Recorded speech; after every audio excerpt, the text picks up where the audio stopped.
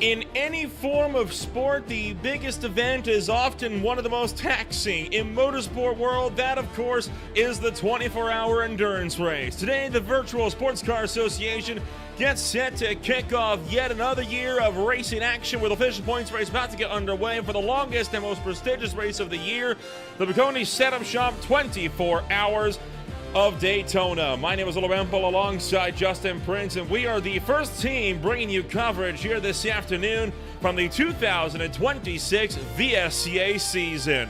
Justin, what a night of racing this is expected to be. What a day of racing this is expected to be, as a matter of fact, as we are here in the Sunshine State and getting ready to kick off yet another thrilling year of racing action. It's going to be a busy race, to say the very least, here at Daytona International Speedway. It should be for many of these drivers. The simple fact of being able to survive. But for many others, it's also going to be, can you strategize the right way? Can you plot and plan the right way? Can you make the pit stops work? Can you survive the carnage? All that to be said, it's going to be a busy night and a busy day, a busy overall weekend for all these teams here today. An extremely busy afternoon is in store for all drivers here on the grid. 4 different classes are getting set to go racing with us here this afternoon. Of course, the fastest of those being the Grand Touring prototypes, the GTPs. Follow behind them, of course, the LMP2s, and then your GTD category, split into 2 classes, GT Pro and GTM. All of these drivers fighting for their own individual championships, and with the roar before the 24 resulting in quite the jumbled grid entering the 24 hours of Daytona. Who knows how the opening hours of this race are going to shake up? Especially keep in mind with these different types of classes, you have the GTPs, of course, that are going to be carrying a lot of power around this racetrack. Your fastest class with up to 700 horsepower when it comes to the ability to power around. You're talking about near 300 kilometers an hour. But also the older style LMP2, well, still in form of the iRacing service. Well, formidable in terms of racing categories. Similar straight line speed, but will be a little bit slower compared to the GTPs. But the GT3s going to have to be able to manage traffic well with those prototypes as they zip on by, especially when you consider the horsepower difference can be upwards of 200 compared to the top end for the GTPs. Overall today, though, draft is going to be critical for all your classes. If you want to be able to have a chance to contend, you better keep up with the main pack. Traffic management was a big discussion point during the roar before the 24, with numerous safety car appears resulted in over half of that race being run under full course yellow conditions. And of course, it's going to be a big talking point today. There were several controversial incidents in the qualifying race, and we're hoping that we don't get any of that here this afternoon in the 24 hours of Daytona. As you look upon the Ferris wheel in the infield of Daytona International Speedway, let's take a look at the track conditions. It is just shy of 1 o'clock p.m. in sim time. It will be around 1 p.m. when this race officially gets underway. Quite a bit of winds blowing off towards the north is going to give drivers quite a lot of tailwind coming into the Le Mans chicane on the back straightaway. That's going to be something to watch out for. And a lot of headwind entering turn 1 could result in some drivers being braver on the brakes. Yeah, especially with how you have to think about things in the opening corners with the in and out. Remember, there is that new rule that's been put in by iRacing especially, and has been banned by the series regulators. You cannot take that corner in turn 1 wide, or else it's now a slowdown penalty as a course cut, because it's so advantageous, we've seen over the years, in the full Daytona 24. So that's going to be a big approach for some of the drivers here this weekend. That put in starting this weekend for the official track as well. It's going to be fun to see how drivers fare out, though, on how well they handle the brakes in the infield, because the better you are in the infield, the more it's going to set you up for the drafting sections. And don't forget as well the rolling 10 incident point limit before you get yourself a drive-through penalty. That is a constant throughout the night. Every 10X will get yourself 1 drive-through penalty. A lot of drivers got caught out by that in the roar before the 24. I would not be surprised if even before we're 3 hours in, we saw some drivers suffering results of that one here in this one, if the racing in the roar is anything to go by. Yes, and we were talking about some of the craziness that happened in the roar with the qualifications to make sure you can get here. It's quite simple. Can you stay out of trouble? Can you avoid major stack-ups? That's the big thing. There are the tow areas around the racetrack that competitors have to think about. But overall today, we're about to see, can they survive 24 hours? Well, it's time to see who's going to be starting where for the 24 Hours of Daytona here this afternoon. So we are, of course, going to kick things off here with your GTP field as they get set to line on up here for racing action this afternoon. Nicholas Pedersen taking the win for Wastegate Racing in the Roar will start his race from pole position. Alvaro Martinez, the World of Sim Racing team, will be beside him on the front row of the GTPs. Row 2 on the grid, it's Mark Gershell for Albrecht Motorsports alongside JD Daniel for Pack Sim Sport, with row 3 now holding Felipe Silveira for BMW M-Team Delta Racing alongside VSR Competizione Bianco of Sergi Lazer. Row 4 on the grid then, it's Brandon Clark for Ayers Racing. They were involved in a controversial incident last week. They're hoping for better here this afternoon. Sebastian Gonzalez Burgess for Red Lab Competizione is going to be in 8th. Top 10 closed out by Jeremy Carter for V1M alongside Gordy Vermeulen for BMW M-Team TSR GTP. V1M was one of the teams to beat in the Roar, and they're looking for more this afternoon as well.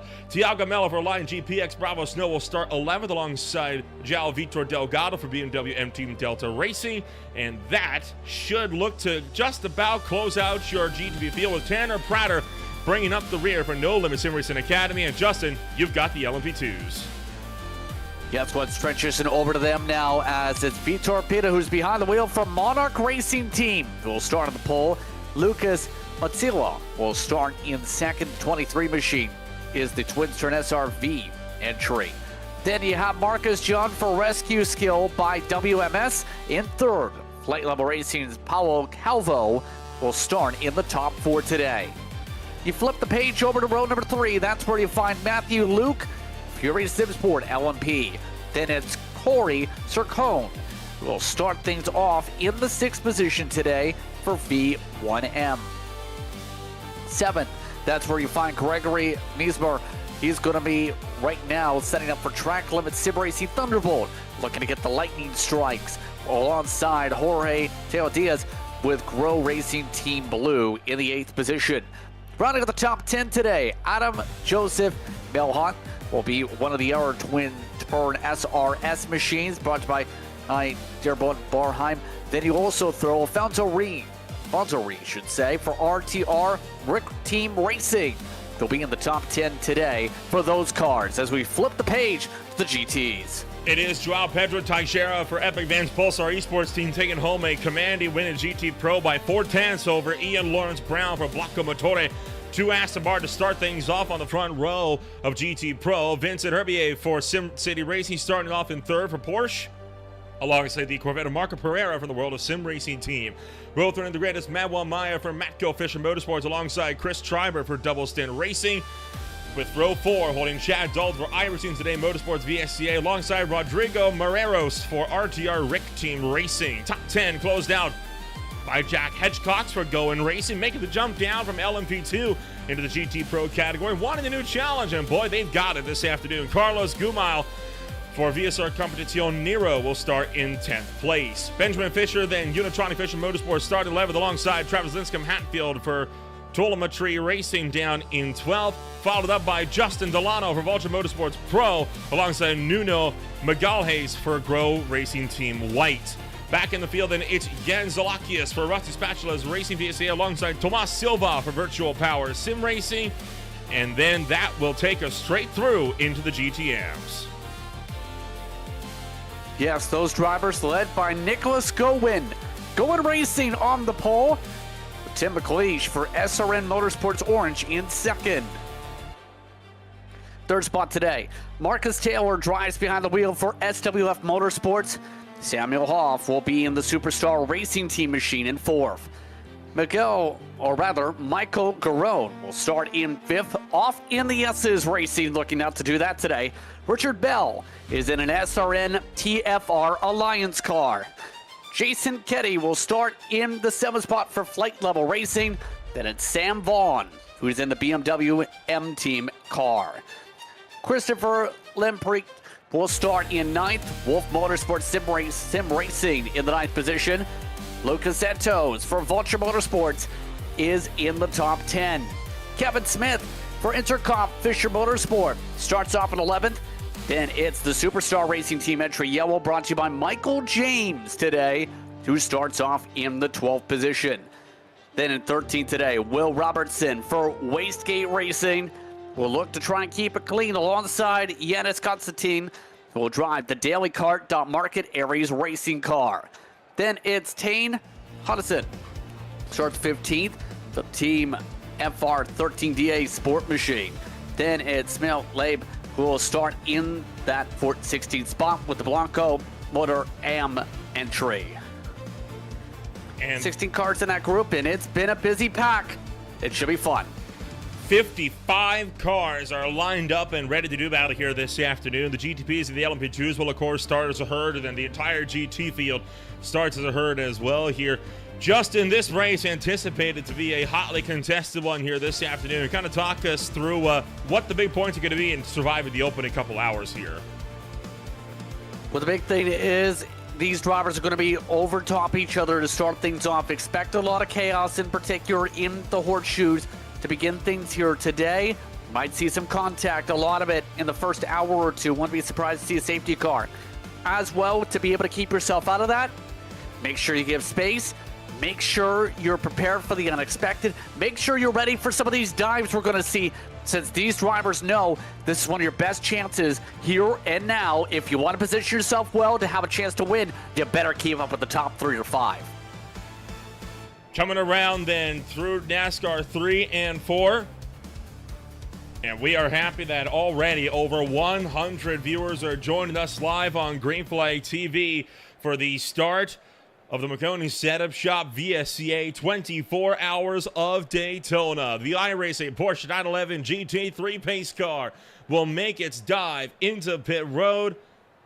And for the first time in 2026, points racing about to get underway here in the GTPs as it's time to get a new season underway. Let's go racing at Daytona, and Wastegate Racing takes off the 90 minutes restart zone. One car doesn't get going, middle of the GTP field. That's going to stack them up right into the LMP2s. They're 3 wide on the approach into turn 1. Nicholas Pedersen pulling clear at the head of the field here this time through, but they're going to get clean through turn number 1.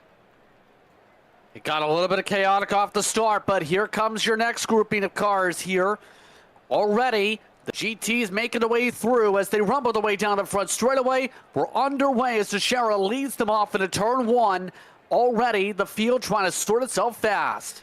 Couple of cars going around at the tail end of the prototype field. Sebastian Gonzalez-Burgess for Red Lab Competición is already down the field with a bit of a mess down in the International Horseshoe, but for the time being, they're able to get clear for the most part here as drivers cycle their way on through. There is your whole of the GTP field through turn number 1. Well, the prototypes are already hitting the oval for the first time here this afternoon, and it is still Wastegate Racing's Nicholas Pedersen pulling a 1.4 second gap in the opening half a lap. Yeah, already being able to build up the buffer, this is going to be difficult to be able to keep up with because they've already pulled away from drafting distance. Quite simple, when you pull away that much, you're basically in a position where you're going to need to hope for some luck to be able to keep up with them from this point forward. They're showing why they're one of the top teams here with the pull away as you see the LMP2s rumble their way through Le Mans. Coming around through the Le Mans chicane, that is, of course, the LMP2 field thundering their way on through, and just a few seconds down the road, here comes the GT field making their way now into the bus stop for the first time here this afternoon. Corey Cursone has a black flag right out of the gate. That's going to be for a restart infraction, like for passing illegally prior to the start-finish line in this one as a result of that massive checkup that we saw in your GT field bouncing over the curbs. Something that the prototypes not able to do so effectively here in this one. And you see some of the prototypes that had to start this race from pit road now cutting their way through GT traffic. Yeah, a couple teams did get that instruction from race control here today, and we're seeing how difficult it's going to be for some of these cars to be able to make up the ground. You're talking about a good half a track behind at least. They're having to zip their way from as a result there. It's not going to be easy to come back from, but with a safety car, they could get back in it. But we're looking around and seeing some of these cars in GT competition and some of the prototypes. The prototypes not having too many sends, but the GTs are attempting some of those sends we've seen right now with the horseshoes. And it is Corey Carsone currently running 5th place in LMP2, who's got that black flag that he has to serve this time by, or next time by, or that car could risk getting disqualified before their race has even really fully gotten underway. The LMP2 field breaking apart relatively early here, but we got to fight for the lead in that LMP2 category. Fury Supersport LMP's Matthew Luke trying to pressure the back with Lucas Moncia for Twin Turn SRV-Debecca Bornheim, still holding on to the lead of the race.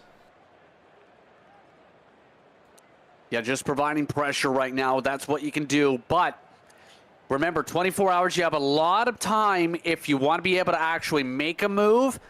Looks like Fury is saying, who needs fuel save now? We get a chance to lead early on in this one. Control our own destiny. Get the pass on the ice side. The problem is, it's going to be down to how brave you are in the braking zone for the in and out. Trying to make this one happen around the long way, and he's got him as a great move for Matthew Luke, and no doubt Lucas Moncia trying to just play things a little bit easier here. Oh, we got one of the GTPs spun off the road there and looking like hard into the wall, missing the front clip.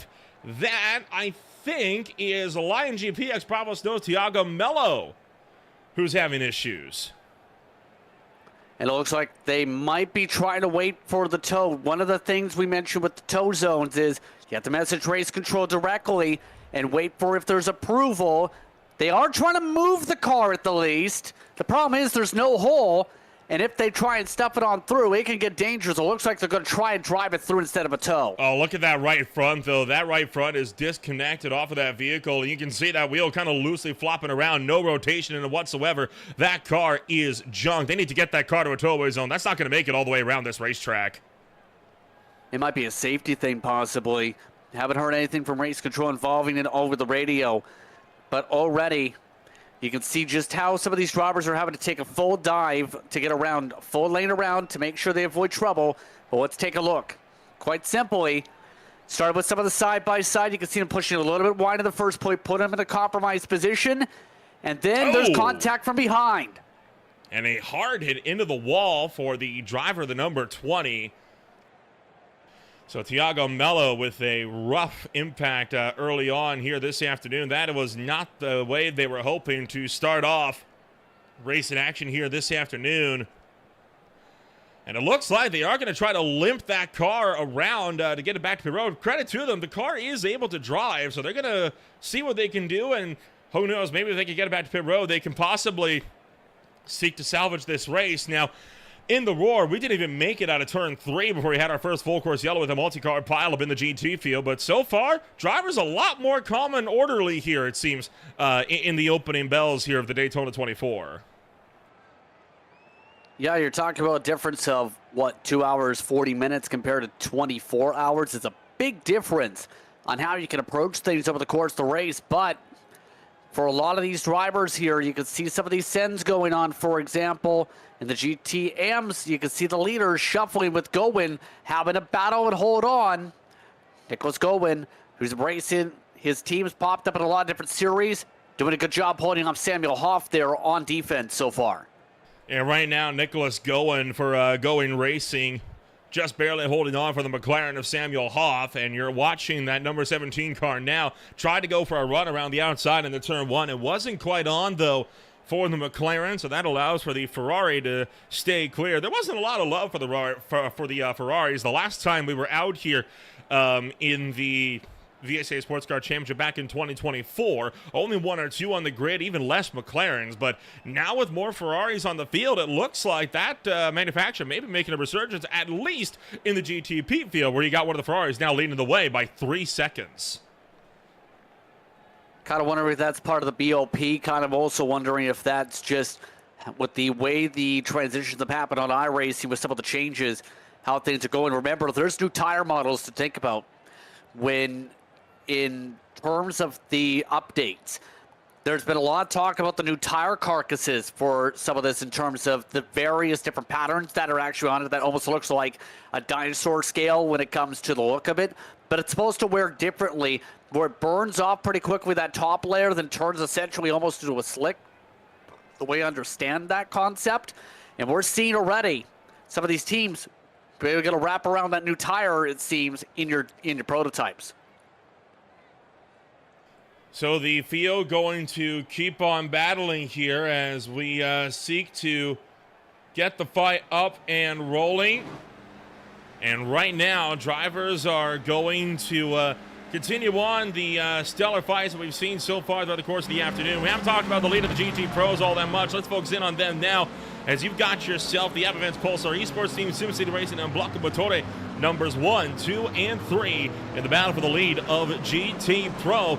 2 Aston Martins leading the way, and right now they are sandwiching the Porsche in the number 2 spot. These guys were in quite the fight, and there was only 0.4 of a second between them in the road before the 24. So I feel like that 73 and the 183, those are going to be the 2 cars to watch later in the game here as this race works its way, especially into the night portions. Yeah, that's going to be something to watch for, especially since we've already seen with their average pace in the early going looking very comfortable. Be able to keep things at a good tempo. Right now running in the 1:45s to start things off today. We know SimCity, though, good team, good development as a grouping. Absorbed some drivers over the offseason in late November. Right now they're doing a good job being able to keep up, to be sure they keep within this draft and keep themselves in a good position early on, but they have a 183 machine that is on fuel save right behind. You saw him lifting out of the throttle there, just looking to save fuel behind the Porsche, maybe hoping that the SimCity Racing number 71 can pull him up to the class leaders there of App Events Pulsar Esports Team. Now, of course, the fuel saving is going to be a major point of concern for teams, right? Because this is not going to be like your average Daytona 24 on iRacing, where you just run straight through on a fixed strategy right through to the end of the race. No, sir. With the full course yellows that could come up at any moment, you could get some really major looks in how these fights carry out. Meanwhile, a fight for 9th in GT Pro as an Acura with a big dive to the inside of one of the BMWs here. That is VSR Competition Nero getting by iRacing Today Motorsports as Carlos Gumail fights his way past Chad Dalton. Yeah, look at this, though. They have a lot of LMPs that are trying to make their way on through. That's going to take away the bottom. Our first major layering of traffic for a lot of these drivers here. That's going to cause yourself to be a little bit more timid, a little bit more patient here. How you run things, especially with these prototypes, they zip along to your side and make these passes as quick as possible. One of those drivers, of course, is Corey Cursone, the contender that had a black flag for V1M as a result of passing before the start-finish line. So Corey Cursone going to have to really fight through the field here this afternoon. Still on the lead lap. That is the critical thing here. One full course yellow. That number 11 car is right back into contention with the rest of the LMP2 grid.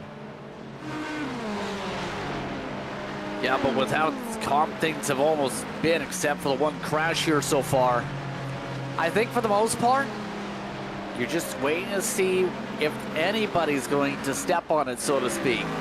Make those major mistakes. You can't bank on it, though, is the critical thing.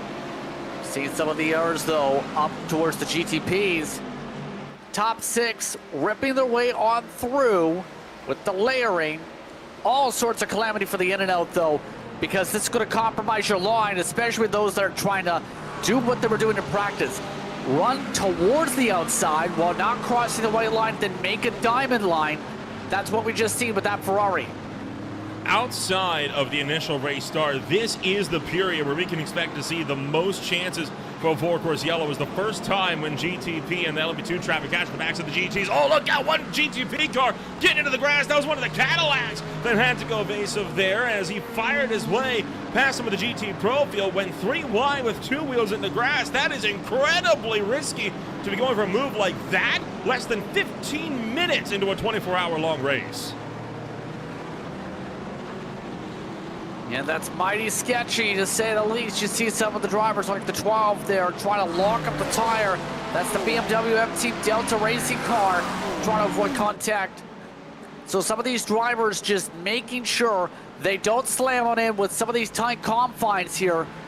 B1M trying to make sure they stay ahead of this. You see the blinking lights pop up with a lot of these drivers asking, Let's give some space. It's time for a hard sin. There's the reason, with a lot of time loss alone for some of these cars. And that caused one of the GT Pro Porsches to have a look on their McLaren brethren there in the look of the Le Mans chicane. They ended up backing out, but that is now going to cause quite a bit of ruckus here. This is for a 15th place here in the, sorry, that's actually a Pro car getting around one of the GTMs as well. And clearly that AM car not happy. There's a bit more headlight flashing going on there. Battle for fourth is on as well as they make their way now down into turn number 1. But it's going to be Albrecht Motorsports' Mark Skurshell who continues to hold on for number 4. Yeah, just right now holding on to the gap. Skurshell for now. Trying to farm it. Oh, That's no! a huge shot. Oh, my goodness. And a big hit into the wall for the driver, the number 21. That's one of the BMW M-Team Delta Racing cars that has speared off and hard into the wall. That is Philippe Silveira, who is into the grass, and that could very well be our first full course yellow of the day. That was a wicked impact. A hard ricochet that I believe may have popped the motor here. That is, though, a little bit close to a tow zone, but not in it. We'll see if they do call it here. You can see them not making any movement. So there you see the car, and if we pull this camera back, you'll be able to get the look over eventually, right? I mean, the tow-away zone is actually to this car's left side. You can kind of see it right at the edge of the tire barriers. Where that barrier ends, that's where the tow-away zone is. I don't think Silveira is going to be lucky enough to get here. And there it is, our first full course yellow of the day, 15 minutes in. What did I say? It was about, can you make your way through the traffic and give yourself space a little bit? In that case, Silveira just absolutely demolished there. That destroys what was a 3.5-second lead, by the way, for a good start for Peterson. But it all started, you see, with the traffic in front stacking things up 2 by 2. Then, right about here, you see they're trying to brake a little earlier. Car behind didn't get the message that they're going to lift the brakes a little earlier to make sure they didn't squeeze out the GT. Jeez, that was absolutely brutal. And a wicked hit into the tires to kick things off here this afternoon. Take another look at this one again. We'll slow this one down this time. You see him looking to the right side of the Acura. And keep in mind, that number 8 car is the same car that already has one of its drivers with 5 license point penalties from an incident coming from the Roar. And tell you what, whoever's in that Acura is thanking lucky stars. They're thinking, what in the heck just happened there?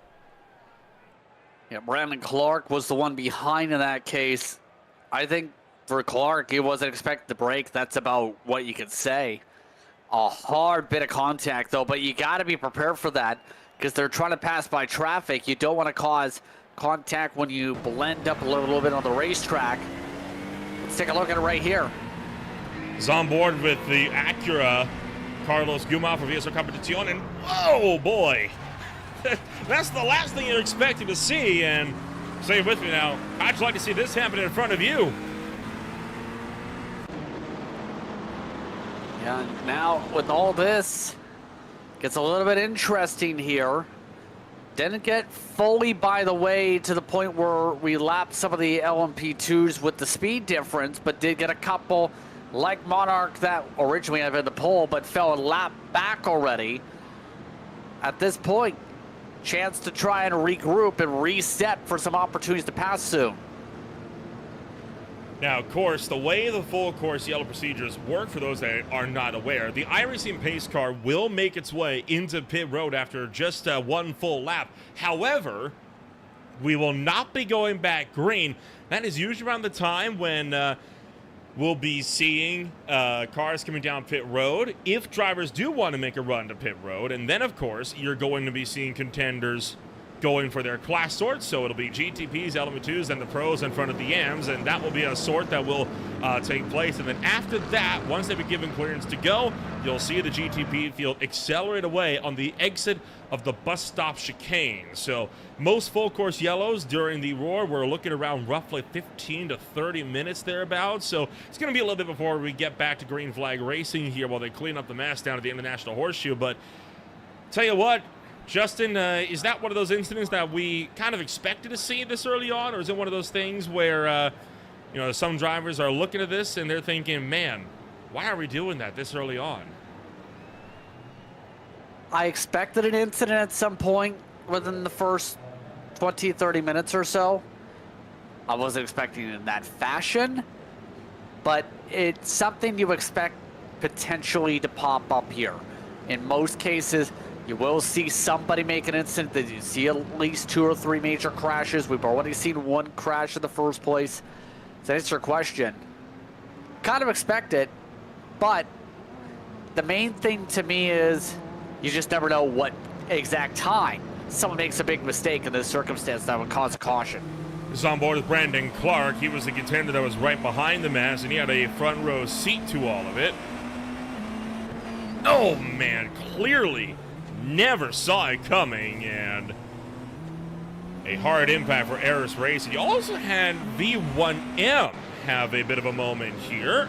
This was right around the same time, and this was just as the full course yellow was coming out. Just, oh boy, a lock of the radius into the West Horseshoe, spun off the road, but again, very, very lucky that everyone around had the wherewithal to avoid that car.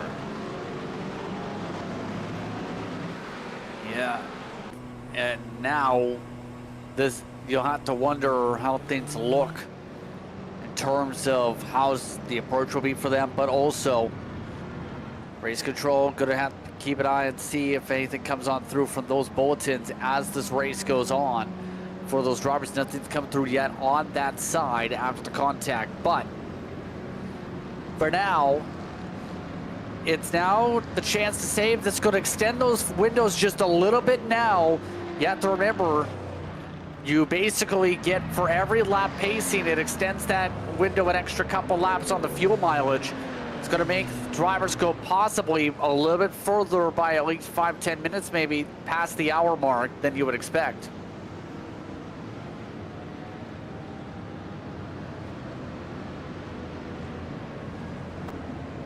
Well, all of this said and done now, we're about 20 minutes deep at this point in time. A lot of drivers now have to reset, and just when you were catching lap traffic for the first time this race, you're going to find yourself having to come on through. Now, we do have, of course, some chances to chit-chat with some drivers here this afternoon, and of course, we're going to be talking to drivers, I imagine, all throughout the course of the afternoon. One driver we will be able to talk to, hopefully, will be Jason Allen in just a few moments' time here. I tell you what, obviously a lot of drivers here, they're going to be having themselves with quite the run over the course of the afternoon here, Justin. Yes, going to have a lot of opportunities to speak with competitors, but also a lot of opportunities to be able to pick the minds of many of these drivers. You'd have to think and feel how they're going to approach things for these competitors. It's the big thing with a series like this is the ability to connect with drivers, to be able to learn what this strategy is going to be, what their approach is going to be, stuff along those lines. Yes, sir.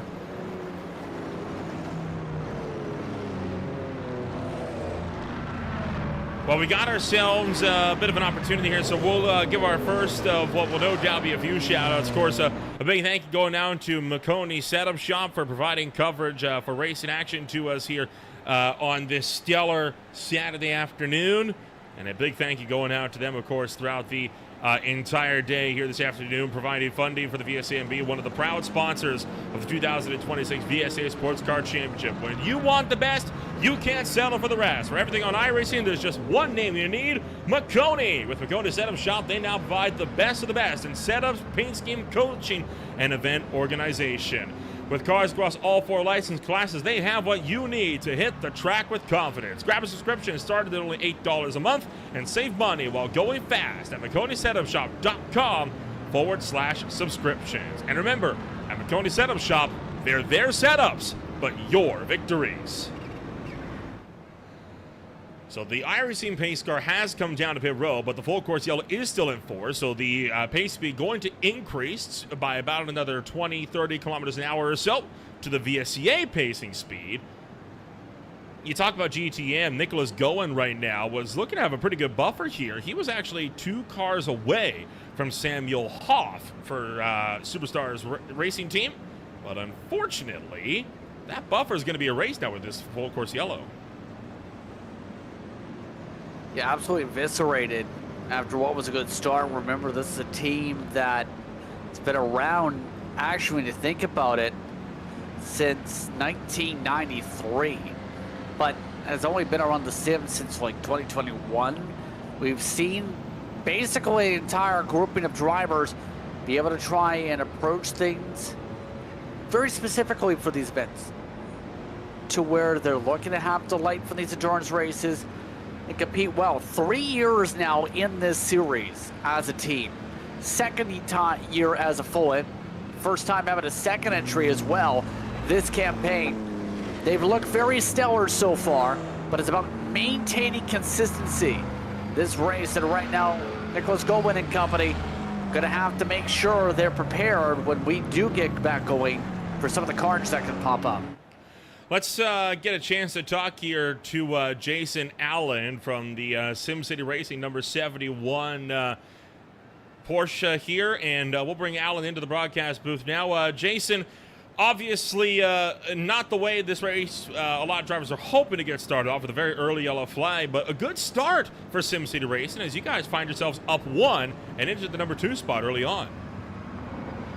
Yeah, hey Nolan, thanks again for your guys' team and everything broadcasting again. But yeah, we're just kind of cruising around, you know, putting in laps. You know, that's kind of what you do with these things, and you know, kind of race when it's needed. But obviously this isn't the time to be racing, so just want to thank all my guys. And my son's driving today. I'm not doing any driving, just helping with crew chief duties. But yeah, I just kind of want to get laps in right now. Well, obviously, with the tires going to be cooling down quite significantly here, how does this full course yellow shake up the initial strategy? Obviously, without giving away too much actual team strategy here, but I mean, surely the plans are already starting to change behind the scenes there for you guys, right? 100%, especially with the, you know, the stage after 6 hours, 12 hours, 18 hours, you know, you get endurance points for those. So that's something that's always on our minds. We always have a dedicated crew chief in the races that thinks about that stuff. And you're right, you know, from the green flag on, we start thinking about that. Overall, season-wide goals for that number 71. What do you reckon the main aim is going to be for the season? Because that car has shown a lot of speed throughout the roar, and it's showing a lot of promise here early on as well. Yeah, obviously be smart, you know, take care of the car. Last year, you know, the team did a great job, lucky enough to win the sprint, the endurance, and then also the season-long championship. So, you know, that is our goal again this year, is to keep that thing up front every race and bring home the championships again. Scale of 1 to 10, how confident are you in that team on taking away the win here in the VSCA 24 Hours of Daytona? You know, obviously it's a long race. Then when you know, factor in, you got a lot of lower iRating GTP cars and LMP cars. You know, you see a lot of this stuff that happens. So anything can happen, but as far as our team is concerned, our drivers, we put in the work, we put in the time. I'm very confident in our team. Very, very confident. 1 to 10. 10. Well, we'll wish you the best of luck then when we go racing here in just a little while. Congratulations, of course, on the good start to the race, and we'll see if you guys can follow it up over the next 23 and a half hours. Yeah, thanks for checking in, and thanks for everybody tuning in and watching. And I'll go watch my son and all of our other teammates try and get this done today. Appreciate you. Hopefully we're talking to you in 24 hours. Jason Allen from SimCity Racing joining us up here this afternoon. His son Carson Allen is going to be one of the drivers jumping into that car before too long here as well, Justin. Of course, the mandatory driver requirements is going to be a constant for a lot of contenders here in this series. And you know, we saw a few drivers getting dangerously close to being caught out by that in the roar as a result of how the safety cars fell. Do you reckon we could be seeing drivers getting into trouble with that here today? Because it can be quite difficult to balance those mandatory driver requirements across, we're talking 3, 4, 5, and sometimes 6 driver teams. But that's a tough thing to say in the early going here. when talking about things, when it comes to the regulations, I think for a lot of the drivers, it's about making sure you get the calculations right. And it's all taken, remember, the iRacing API for each event. It's important to think about making sure everyone is aware. For example, you have the 24 hours, you have the minimum of 3, maximum of 6. You can only have 13 hours for a max. You have to get someone in 2 hours. I think it's not as big of a concern as long as you get, say, if you're a 6-car team, people in. But it's just making sure that after every couple pit stops, you make a driver change. Keep it simple. Get yourself on the number and planned out right to make sure you actually stay within that fair speed or fair time. For those that may just be tuning into the show here, my name is Ola Ramble alongside Justin Prince. We are bringing you all the action here in the VSCA 24 Hours of Daytona. Here we are under our first full course yellow of the day, and if you are unfamiliar, this is the incident that puts us under the safety car so far.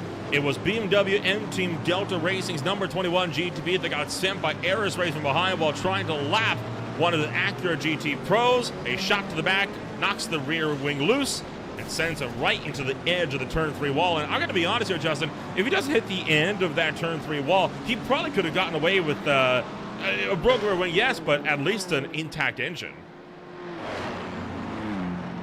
Yeah, it wouldn't have been as bad. Might have still broken axle possibly with the left side tire, but it just the angle on in the velocity carried into the wall in the first place was that big. But as these drivers continue to roll, they've been told to return to the pace speed here. You see some of the waves still sorting out.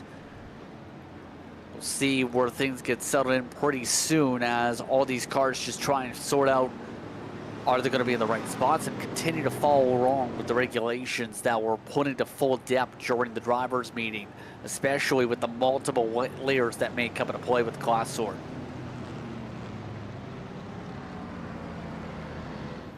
Now that class sort due to take place any moment now.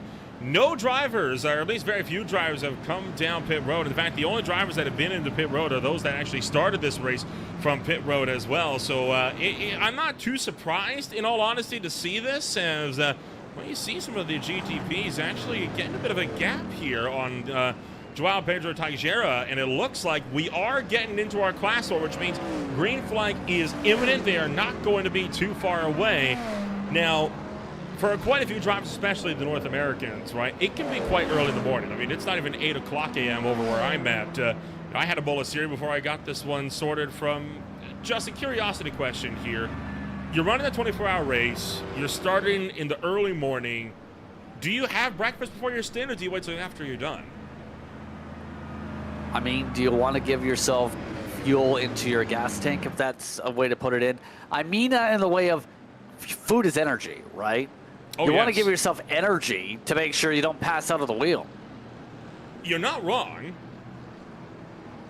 And that could be one of the cases here, but what would be your I guess you could call it your pre-race energy supplements? Then would you be taking cereal as well, or would you be taking something else? I don't know what you allude to on that, but I mean... Well, I mean, there's pancakes, French toast, scrambled eggs. Oh, you mean what type of food? Yeah, okay. I could have worded that better. My apologies. Yes. Yes, I was about to say, I'm more so of I just drink a Pepsi or drink a generic soft drink and go. Let's call it generic soft drink. Yes. You know, give the energy that way. You know, the extra caffeine. I think you run into the possibility of a sugar crash, though, and that could arguably be even worse. I mean, I've had energy drinks before, and my thought is, am I supposed to feel the energy? I get more energy from generic soft drink. You're not wrong, and I mean, I'm hardly one to argue. I mean, I had generic sugar cereal for breakfast today, so I mean, I'm sure quite a few drivers can relate to that to some degree. Those drivers that are likely watching along in the YouTube channel, let us know what your choice of a pre-race beverage or a pre-race food choice would be, especially if you're getting into a long race like this one. about half hour into this race now, roughly 15, 17 minutes since the start of the full course yellow, but the class sort looks like it is mostly complete here, Justin, so I'm anticipating green flag either this time or next time by. Yeah, they're all at this point, I think from what I can tell, being told to move over, get to pit speeds, go back to race speeds. It's a lot of different maneuverings you have to be able to navigate, it seems, with this, at least with the resort. So it's really just, I think for this field, making sure everyone's lined up in the right way they're supposed to, so we can contend and have a lot of good battles coming up here. Everyone gets in the right spot. While the class sort could take a little while, it's understandable why they do it, right? Because that's the third most likely place where you could get a full course yellow from, is from the initial restarts. Because you've got a lot of GTPs and LW2s bundled up in the midst of the GT field. When you go green, well, you're probably not going to be going green for very long, especially down to the turn number 1. It can be extremely treacherous, so it can be worth it to take the extra 10 minutes so to sort the classes out. That could guarantee at least another hour of racing. Yeah, could get interesting in terms of the timing side of things, but looks like all the cars being told to catch up to the pacing line at the very least. So I think we're just about set. I think the field's now mostly gone through its sorting. It's about lining up to be able to actually get themselves all together so we can all launch together, hit the gas just right before we get up to that start zone. The start zone, or at least the race restart zone, takes place immediately after the bus stop chicane. So we are not going green this time by. We are going to get one more opportunity. Now, typically, this is around the time when drivers will be given permission to start weaving across to get some heat back into the tires.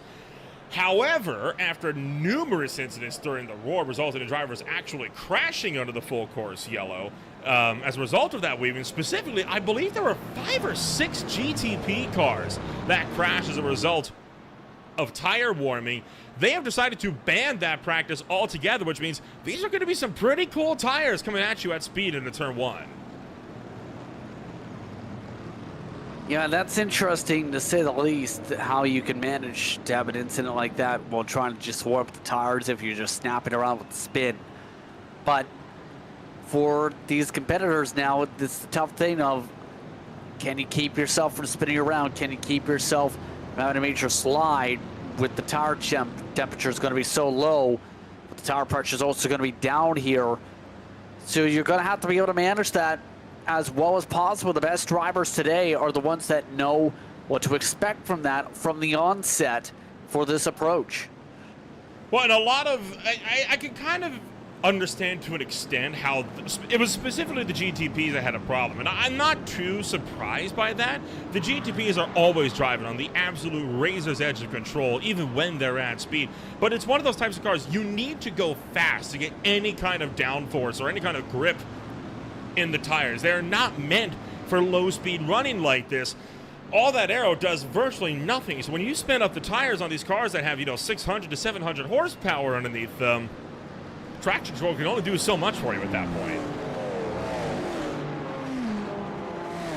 Yeah, and for now, the field will have to try and plot and plan where some of these sends come into play when we get back going with the horsepower. I think for a lot of these drivers here today, it's going to be simple. Can you get yourself off to a good launch to be able to keep up? We've seen how big the advantage was, for example, for Nicholas Peterson up at the front. They have been told it's green this lap. We'll see when they get the gas pedal down.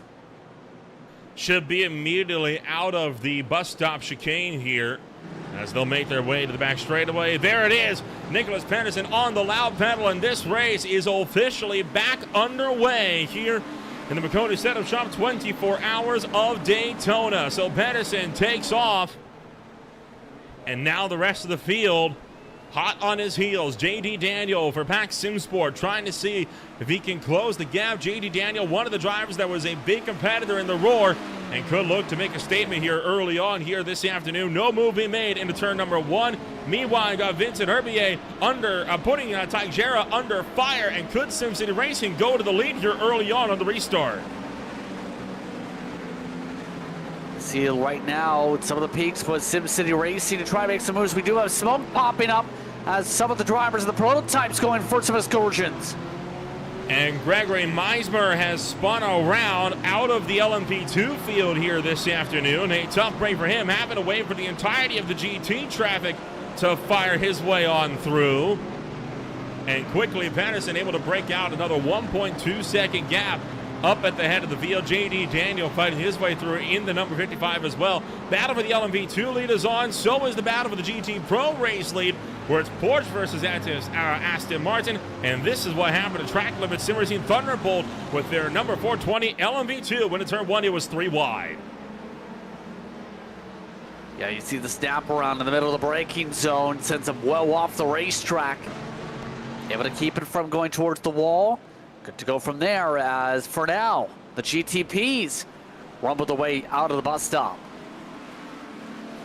And that battle for the LMP2 class lead is still looking hotly contested as well. This is the look of what happened to Tanner Prater moments ago as well. Same corner at turn 1, spins off the road, and he is going to find the tires, but only a light impact, so he's able to more or less recover the car. And now we got Paolo Calvo around, and that is stopped right in the middle of the GT field at the exit of the bus stop chicane. And now one of the Acura's is spinning around, and Acura that just avoided disaster earlier on in this race.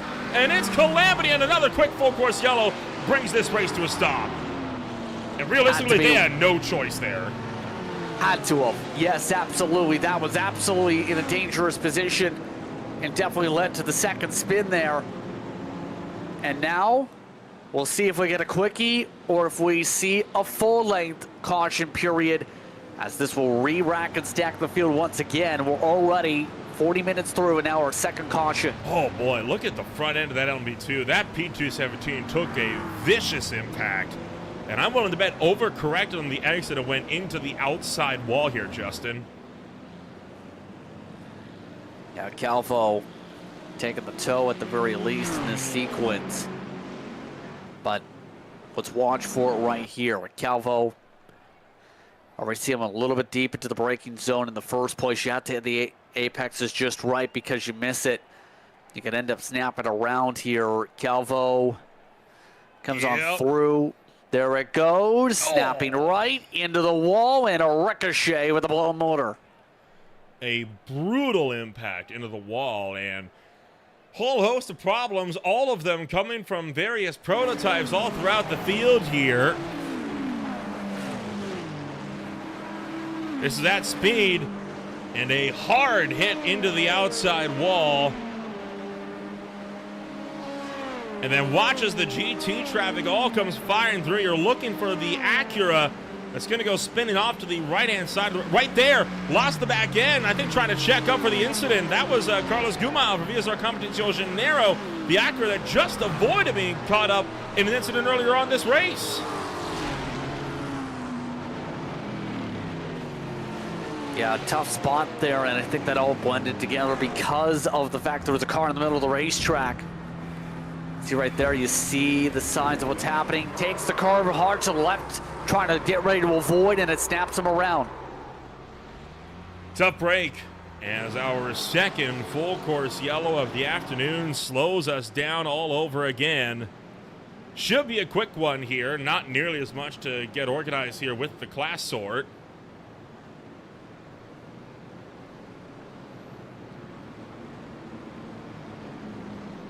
But boy, not the way that these guys were hoping to kick this race off. So you had two cars going around down at turn number one. One in GTP, one in LMP2, and then two more going around when they speared off at the bus stop chicane. Let's get another look with a bit more detail on that 3-wide incident that we had coming on through. And we do have confirmation this is going to be a full-length, full-course yellow.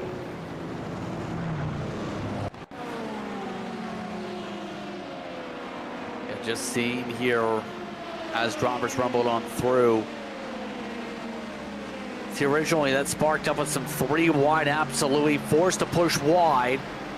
You can see the lift there and some more drivers just snapping around the braking zone, and some of the chaos reigned in the opening corner on the in and out. This is on board with the number 14 of Grow Racing Team Blue, and this is Jorge Leito Diaz, the driver of the number 14, was the one that got caught in the middle of 3 wide, and hello.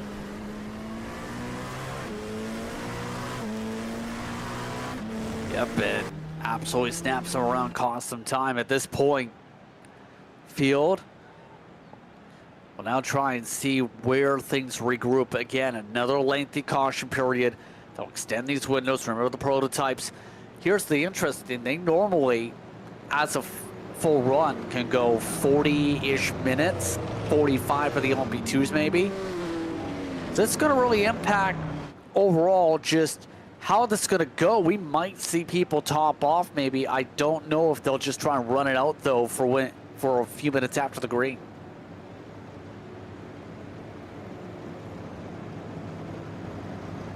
Well, we do have another one of the contenders here that is going to be able to kind of give a bit of a chit chat with us here. It is from Track Limits Racing, and it is Randy Marino. Justin, you are standing by with him. Yes, indeed, Randy. First things first, talk us through how things have looked. Well, he just left. Well, that worked very well. Let's try this again. He is back. Randy, hello. Do you have a... He just left again. He does not want to be on. It seems like he might have some technical difficulties. We'll check back in with him in just a moment here. In the meantime, though, Full Course Yellow remains in full force here this afternoon.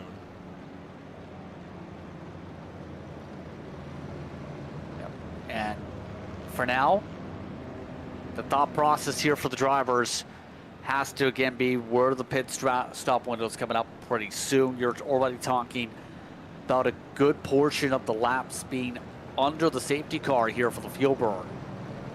But it also will continue to factor in potentially on some of these battles coming up here. PAX SimSport having a lot of opportunities to plot and plan how they can keep up with the 32, make sure they keep them in tow compared to that initial start. Seem to be able to keep them a little bit at bay on the last start to keep the Ferrari in check. Yeah, so far, VSCA Racing has been unstoppable at the head of the GTP field this afternoon. That Ferrari has been something else, and it would not surprise me, based on the performance we've seen so far in not just the Roar, but today as well, if we see further BOP updates entering Long Beach come February. And then, of course, down in LMP2, Twin Turn SR-V by Rebecca Bornheim's Lucas Monkva, and apologies if I butchered the pronunciation on that name. That number 23 car has also been in control of LMP2 since the get-go here this afternoon, and you could say the same about Evergreen's Pulsar Esports team. The team that won the Roar has led every lap so far in the Daytona 24 as well. Yeah, kind of backing up the speed. What else can you say for Teixeira at this point? However, we have seen already SimCity lose a spot since the last restarts. Blanco Motors, Ian Lawrence Brown was able to zip in front, but Teixeira has so far been able to maintain a good clip. Average pace has been around, when we've gone to speed, in the decent ballpark.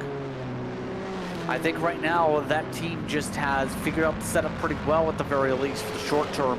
It's been really good in the daytime. And remember, you're going to have to factor in just how the strategy is playing out in general for your team in terms of your setup balance, for not just how you run the day, but for the night time to make sure you're fast at the right time, which is all the time. And of course, we'll get into the big stories of GTMs here in just a while, but I think we might finally have Randy Marino ready to go. So Justin, we'll try this out and we'll say third time's the charm. Randy Marino, do you have a copy this time? Copy. Yes, indeed. Thank you very much for jumping on in. How are you describing things with how things are looking for your side of things to the early going? Well, not to be unexpected. Cold tires caught us out, long yellows, getting used to that sort of thing for our first season. But Greg's doing a fantastic job. He's ticking the boxes. He had a really good start. No damage to the car, so we're happy with that. How would you describe the feeling of the car in general, especially having the roar to be able to lead things up to things as there's the pace car dropping off portion of the safety car? How would you describe just the set of balance in terms of making sure you get yourself up to speed for a race like this weekend? Definitely something that we took into account, getting our setup dialed in, working in various different temperatures of the tires, slight adjustments to the brake balance at certain times of the race, obviously at certain temperatures of the track. So just caught out a little bit there on that first full course yellow, but I think that in the long run, we'll be okay. Some instructions coming over the radio for you guys right now, but is this expected, what we're seeing, the chaos that we've seen in the first two safety cars in the first 40 minutes? Or how does this in turn impact the fuel numbers for later on in the race, with the fuel window now being pushed further and further along for your first stop? We have 2 engineers working with us, so it's definitely something they've been discussing, and what the best decision to do is. So they're definitely working it out. I think that having the second full course yellow was kind of helped us make the decision, basically, that, you know, what the next step is on our fuel. So, but not to be unexpected. We expected to have a little bit of chaos, you know, first big race of the VSCA season. So overall, what do you feel will be, for your team here this weekend, the main keys to make sure you're on the top step of the podium in this class in terms of the LMP2 side? Watch our P's and Q's, stay out of unnecessary fights, keep good pace, you know, full push, no risk though, and just keeping the car intact is obviously key. Just it's a marathon, not a sprint. Anything else you want to know before that you get back to your team here as you get ready with the sword to be able to get back up to the field soon? No, I think we are in good hands with Greg. He's been a great teammate. We've really been working a lot together, the team, this year, and I think we're looking forward to a great season with VSCA. Well, Randy, thank you very much for the time. Good luck the rest of the way. We'll see how things fare out. All right, talk to y'all later. Randy Marino taking some time to speak with us there as he goes back to his team. 420 machine, mind you, was 9th coming into the interview. Sort pretty helpful for them. They were, with the caution period, a good 30 seconds behind the rest of the class, Nolan. Yeah, so this full course yellow helps them out significantly, as they're going to be able to come out here and be able to contend now with the remainder of the LMP2 field. And it looks like we got pit stops about to come up for us here. You talked about the GTPs being able to go about, 40 to 50 minutes under a green flag run. Well, they're deciding, well, we may as well come down pit road now, seeing as how we got a good opportunity here under caution. Yeah, not a surprise. Have to take this because you're talking about pit stop right almost immediately right after. Interesting enough, some of the GTs are also coming down, so it's a full-on pit party. Just about, in fact, everybody for the most part, except for a couple, are taking the pit stop opportunity right here. So a lot of contenders making their way in. Looks like for the GT field itself, about I would say maybe a 2/3 split, with a third of the field staying out on the racetrack. In fact, most of the GTMs, in fact, staying out on the racetrack. It's a majority of the GT Pro field that has come down to the lane. Drivers are able to get in and out just fine. Of course, no surprise that we're seeing most of the LMP2 and GTP fields come in as well. The thing that surprises me is Brandon Clark for Aris Racing has stayed out on the racetrack. That's going to put the number 8 car way off cycle from the rest of the competitors. See just everybody just escorting themselves out. A little bit of stacking up off the pit exit, though. Believe we did see, though, Teixeira Munsters, who did not come down, interesting enough, for the GTs for the fuel window.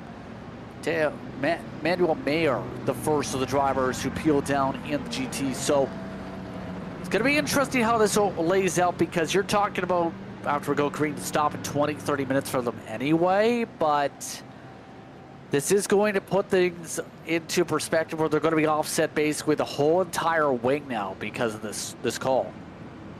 We were talking a bit about the drivers that have led the various classes so far today, and right now that pit stop window will put SR Motorsports Orange and Tim McLeish in the lead of GTM. Of course, they are one of the drivers that did not come down to pit road, but I think the real stories in the GT categories have been Goen Racing. You got Nicholas Goen running right now 9th place in GTM, but they were up in the lead of GTM for most of this race. And then you also have a GT Pro entry for the Goen Racing crew as well, right now headed up by Jack Hedgecox. Now, the reason why this is a big deal, last time we saw these guys was in 2024 when we were broadcasting this series, and they were running in the LMP2s with only one entry. They did not have 2 entries. They didn't even have any GT cars at all.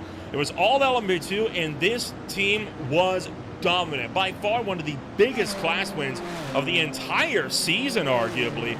They were able to score themselves, I believe it was 5 straight wins when you factor in post-race penalties as well, throughout the course of the 2024 season, locking out the first half of the season. It was a dominant run that we rarely see on iRacing, let alone on Green Flag TV. And it was a bit of a surprise to see Goen Racing jump into the GT categories. Now, not necessarily a downgrade. Kenneth and I were talking about this during the Roar, right? It's not a downgrade to jump down to the GT field. It's just a different challenge. And I feel like that is part of what Goen Racing wanted. They wanted a new challenge for their team after they were clearly the team to beat in LMP2. And it looks like so far they've met a pretty significant match with the rest of the field of the GTs. Yeah, it's not a surprise because whenever I've seen them in some of their league races, they've been mightily competitive in general. I think they just have a good core.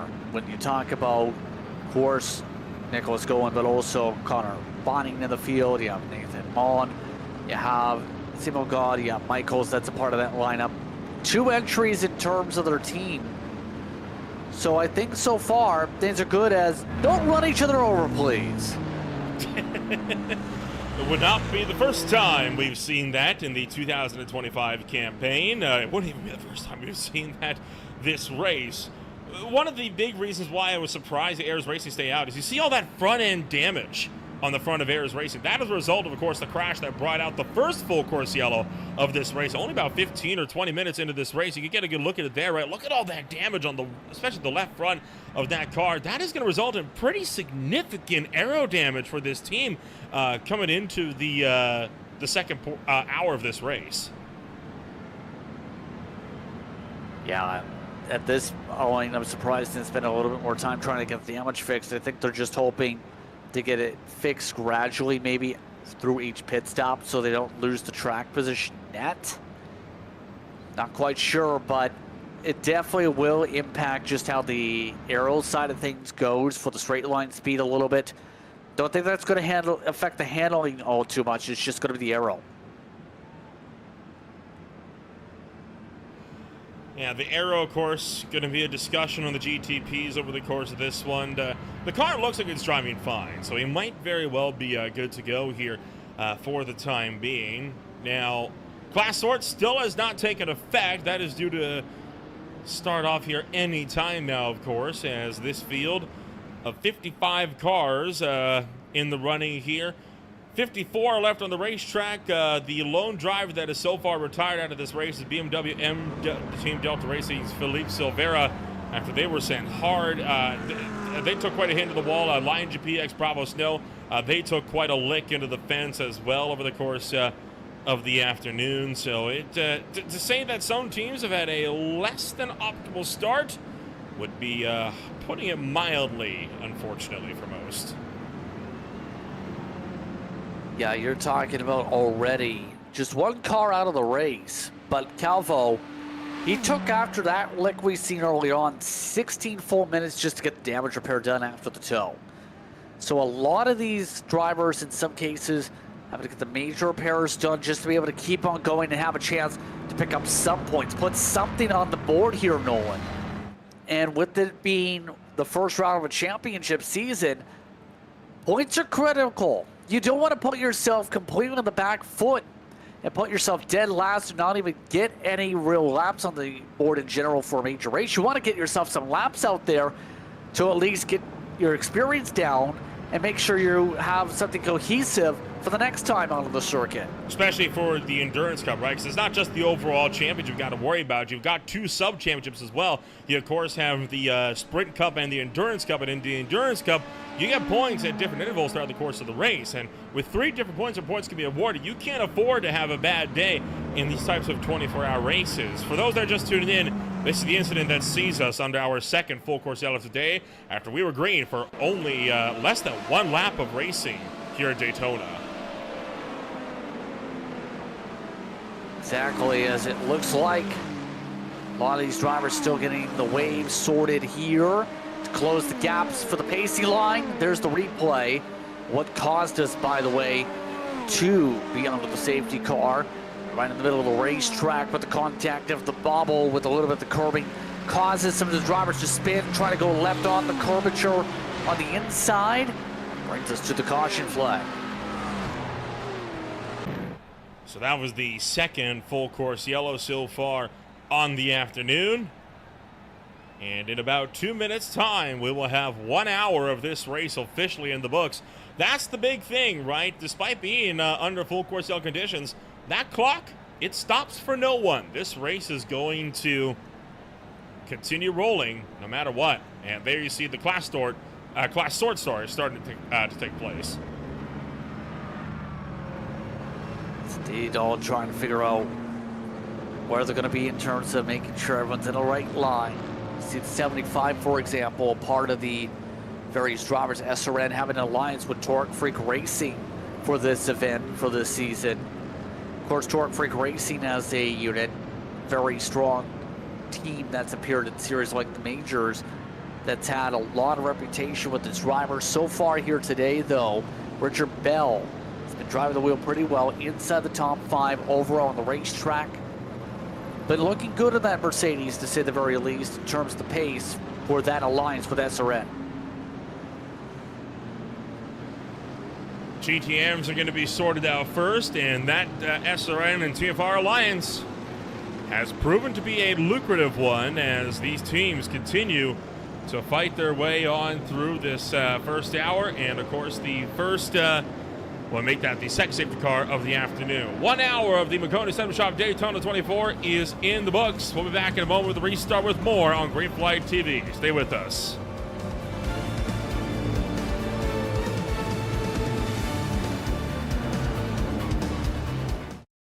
Racing isn't easy, but experiencing it is.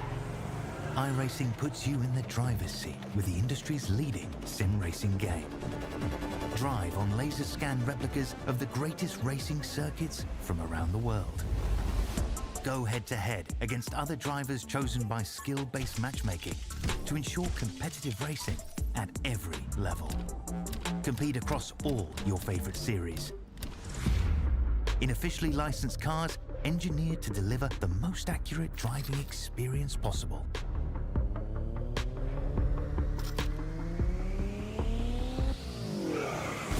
Join a race or host your own with players from across the globe. Race against the computer or in a league with friends. Feel the thrill behind the wheel. Visit iRacing.com.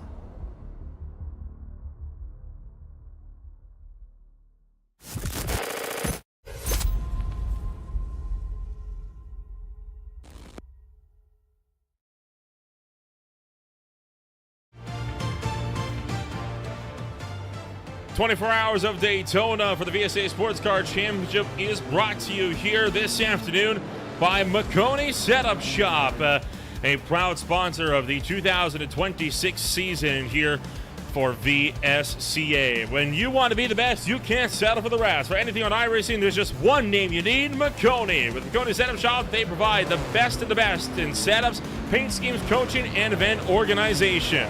With cars across all 4 licensed classes, they have what you need to hit the track with confidence. Grab subscriptions started at only $8 a month and save money while going fast at MaconiSetupShops.com/subscriptions. And remember, at Maconi Setup Shop, they're their setups, but your victories. Justin, we are 1 hour through this 24-hour race here this afternoon, and only an hour left before you take your departure out of the booth, and we welcome Joe LaCastro in. But I tell you what, it's been a rough opening hour for quite a few teams, right? We're already up to 2 full course yellows, and several cars with pretty heavy damage for a 24-hour run. Yeah, attrition's been popping up a fair bit so far in this one, but for the most part, it's been for these drivers. Can you survive? Can you keep yourself from joining the attrition list?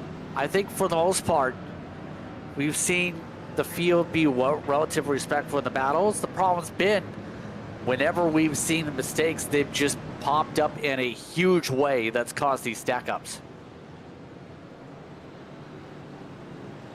For those that were not tuned in when it comes to the pit stop windows, the lone GTP that stayed out has been Brandon Clark for Eris Racing with that front left damage. You've also got 3 GT Pros that have stayed out. They currently lead the way, 1, 2, 3, with Epic Advanced Pulsar Esports Team, SimCity Racing, and 2 Lemma Tree Racing. All of the LMP2s have been in under this full course yellow, and you also have the top 5 make that top 6 in GTM that have also seen themselves not come down to pit road. That includes SR Motorsports Orange, the SR and TFR Alliance, Daily Car, Dot Market, Eris Racing, Intercom Fisher Motorsports, VSCA Racing, and Blocco Motore AM. So a split decision, the GTM category and the GT Pros, but relatively cut and dry with the GTPs and LB2s. Saver Eris Racing, who is now off cycle. Green flag is back in the air. Clean start, it looks like, off the rip as you would expect, down basically in the NASCAR 3. But watch for the run for Pedersen to come pretty quick. You see some of the drivers lining up behind. There's the look. Pedersen to make it quick. On the outside, just couldn't get the braking right. As there's a lockup. Major lockup on the left front for Brandon Clark. He goes deep into turn 1. That lets Pedersen through for the lead of the GTPs and the overall race lead. Battles on for second as well as twin turn SR-G by Rebecca Bornheim. Punched off the top step, and we got cars around again at turn 1. 2 LMP2s making contact and spearing off the road. You also got one of the other GT Pros going around. Blocco Bertone spins off the road at the back of the field. A little bit of chaos off the rip as here comes your GTMs. I'm still trying to get going on the reblend, by the way. This obviously isn't going to be a tow. You can just see them just trying to get the angle to be able to launch away as more spins for the 88. Yet more problems right off the hitch, and this is for one of the BMW GT Pros, and again, not a whole lot he can do. Look out! And he's going to drive right onto the circuit and create a massive bottleneck, and that's going to cause another multi-car spin off the road at the exit of the National Horseshoe. And that was just unnecessary. Is that one of the go-in machines? See, it was. Just driving through all the billboards there. That car's 3 broke. wide with the squeeze, yeah. And he's going to be forced to tow. That could be our 3rd full course yellow now of the afternoon. And that time we wouldn't even make it half a lap in the GT field before we brought this race to a stop once more. Nicholas Goen still sitting there waiting for permission to tow. He is on the infield. There's no way to get that car across the racetrack. And boy, wouldn't that be just a disaster if we had our 3rd full course yellow and the 2nd one, which would be back-to-back without a full lap of racing, and that car is still stationary in the infield with no signs of motion. Yeah, the tow area is on the other side of the racetrack, right about where you see that red RV right now. I'm curious how race control is going to approach this already with this right off the rip again. It's been a little bit of a while, and still no movement, still no signs yet as they continue to wait, as everyone else has been able to keep it clean off the rip. There's the caution. Oh, boy. And that is going to be it then for Goen Racing, and one of their Goen cars is going to be down and out early on, and 3rd time today, full course yellow is out. This time we do get a lap in, but we only get 1. And Justin, there is a lot to unpack with what happened on that restart. Yeah, really, the big part of that was the rejoin coming to the outside of the horseshoe. Caused things. Short full course yellow was just the indication on the radio. But you see, just some of the chaos and some of these sends initially. Hard run up the inside, sets things up, and then the blend off. Just the spit off the corner though, just lost traction on the gas. So that was the initial spin. Then you had one of the Aston Martins that lost control there and went spearing off the road. That's one incident there. And then here, you see, I think this is Chris Treiber who went around for Double Stint Racing. And this would be into the International Horseshoe. No, it's up the road, actually.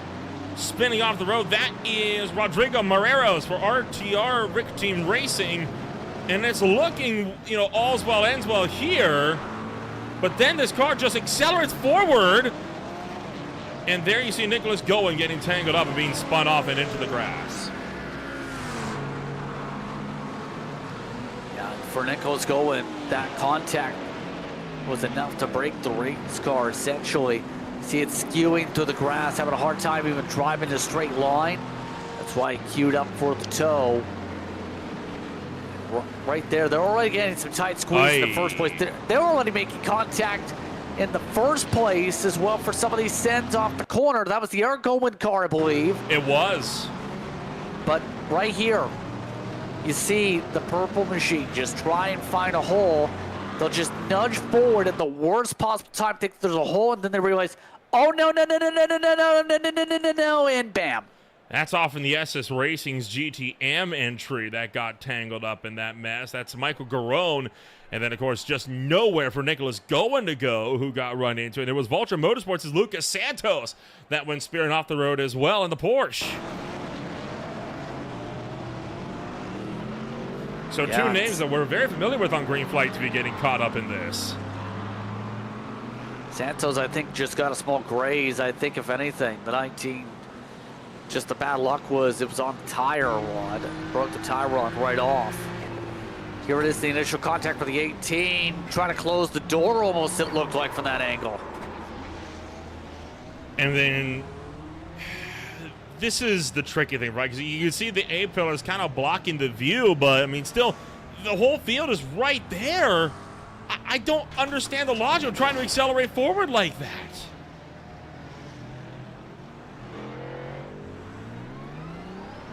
Yeah, now think of this, Mark. It's going to be how things go off the restart. As mentioned, quick caution procedure is going to be in effect here. So this is going to be, you would think, at least relatively quick for this sequence as these drivers get situated here after the yellow flag period. Nicholas Goen going to be down and out of the race with extensive damage repairs now. You see off of the SS Racing's Michael Garone is in the box as well. Still in the race car, so evidently believes that car can get back out onto the racetrack, but I would not be surprised if that car took quite a hit as well. And there you see Lucas Santos. That Porsche still circulating, so it looks like despite some damage on the left front, that Porsche might be okay to continue. Of course, Lucas Santos runs under the Screechy Boost Motorsports colors over in the Classic IndyCar Series. Had quite the run during the 2025 campaign for CIS, and he was with Screechy Boost Motorsports as well over here in the VSCA Sports Car Championship during 2024 before SMM pulled out following the 2024 race at the Virginia International Raceway. Lucas has since been racing under numerous different team colors here across VSCA and now finds himself home at Vulture Motorsports, where he is helping to get their Porsche around this run here this afternoon. But man, not an easy run of this race. But the longest green flag run we had was the opening bell, and that only lasted, we're talking 20 minutes or less. That's the quickie caution period. Remember, the rules state that if there's a caution within 15 minutes, that's why it's a quickie caution period. That essentially we'll see Step 4, which is the pit road entry, through Step 6, which is a third wave round, not going to be completed. Essentially, no pit stops over the sequence. So if you're part of those teams that stayed out from the previous cautions and are close on fuel, Aries Racing might be interesting to see if they're going to be basically forced to come right in after the restart, since they didn't really have any flexibility of time to push their fuel window further. This team still has not come down pit road, and you saw them make an effort to try to hold on to the race lead on the initial start, but had one hell of a lockup on the left front that sent them really deep into turn one. And lucky that that wasn't the full course yellow incident right there, as that stacked up the top 5 in the GTP field. They are now down into 6, but what this does do, this gives them a good opportunity to at least let that left front cool a little bit here and get back into regulation temps with the rest of the tires on the car. Yeah, get a chance to equalize out, right? To be able to make sure you can actually perform. The big thing to me, though, is how Clark is able to get himself immediately into a strategy spot. He has essentially put himself in a hole where he's the only one in his car class not to be on the fuel cycle. It's a big gamble that's now seen him go a lot further than most would expect with the way the windows fare out. He's got to be on fumes with the way things are shaped up with these cautions. You wonder if maybe he's hoping for a 4th quick full course yellow here, which would give him the opportunity to come down pit road and maybe get things served. But at the moment, that number 8 car could be in a spot of trouble. You've also got some of the GT Pro cars here that are going to start to become a question, right? Drivers like Evan Van's Pulsar Esports team, they've now been going there for over an hour. Now, these cars can go about an hour, just over an hour under green flag conditions, but as we've seen, a lot of the prototype drivers weren't wanting to take the risk of that early on. And how long do you think it's going to be before these drivers that stayed out from the full course yellow about 7 laps ago decide to come down pit road as well? Yeah, that's an interesting question. I think right now it's kind of a spot of the further along you go, the more you take out the chance of a top off. Remember, the big strategy, though, Nolan, is getting yourself eventually into a spot where you cut out a full pit stop compared to your competitors. And so if you're thinking about this for Teixeira, for example, you're talking about if there's an air caution period, you come down, you take the service, that gets you, let's say you're an hour and a half through on normally an hour tank, which is a huge difference in the first place.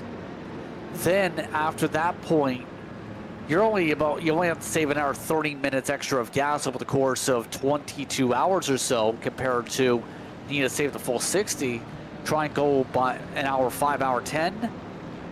There's a good chance you can make it a little bit easier on your fuel burn if you get enough luck here the rest of the way to help with how much you save over the course of this. It really just depends on when the cautions fly.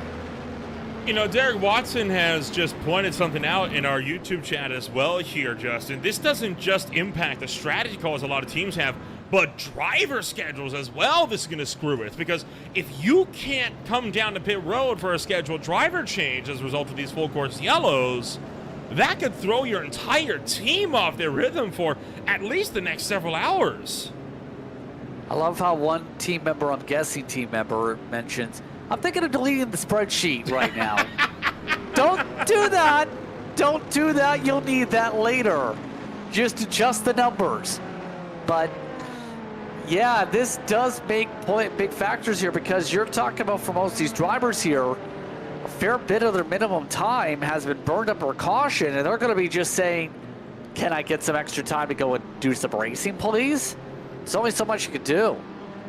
Well, at least let me rephrase. In theory, this makes their job as a driver easier, you know, when you're going under the pace car, right? Because in theory, you don't have to worry so much about crashing a car. The one downside to that is, of course, I'm not going to say fatigue necessarily, but your concentration tends to lapse significantly when you're in these types of full course yellow situations. And it does make it relatively difficult to maintain that concentration. And that's where we get some of these classic mistakes that we've seen across all manner of endurance racing. Yeah, now we're coming up to the restart, though. They've already indicated a restart end of this lap. That's how quick the period is, and here we go. How will they do it this time?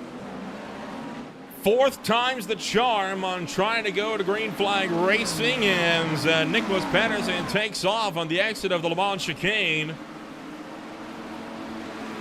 And Pedersen running the Ferrari.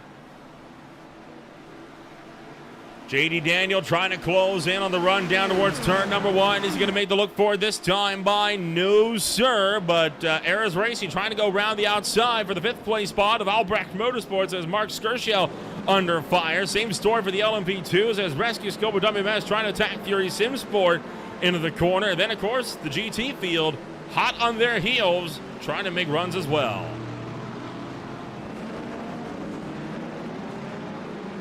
Yeah, look at this right now with some of the drivers getting fierce in the heart of the pack. We already mentioned Aries. We have to see some of these other teams, how they try and navigate through on the approach. Aye. That's a little bit tight on the brake once again for the 2 machine. Tanner Prater having your contact. Eras Racing's Brandon Clark trying to get up to the back of Mark Skurshell here. Albrecht Motorsports under a lot of fire for 5th place in the GTP category. And then, of course, Alvar Martinez, the World of Sim Racing team, looking to attack JD Daniel for Pack Simsport just up the road as well. There's no look going to be made for positions here into the bus stop chicane, but GT Pro, could this battle start to pick up as well as once again, Vincent Herbier closing in on Teixeira.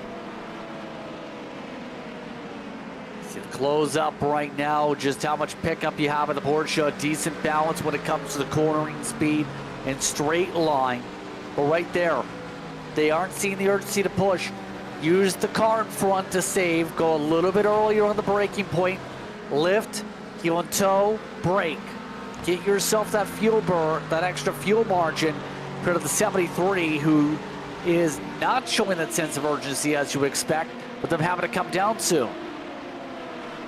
Not a lot of urgency being shown at the top 3 of GT Pro for the time being. I think they might just be trying to play it safe here. Brandon Clark, oh my goodness, Clark's upside down, and he's tumbling into the International Horseshoe, and the full course yellow comes out immediately. A horrifying crash in turn 3, and Eras Racing's day goes up in smoke. That strategy did not pay off at all, is all you can say. Oh my goodness. Pretty clear you can't tow that car. And remember, there's a rule. You can't have back-to-back short course yellows. How in the world did that happen? How do you flip a car there? Well, with the long caution, it gives a lot of opportunities to look, does it? Let's take a look at this. Yeah, missed the corner in the first place. I think letting some cars go as they missed the apex off. And then, quite simply, yeah, something snapping around there. They just broke something and went full throttle barrier in. Right back into traffic. We had 2 cars upside down. That has to be a hardware failure of some sort. That looked like a hung throttle. I've seen steering wheel issues before like that. I'm not sure if I've seen a hung throttle like that before, especially in Daytona. Let's keep an eye on this again. Yeah, you see, they notice something's wrong. They missed the initial apex, and then all of a sudden, it's like it just cuts out, and they lose all ability to turn. And the 2 cars involved, you had the, that's Lion GPX Bravo Snow, Tiago Mello had just gotten back onto the racetrack. And then you also had the number 10 getting caught up as well for V1M of Jeremy Carter. Yeah, that is horrific. Let's put it this way. Brandon Clark's still yet to tow the race car. Oh, my. Yeah, I almost want to see it on board with this, with how rough this looked here, because it's like those little wiggles we see coming out of the in and out and coming into the International Horseshoe indicate something weird was going on in that sequence. The full throttle kind of just puts the extra exclamation point on how much of a problem there was to break the car and have the hardware as it just smashes several cars' hopes and dreams. Somehow it looks like the number 10 of V1M managed to get out of that relatively unscathed. How? I have no idea, but that car looks unharmed. believe one of the team members, by the way, from Aries is indicating that it was a hardware issue, sadly. I'm not and surprised. I apparently told them to pit. They didn't pit. Oh, my goodness. This is going to be the look on board with the number 8 of Brandon Clark. Hold on, folks. This is going to be a wild ride.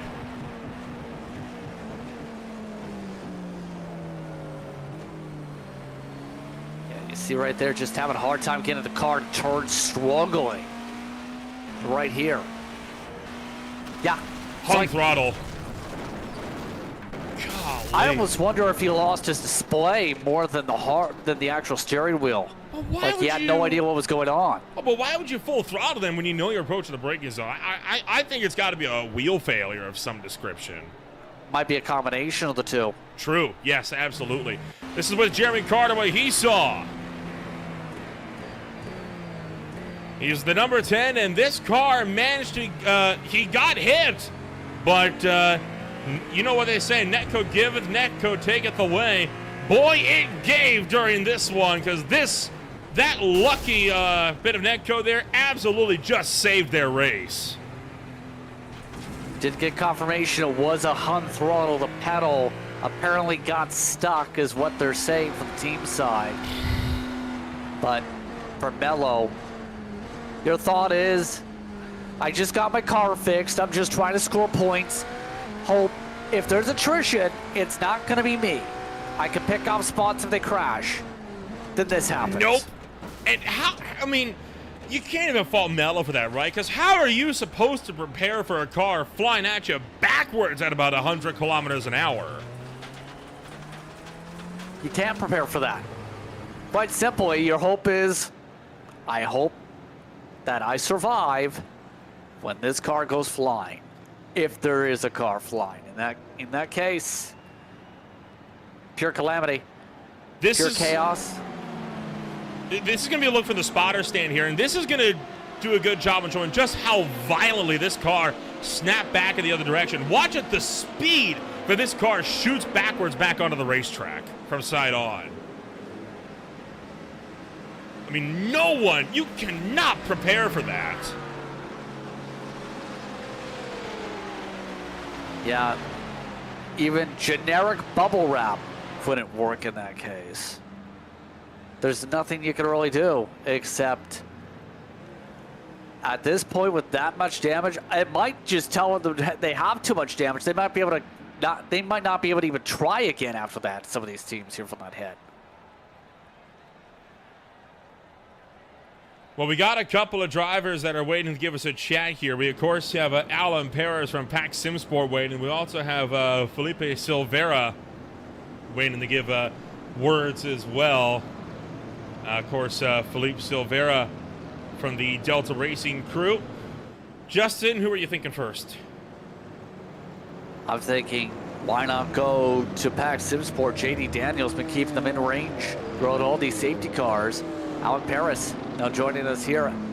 Alan, so far, looking really good for you guys, keeping up within the draft with all the safety cars right behind the leader. How are you guys seeing things so far, holding on to P2? Yeah, I mean, obviously we've gained some positions from the start, which is great. JD's doing a great job behind the wheel. Wastegate definitely has some pace. Nicholas is in a great groove right now, so it's a long race. Hopefully we can get some green run in here to figure out what the real pace is with everyone across the group. But overall, clean for us and can't complain much. How much have these safety cars really impacted the strategy, especially since we already seen during one of the safety cars everyone peeled down? How big has this been with how far this is pushing not just the fuel, but your driver times? I think it's so early on that, our strategy is a bit written in pencil just because that these events are going to happen. So, the first one pushed us out, maybe 10 minutes or so, which in the grand scheme of things is not that big of a deal. However, I think it's the biggest impact is just like getting in the groove, which you feel like there's always a little bit of nerves and tension in the beginning of the race. And so when you have these 3 cautions or whatever number on right now, just trying to relieve those and kind of get into your normal rhythm, I think is the hardest thing about these. Of course, there was a lot of talk with the tire models coming up for from the previous build with the new tire carcass. How do you feel about how the tires have felt with this build here for the GTP? Yeah, I mean, I think it's taken, first, I think, I think mostly in our team's view is there's no negative to the tire build.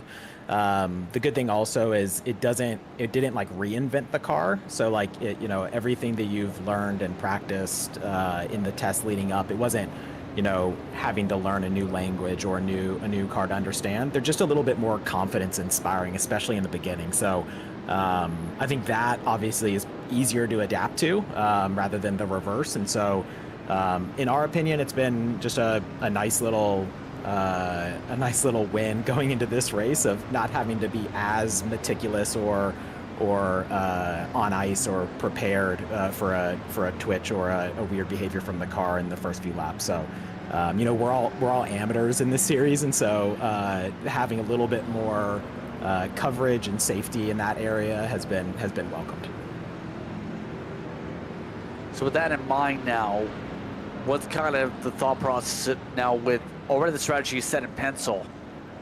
Where's that approach to where eventually you'd have to think that an eraser might get involved to adapt that strategy? Say that again, sorry. Audio broke up a little bit. What I was trying to say was, where do you guys see the approach now through the next third of this race to where, I know you mentioned things being in pencil, where do you see things where you might have to adapt to try and get that eraser out? Yeah, well, I mean, I think, sadly, you can only look at, right now the evidence is that there's going to be a lot of cautions. Hopefully not this frequent of amount of cautions, but I think what we're adapting to is, that those might be coming up more frequently than we originally penciled in. I think we expected, let's call it 10 cautions or some number like that over the course of this 24. Right now we're used a third of that, and so now I think we need to look at these future stints and stay, if we're seeing cautions more like once every 2 stints or once a stint, then that changes just our readiness to change the fuel strategy or the driver strategy. I think that's probably the biggest piece is, making sure the next driver's ready earlier on, ready, more prepared in case we need to adapt based on the caution schedule. But again, hopefully that isn't the case and we can get some green run in here and fit a little bit more on schedule that we plan out. Any shows you'd like to give before you let you get back to the rest of your team here as we continue on with the caution here? Yeah, so shout out to the whole team at Pack Sim Sport, all of our partners, Exterio, Pose Heating and Air, Javicki Insurance Agency, and just big shout out to the series. I know these admins and these race directors and race control work their tails off for very little to no pay, and so just huge shout out for the team that puts this all together and lets us have this opportunity, and big shout out to you guys as well for broadcasting. I know that's one of the really fun elements is being able to share this with everyone, so big kudos to you guys as well. Side note, how do you feel the strategy we're now seeing coming into play on screen with the pit stops going to factor into things? Some of these teams just topped off right now. Yeah, I like where we're at. I like generally just being with Wastegate right now. I think the thing to always know is with track position is really important here, and luckily the Porsche has a really good top line, so we can stay out front on the bankings really well. And especially with smaller green periods in between the cautions, it's harder to make up that track position. So I like the call we made, obviously. I'm a little biased, but we'll see how it plans out for everyone else. All right. Thank you very much for your time, Alan. We'll see how things work out here. Thanks so much. Hopefully you guys get some green running soon to commentate on shortly. Alan Paris takes some time to speak with us, Nolan, and interesting part with the track position game, as some of these teams elected to come in only about 25-30 minutes into the stints to break things up and try and play things different on the fuel burn. Yeah, a lot of teams opting for different strategies here, and that's going to kind of break things up once again as World of Sim Racing Team Albrecht Motorsports, BMW M-Team Delta Racing, and Lone Limit Sim Racing Academy have both come down pit road. Speaking of BMW M-Team Delta Racing, it is the driver from the car that is currently sitting in pit road and out of the race right now, Felipe Silveira, who will join us in the broadcast booth now. Felipe, a tough way for you guys to go out of this race with a hard crash pretty early here in this one. Talk us through the opening laps, because I know this has not been a race to remember so far for that number 21 crew. No, definitely not. I mean, it was pretty rough. I'm not gonna lie, I was pretty frustrated with the collision and everything. But right now, the play is just to keep our heads cool. We have good pace. I saw it at the start, and I think we can still maybe be into play if we get lucky with the cautions and whatnot. So we're not giving up yet, is what I'm trying to say. We're not going to give up. Well, it's right now 23 laps down to the leaders, but like you say, I mean, with a couple wave rounds every yellow, there is a significant chance you could find yourselves up towards the front by the end of this one. It wouldn't be the first time we've seen drivers come back from laps down to be fighting with the lead lap contenders here. And with this being now our fourth full course yellow back to back to back to back, how confident are you that you can keep utilizing these full course yellows to keep that 21 car moving forward? Well, let's just say I really enjoy gambling, and I would gamble on this race right now. I think, you know, just if we play our cards well, like I said, if we take it safe, if we extend every stint, we could very well be in contention at the end of the race. But let's see. The sister car headed up by Daniel Campos just came down pit road under this yellow flag as well. And with you guys running two cars in the GTP category, is this a hope to potentially be fighting for the top spots of the championship for at least one of these cars by the end of the season? Well, I guess we'll just do our best and see where we end up. I know both teams have very good pace and we're very competitive, so we have good chances, definitely. And in the event that you get up to your sister car, what's the game plan? Work together, or is it kind of an every man for himself mentality right now? Definitely we'll be friendly to each other. I mean, we're both just trying to make it to the end as quick as possible, and, you know, we'll do whatever is necessary to ensure that we both finish as high as possible. Well, you guys are sorting your way through to the head of the field, so we'll wish you the best of luck out there, as still a long way to go. You guys aren't out of the fight yet. Yeah, thanks, guys. Appreciate it. And just want to say I'm a big fan of your guys' work here in Green Flag TV. Also, shout out to Delta, shout out to P1 Docs. And thank you as well, Felipe, for taking the time to join us up here. That was Felipe Silveira coming on home here this afternoon. Right now, watching from the sidelines, as we have No Limit Sim Racing Academy's Chase Koski down pit road. And Justin, there's a lot of damage on the front end of that Acura. We had a crash under the safety car here? If we did, I'd be absolutely surprised, to say the very least.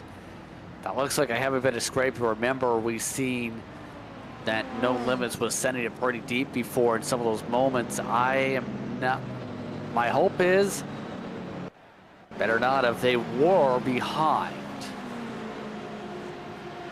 Seeing if they were potentially caught up in the mess here.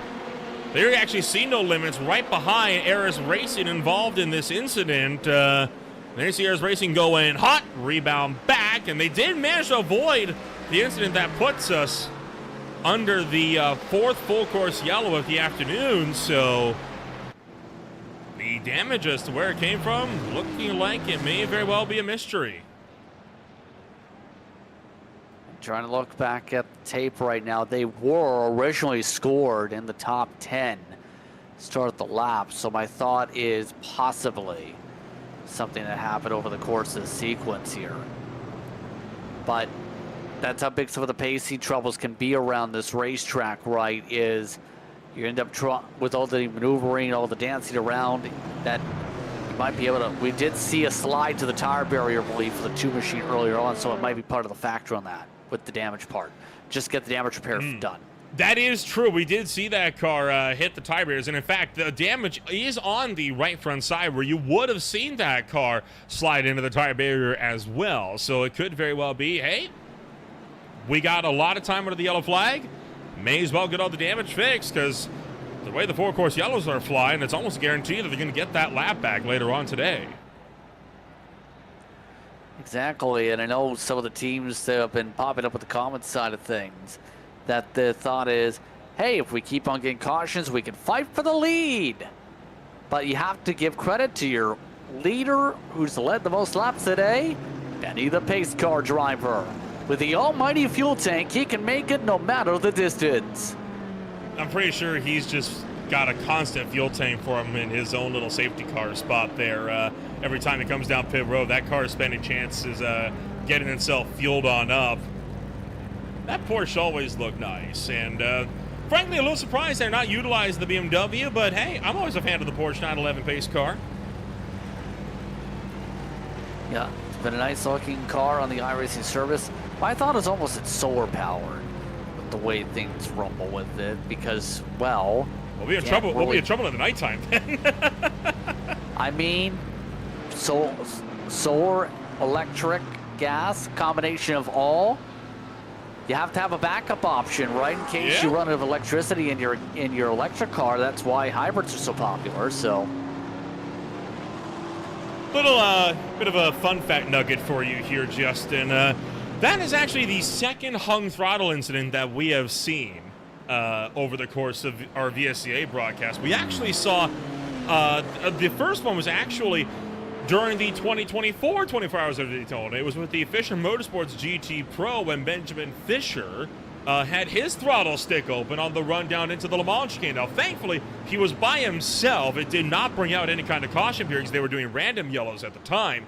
But that car cut right across the bus stop and went careening into the outside wall in NASCAR Turn 3. So if I had a nickel for every time a car had a throttle hung open in the VSCA 24 Hours of Daytona, I'd have two.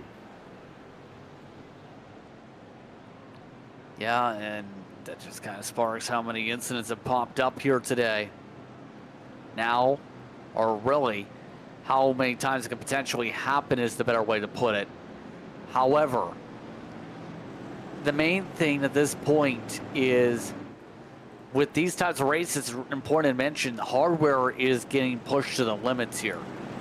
For example, give a personal one right here. Did you know if you have an old CPU for an endurance race, every single car will blink constantly the entire time? This is the type of stuff you get prepared for and know about before the race starts, and then you're prepared to have a backup option if necessary. This also means a backup option for the drivers in case, say, you don't have the ability to see anything on the racetrack, including your competitors, or your steering wheel falls off, or your cat accidentally ripped apart your pedal cord. It's almost a guarantee that in big 24-hour races like this, something is bound to happen somewhere. I mean, it's a guarantee for every single driver. You're not getting out of here entirely fine. I need to make a correction to Derek Watson in the chat. The nickels in question of my analogy would not be used as hockey pucks. We saved those for the toonies. Wait. The toonies aren't big enough to be a hockey puck. Well, you covered in maple syrup enough, you could harden it into a brick. You could use it as one then. You would have to put together like 20 toonies. I think we can do it. I mean, I've got I guess 3 so. toonies. You only have 3? Well, I do everything. Who carries change nowadays? I mean, if you're these teams, you need change to be able to get some generic energy drink for when you're up on the spotter stand. Generic energy drink, generic snack foods, all part of a unbalanced breakfast, lunch, or dinner.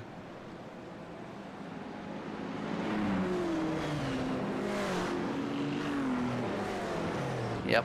By the way, we are coming up to the restart at the end of this lap, so there's that to be able to get us back to racing.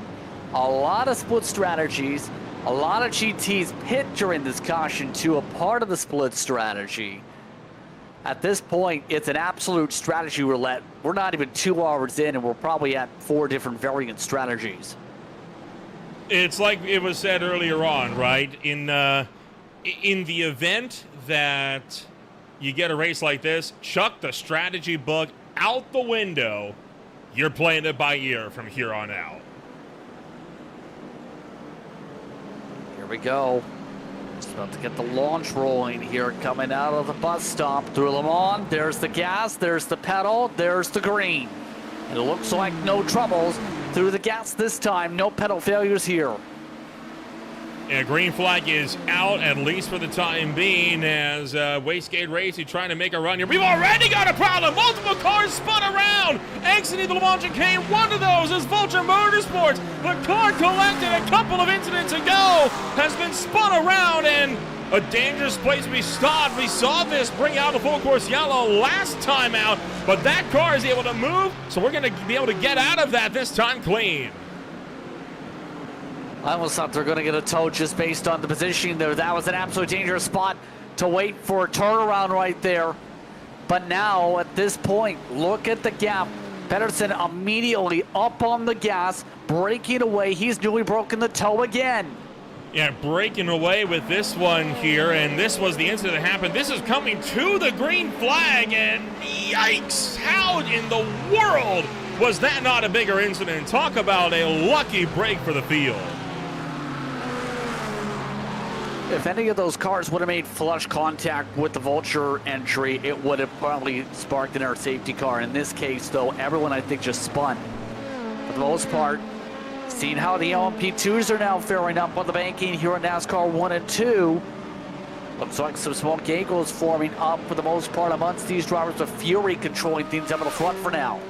Battle for fifth is on with Twin Turns SR-S alongside V1M. Battle for fifth here in the LMP2 field, and we've got another car to the wall, and that's one of the GTPs that has spun around and has hit the wall hard. Don't think it's going to be enough for the safety car. Looks like they're going to keep going. No limits. That's the two again. Oh my goodness, it just keeps falling apart. That car's got a meatball flag. That right front disconnected off the car. They're going to be forced into pit road. And this is what has happened to one of the lone Acuras in the GTP field. They were already down several spots, and it was a solo shot into the inside wall.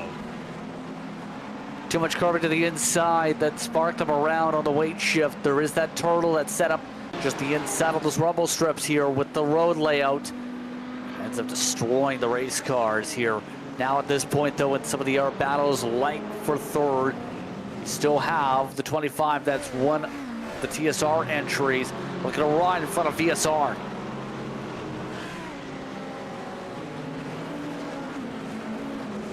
And so the battles are looking to carry things off here as the fight for fourth continues on, or fight for fifth, sorry, continues on in LMP2. We haven't given the LMP2 field much love so far today. They usually break apart pretty quickly off of these restarts, but for the time being, these guys are continuing to battle it out amongst themselves for fifth, sixth, seventh, and eighth, all in the line here as they make their way around to the Le Mans chicane, headed towards the back straightaway.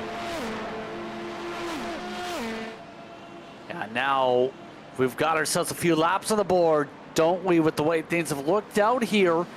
Major crashes this time. Let's cross our fingers for that, but watch for some of these sends to come up. In particular, Sergei Lazaire trying to make sure he gets himself around with the losses milling his lad on the track. But the problem is, you can't go as wide now. You can't really send as deep as you used to, and that's making it much more difficult to send into the one. And the battles still showing no signs of slowing down anytime soon. A side-by-side fight for seventh in LMP2 as Grow Racing Team trying to fight its way around the Monarch Racing, but Vitor Pita is able to battle on through. And all of this, the fight for GTM picking up as well. Superstar Race Team Samuel Hoff under fire by Marcus Taylor for SWF Motorsports. And it's going to be a look to the outside entering one. Off trying to play the defense here for Superstar, but Marcus Taylor seems to be all over the place trying to get these cuts here in terms of trying to force his way around for a pass. You can see just with the approach, a little bit more to the inside, take away a passing opportunity with the 17 machine, try and force that 94 to have to go to the outside when they do get close enough in this choo-choo train. And of course, right now, you of course have Samuel Hoff being held up by some of the GT Pro traffic up the road, which is allowing for Taylor to stay nice and close and keep Hoff honest in the GTM race lead as well, which is why we see this fight being so aggressive here in the early goings of this one. Little ways up the road, you've also got a fight between RTR and Rusty Spatulas here. They are side by side as they hit the oval.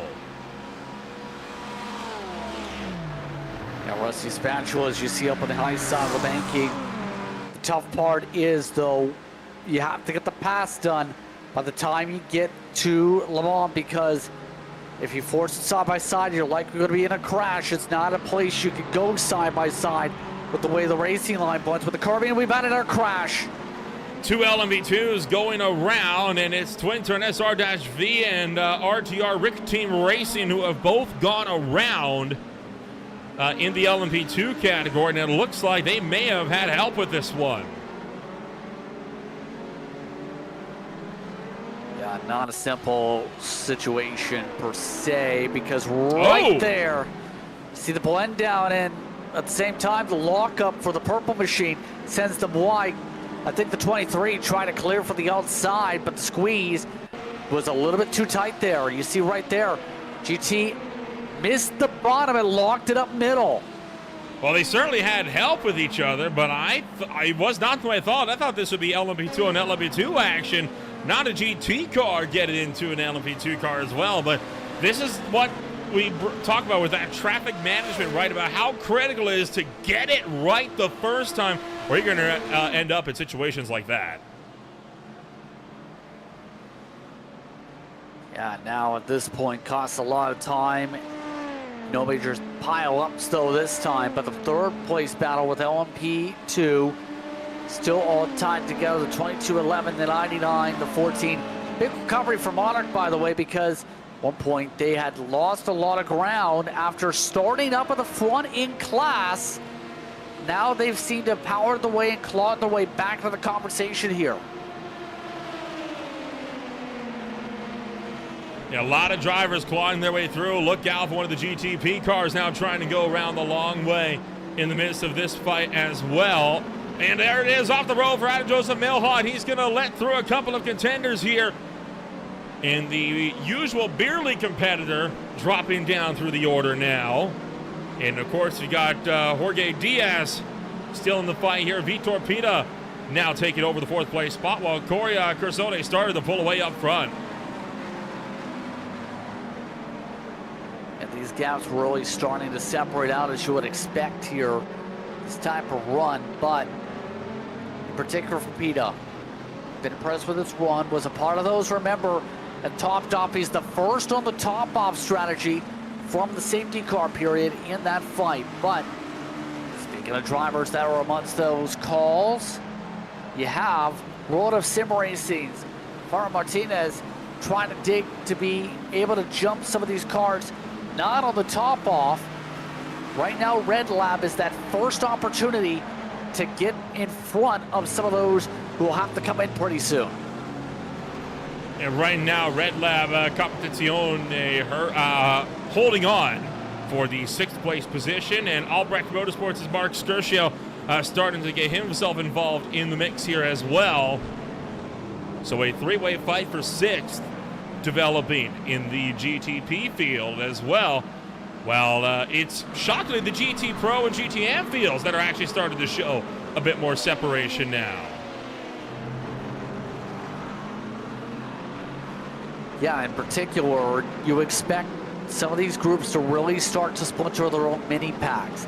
It's the nature of endurance racing, as we've talked about so many times, where comparable speeds will migrate together, and you'll have a hard time finding your way forward unless you have A, driver change, B, a caution, C, just better strategy. So it's going to be difficult for some of these teams now to get themselves out of, say, this battle for A to claw your way forward. Blanco Mortar was up in the race lead earlier on today, battling up in the top 3, in fact, just trying to find a way to get themselves some of this positioning back and get themselves a better position.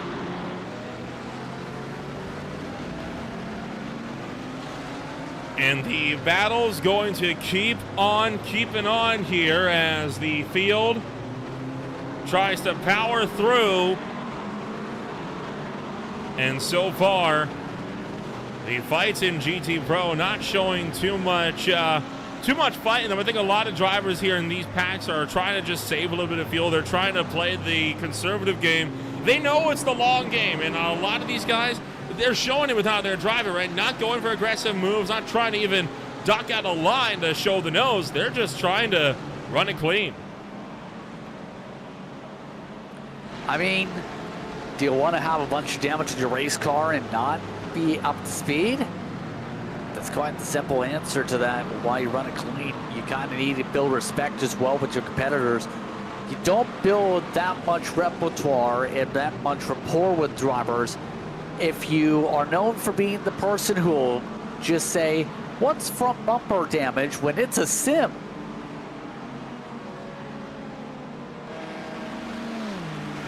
And so the battles continue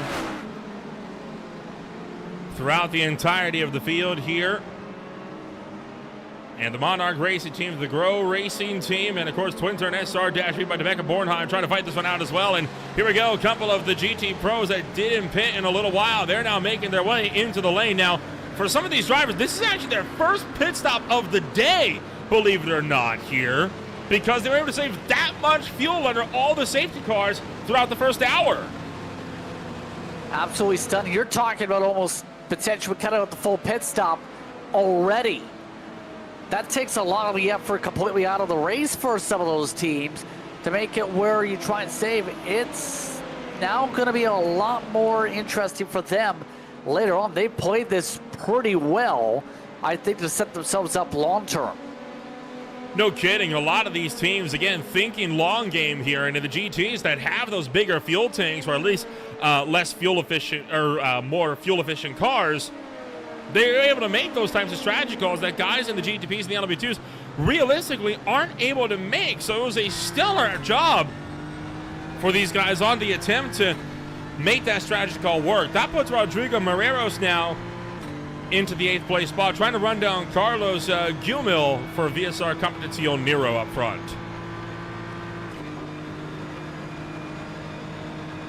Yep, right now you see the dig to try and close with the draft. Watch though with the brake mark. A lot deeper by that, at least 10 feet. That's enough to just close. With the way that car binds down though under the brakes, allows them to be able to plant. Rodriguez in particular seems really solid for the braking marks. But that's a little bit of connection favor for no damage. A bit of a how do you do there from Lucas Moncia into the back of Jorge Diaz up front for the Grow Race Team Blue, and getting a little bit dicey there in the battle for the 5th place spot.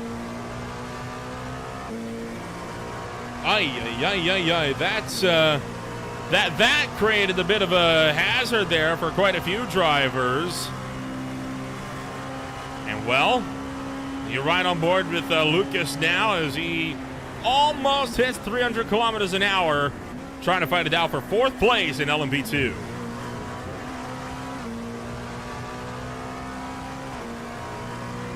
Yeah, rhythm focus seems to be again to play for these battle packs.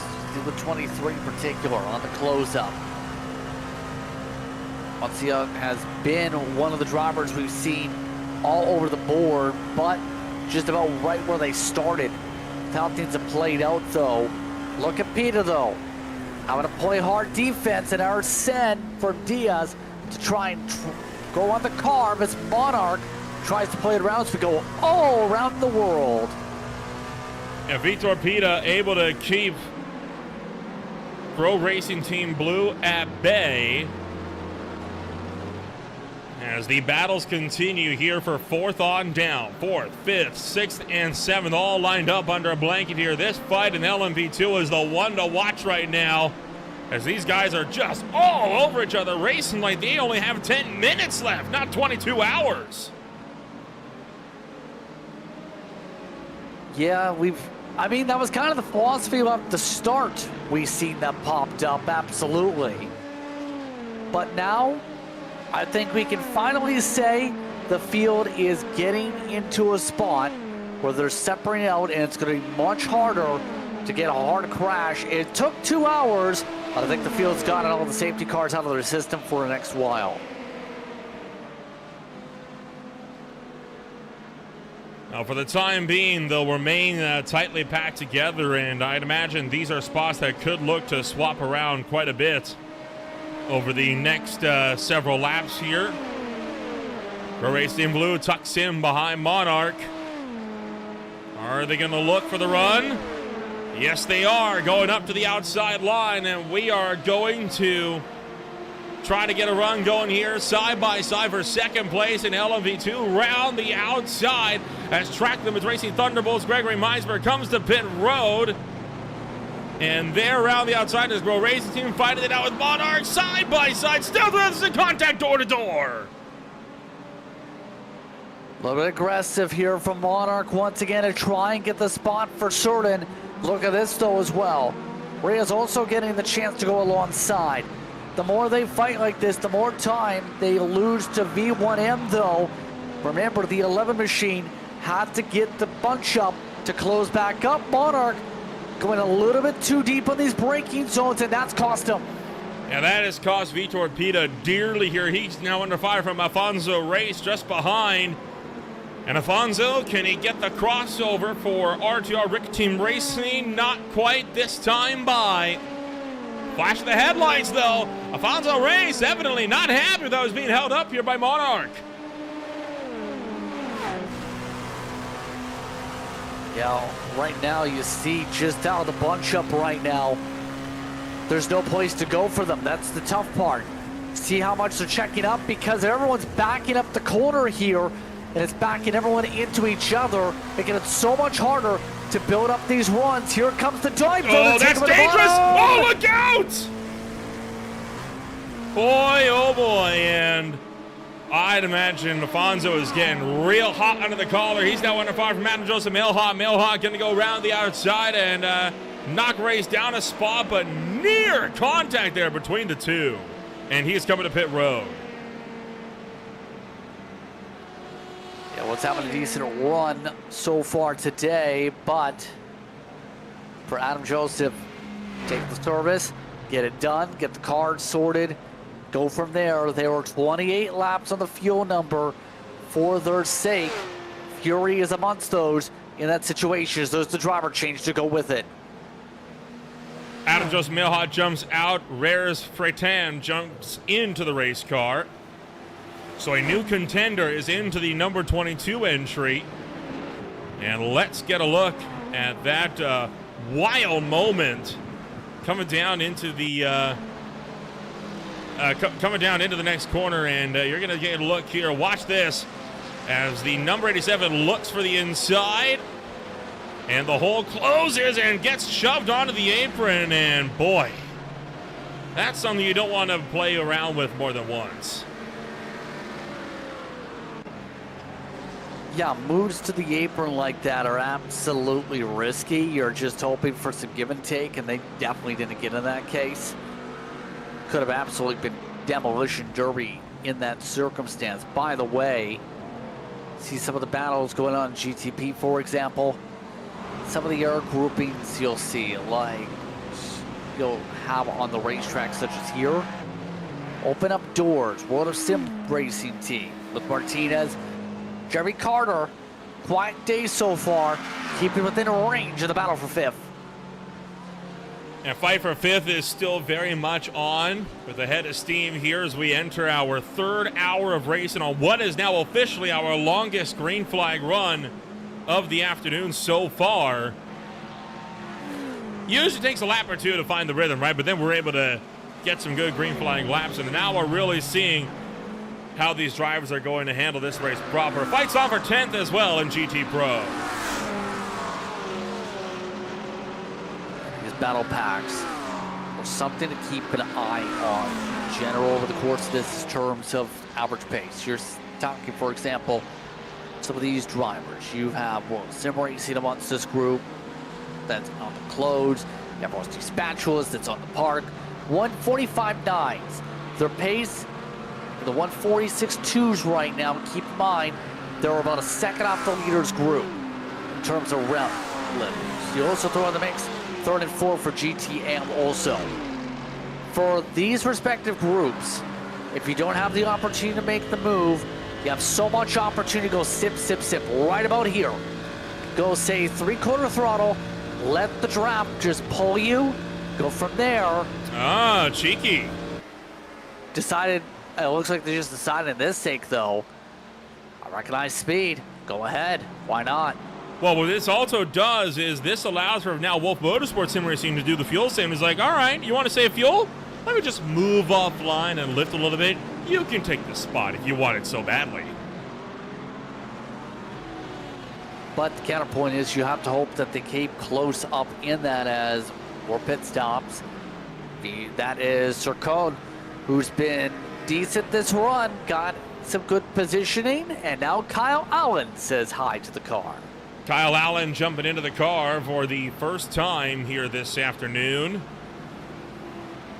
as the battle's going to continue on elsewhere throughout the racetrack. I tell you what, quite the fight that drivers are having so far, and showing no signs on any of these battles on going away anytime soon. The prototypes are making another run at pit road, leaving mostly battles in the GT categories.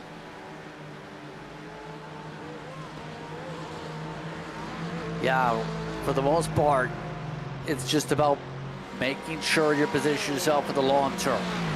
Ian Lawrence Brown, for example, one of those that's on the different strategy compared to some of the top offs, yeah. But top 5 in the class right now, 7 seconds back in the leader, decent position to plot and plan. They can hold themselves forward, I think, in terms of raw speed, but right now, it's a chance again to be able to reset, save a bit, go from there. As long as they're able to keep at bay some of these scents coming up from Chad Dalton, who seems to be really aggressive under braking right now. This here, the fight for 4th through 6th. Of course, in this fight, you have, of course, Blocco Motore, the team that won the Roar before the, the team that came second in the Roar before the 24. So one of the Aston Martins, 2 of the Aston Martins, in fact, caught up in the mix here this fight. You, of course, have Matco Fisher Motorsports, one of 2 Fisher Motorsports cars in the field, both of them running the German manufacturer from Porsche. So that Porsche 911 doing a good job to fend off some of that British horsepower right behind, with the twin Aston Martins really hound to the back of the number 44.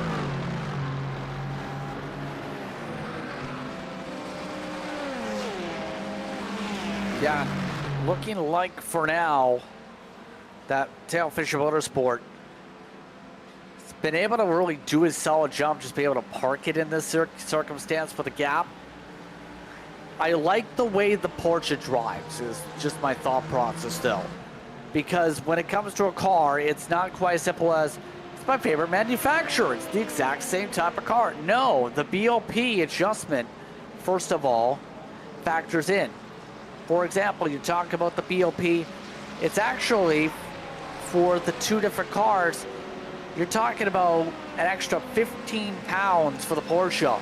A little bit of extra weight that's going to impact your ability to turn the car and impact how you balance your setup. Compare that to, say, the Aston Martin on the Pursuit. The Aston Martin has 24 pounds. That's 11 kilograms, by the way, to get my metrics correct. So you're talking about even heavier of a car while having a max fuel capacity. So you're talking about a lot of balance where it's going to change your center of weight in terms of rotation to be able to make sure you can actually turn the car compared to a completely normal standard out-of-the-box car. And you saw Ian Lawrence Brown able to make that dive into the International Horseshoe that time by for Blocco Motore as well. So Brown is doing a lot of good work here trying to make that car happen. Selena Ward for Wastegate Racing going to jump into the car. Now, Selena Ward started that car in the roar before the 24. It was Pedersen who finished the job. This time the roles are switched.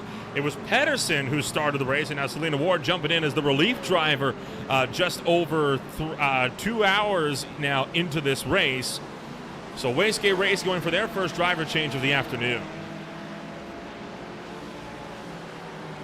Yeah, and that's only their second stop of the race. Also, some of the teams coming up on 3 already in the GTPs. But it's all a part of the planning process and the spreadsheet. Vulture Motorsports already have caught up to some cars here after their spin. Seem to be on a good rhythm after being sideways and nearly getting slammed into. They've done a huge job to close up this gap pretty quickly for some positions on the track like they have, although they are split a difference compared to Flight Level, who's about to come in soon. Yeah, Jason Keddy running the Ford Mustang GT3 here, and in fact Keddy coming in this time by, and that Porsche going to stay out for one more run as well here. Quite a few cars in fact coming down pit road. Pit road's a busy place down here right now, Justin. Pit stop window very much open for a good chunk of drivers in this field.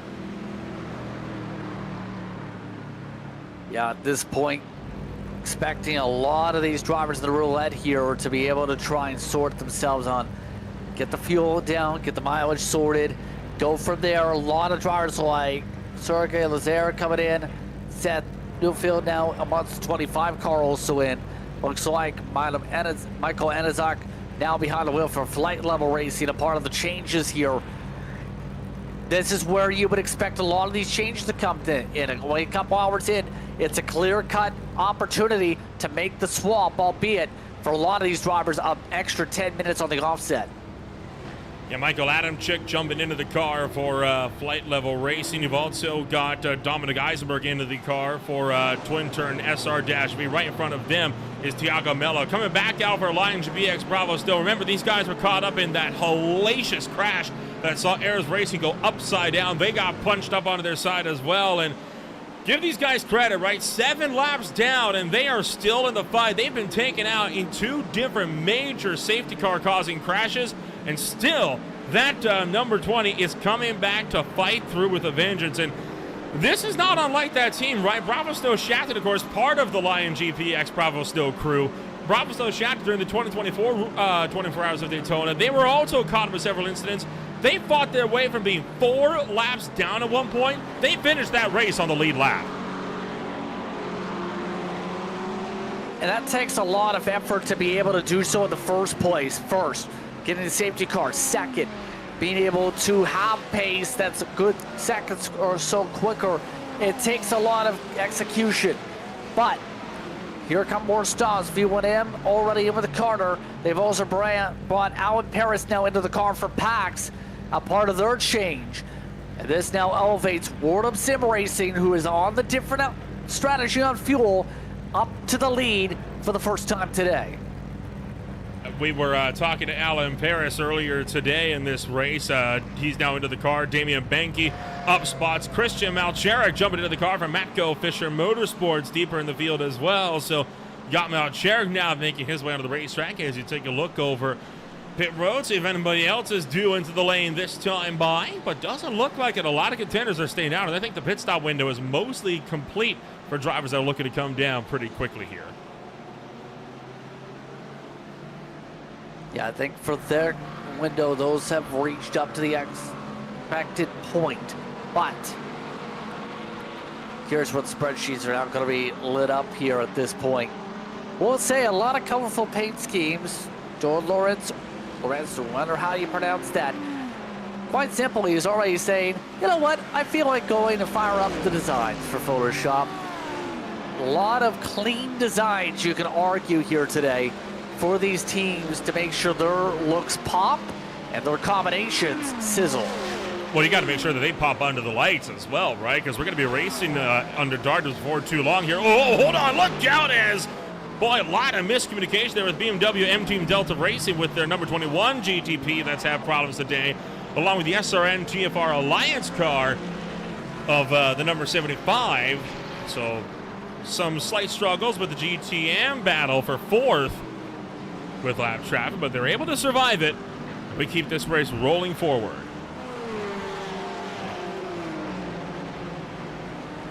Yeah, for now though, I think it's the kind of the conversation point of what's the box going to be like? What's the conversation overall? You expect it very minimal because, don't get me wrong, in your opinion, Nolan, if you have someone conversating with you during the race, is that more a distraction point or a relaxation point?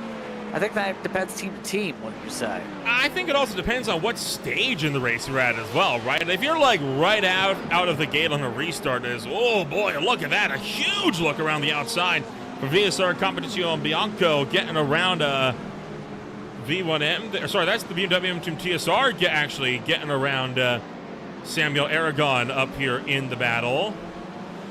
But I think it kind of depends on where you're at in the race. If you're right out of the gate on a restart, you're absolutely saying, nope, don't talk to me. I have a hard enough time getting back in the rhythm of this race. Last thing you want is somebody to talk to you. But if you're in, let's say, a late night stint of this race, you're at the midnight, the 1 a.m. portions, everyone's spread out, there's no real battles, conversations like that could actually help to keep you awake, especially if you're a North American team. Indeed. And that's going to be a part of making sure things are good. I know at this point some of the drivers have already stated, for those watching along on the comment side of things, it's easy as just giving them a call. No, it's not. No, it's not, because if they're falling asleep, you better wake them up. You better figure out a way to do that, because you never know if they just nod off to sleep just a couple minutes before they're about to jump on, and then they wake up and it's like, oh no, it's time for generic face wake-up cream or something along those lines. Yes, indeed. But by the way, I do know for Doyle watching along, yes, it is Lawrence. It's about to say, I've heard some say the other way, yes.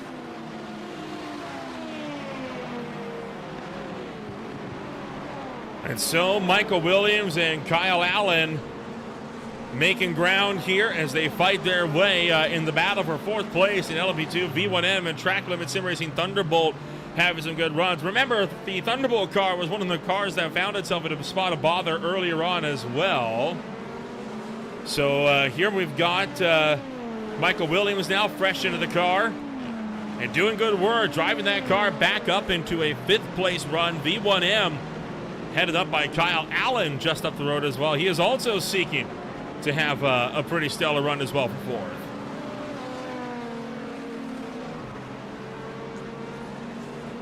Yes, and right now, there's more drivers peeling down pit road. VSR Competition Hero with Carlos Gumil, should say, just taking the service, get themselves in. Looks like no driver change, one of the few. Never mind, Roberto De La Fuente jumps in for the first time. Yet another driver going for a driver swap. So it looks like a lot of teams seem to be going on a bit of an every 3-hour strategy for at least the opening stages of this race here as Fuente jumps into the race car. Now here's a whole host of GT traffic that's going to create some issues as well. And while we watch this battle carry on out, we'll bring into the broadcast booth Benjamin Fisher, one of the VSCA administrators here this afternoon. Ben, thank you for taking the time to join us up here. Obviously, this race has gone off to a rather interesting start, but let's start with you as a driver first and foremost. What would you say this race has been like from your perspective? Well, first of all, thanks for having me, guys. It's great to have you back. Welcome back to Green Flag TV. So to answer your question, yeah, that was an interesting start to the race, I guess. As a driver, it was actually kind of hard to stay, sharp and stay focused. And I must admit here that I made a mistake on the restart of one of those yellows. I didn't really get going, but luckily nothing happened. Good reflexes on the 24 behind me, so that was good. But yeah, it's just, we knew going into this race that there were probably going to be a lot of nerves from a lot of teams, and I think that's what you've been seeing here in the opening hour. That's we have seen some crashes that probably go down to nerves. I think there was one accident I'm hearing with the number 8 that might have been a mechanical failure of sorts. No idea, but yeah, we hope that it's gonna calm down a little bit from here on out, that we get to race a little. Well, it certainly does look like things are calming down, at least for the time being here. Of course, you and the Fish and Motorsports crew, you've got 2 cars in the field here this afternoon. Both of them, of course, run the Porsche 911 GT3 colors. What's the game plan for Fish and Motorsports here as we enter the 2026 campaign? Yeah, actually, we have 3 cars. We have the 2 GT Pro cars, and we have also the number 90 in GTM. Oh, yeah, it's 3, sorry. Which is a new entry. No problem at all. So we're really just letting the race come to us. That's the plan. I mean, this is a marathon of a race, not a sprint. For us, the communication in the team is also super important. As you know, we have that requirement in the series to have a human spotter for each car at all times, and we have seen last week already in the Roar that this is something that is critically important to make sure that communication between the driver and the spotter is really working well. And that also makes it easier for the driver to focus on what really is important right now.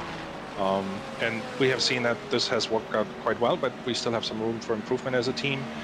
And as far as the race itself goes, yeah, as you know, the rules are quite strict, and VSCA focused on clean racing, avoiding incidents, so that's what we're going to try to do.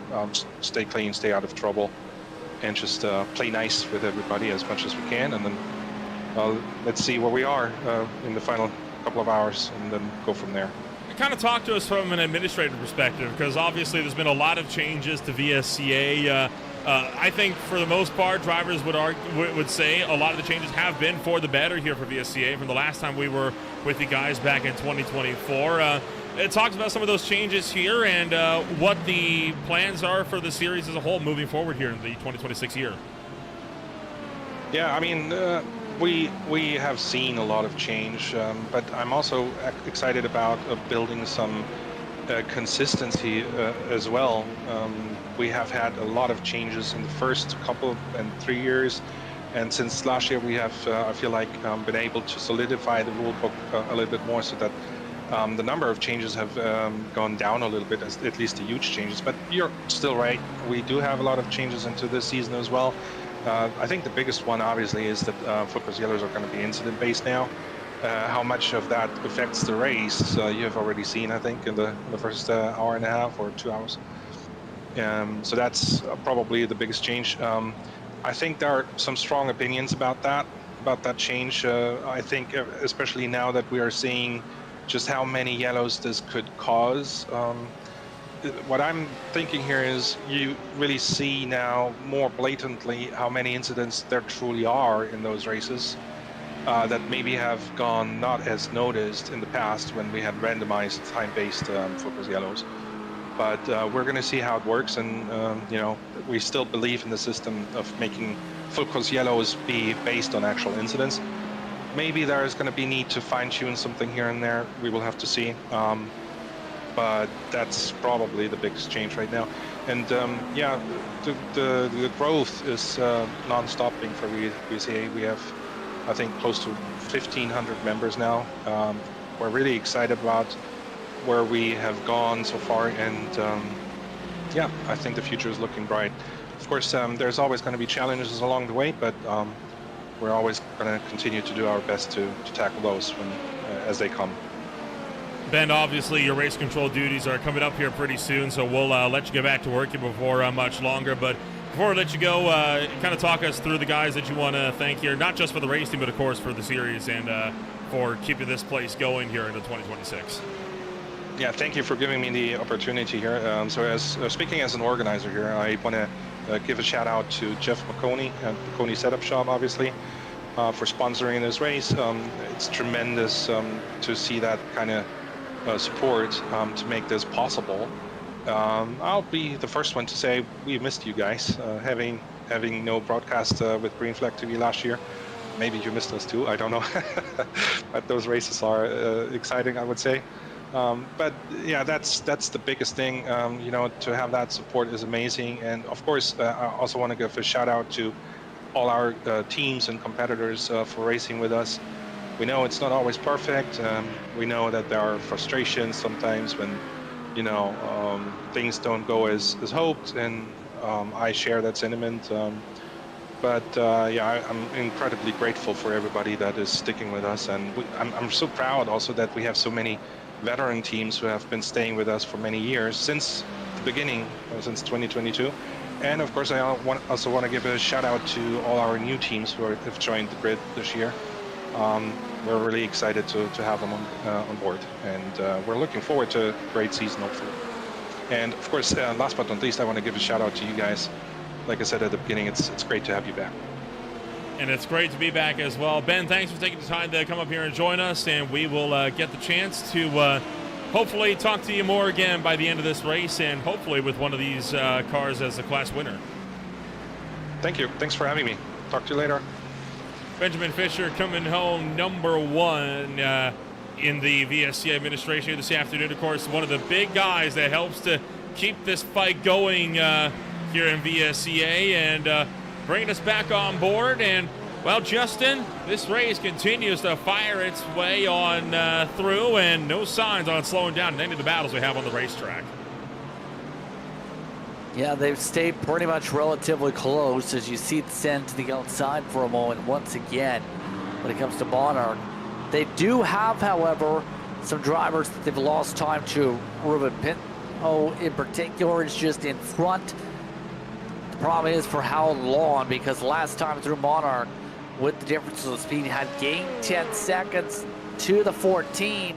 14 on average, though, being near identical to Monarch in general when they haven't made mistakes. So quite simply, it's been about just trying to make sure you keep your momentum going as the hours tick away.